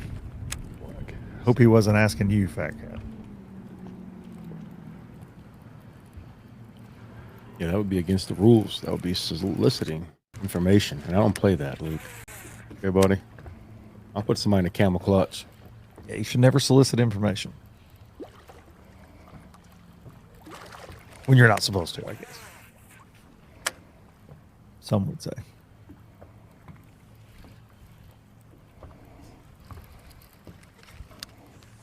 I will say, Mr. Walters, nothing listed on the catch track.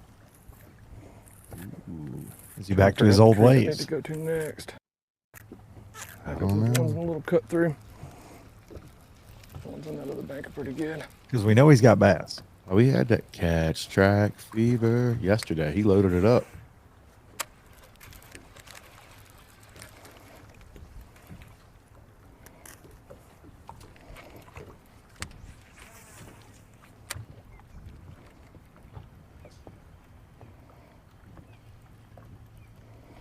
Now I'm debating on if I should have went and fished the back of my pocket with a chatterbait. Try to catch a big one.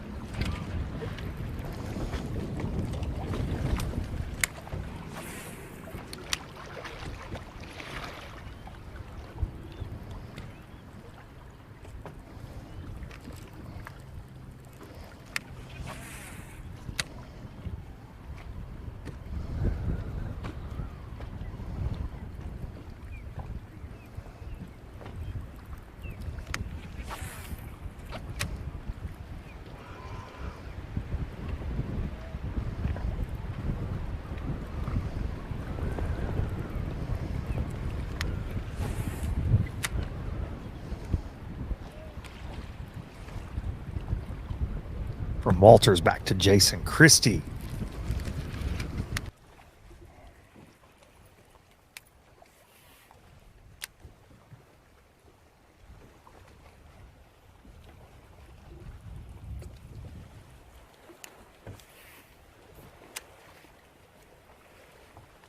Jason with just 4 bass so far today.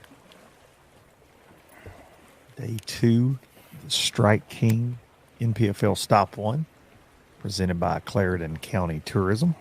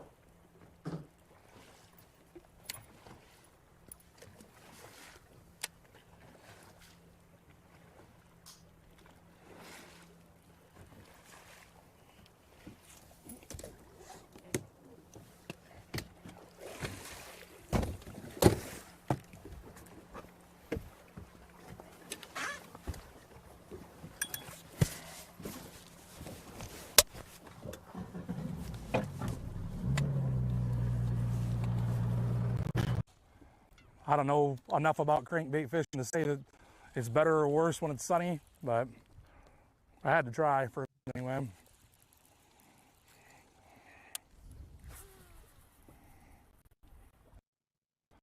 Sounds like Buck's I made know we're another getting close adjustment. to the end of the live show, but we're not going to give up. We're still out here, head down, grinding it out, seeing if we can lock into the ones we need to stay up here.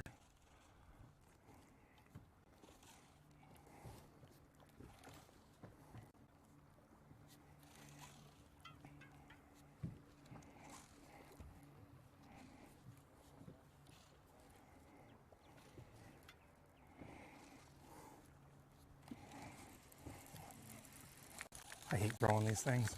Truly, I do. I know they work, but I just don't like throwing them much.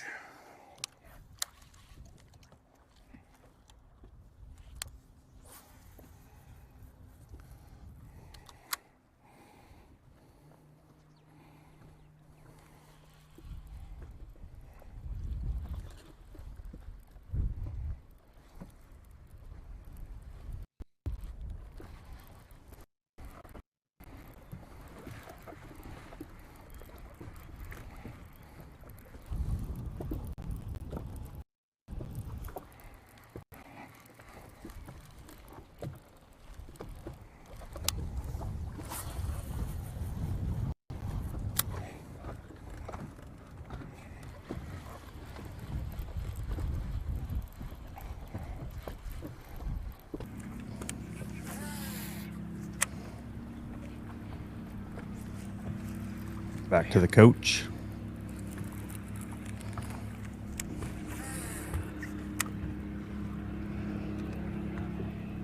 Do I now?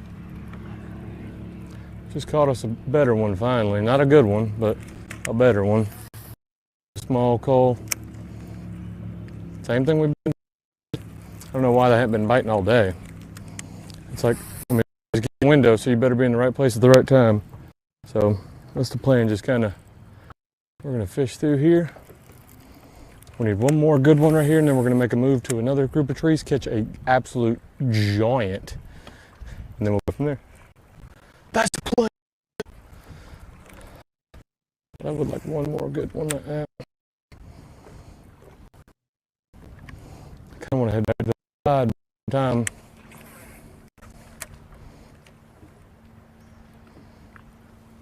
I know you just gotta hunker in some days. Hey Santee, you ain't gonna get a lot of bites.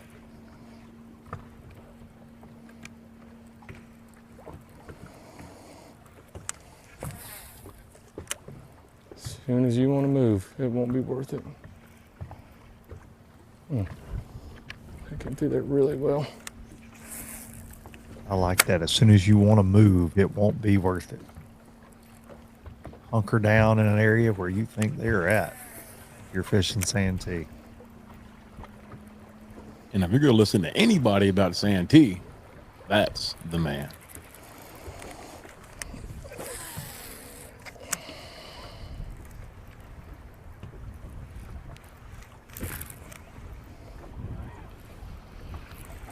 To be honest, I'd listen to the coach on about any body of water, but especially one that's his backyard.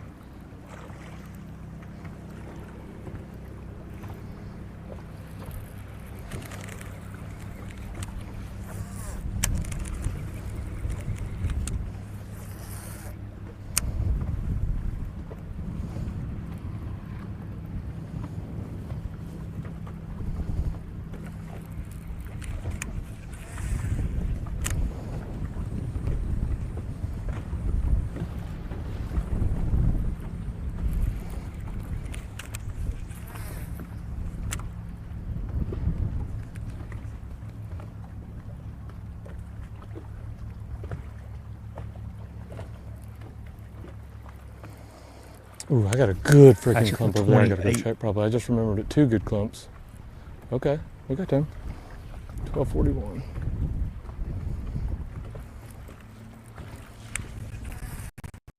Patrick had 28-13 yesterday. It sounds like he's got a limit again today. Has not updated catch track.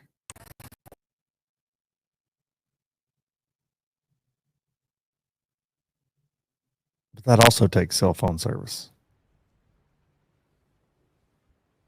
Back to Jordan Osborne.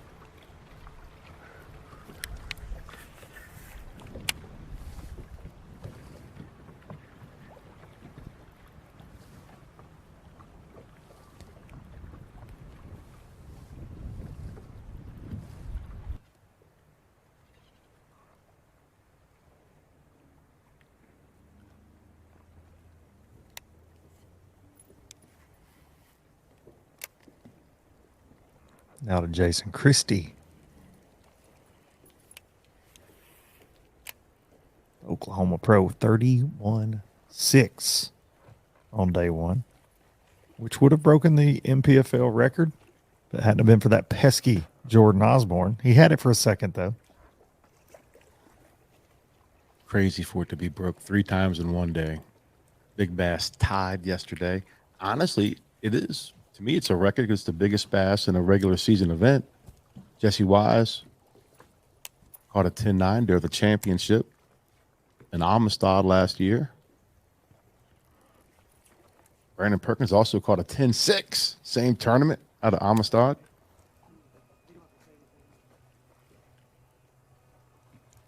Speaking of championships, the 2025 anglers that qualify for the championship want to pack their bags and head to Lake Hartwell. I'm lying to you, ain't I? The guys from last year are going to pack their bags and go to Lake Hartwell. We'll figure it out, folks. We'll figure it out. I should go ahead and be quiet for a little bit longer. We're almost done for the day.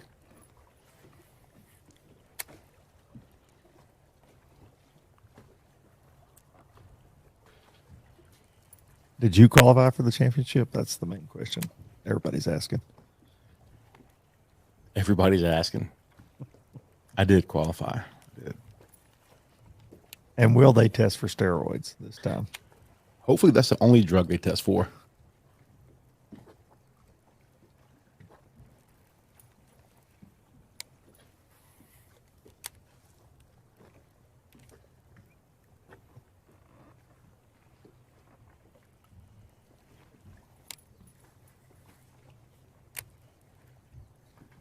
They actually have a saying here at the NPFL about the rules: no scope, no dope. So you're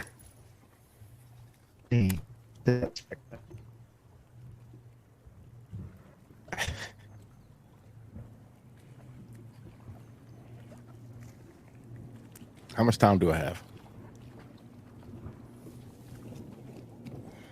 Joking. Jeez.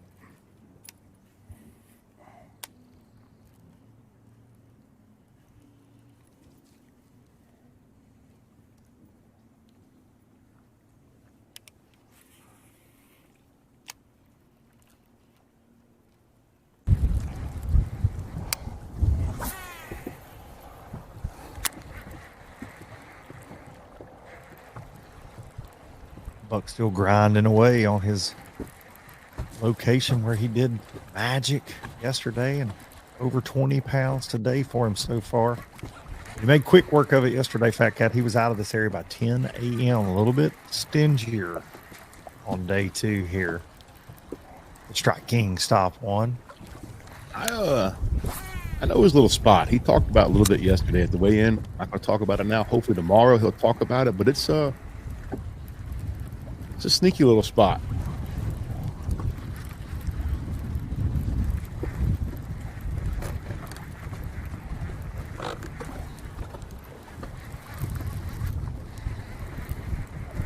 I'm amazed he told you about it. Well, he didn't tell me. I overheard him telling someone else. Oh, there you go.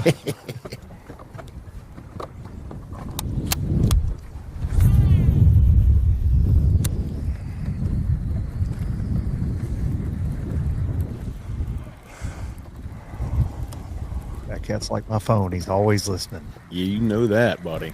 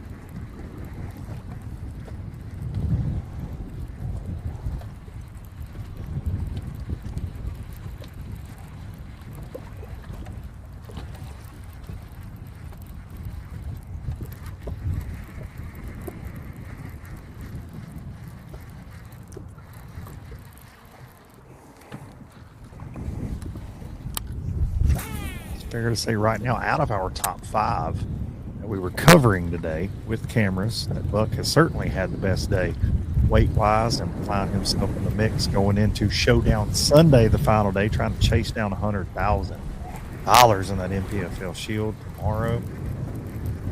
Trying to get his second trophy here at the NPFL. No easy feat to win the first one, but definitely going to find himself in position for a shot at a second Shield. 2025, 4 years apart. And that's nothing. Will he do it in dramatic fashion like he did at Winnebago? That was a close one. Ounces.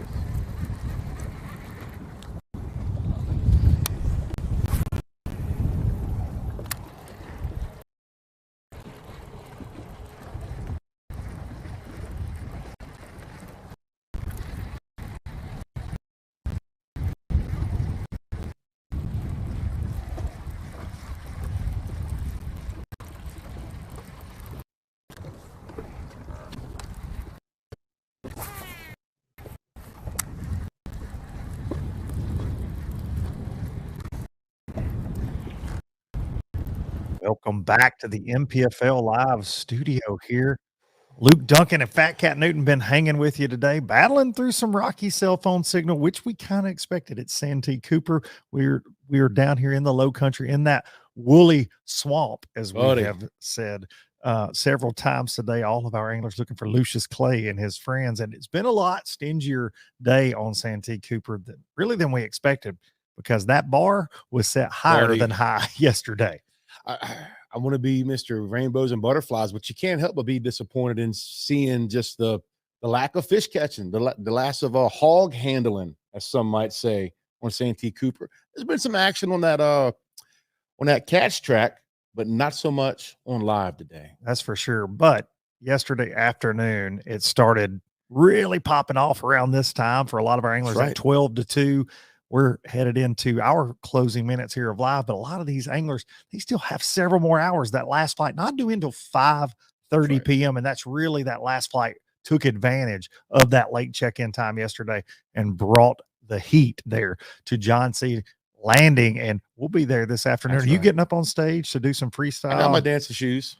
No doubt about it.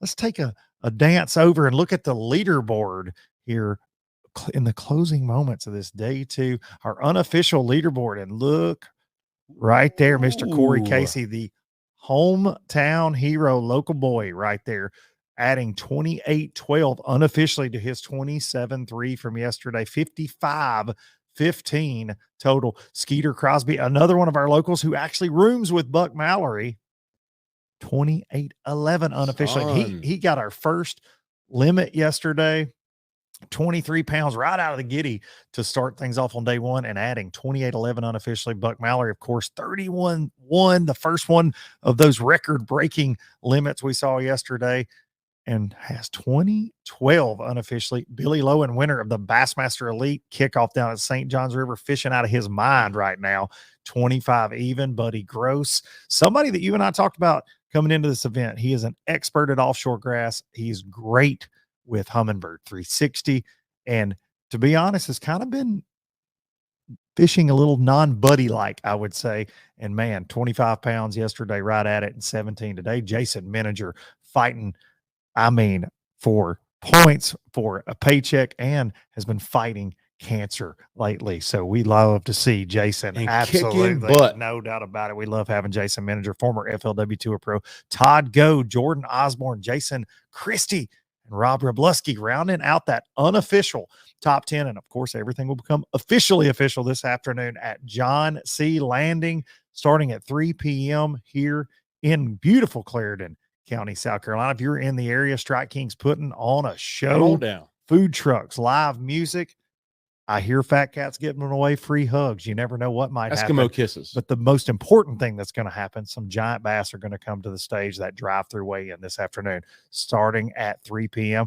We're going to take a quick break right here and wind things down with the National Professional Fishing League. This is the Strike King Stop 1, presented by Clarendon County Tourism.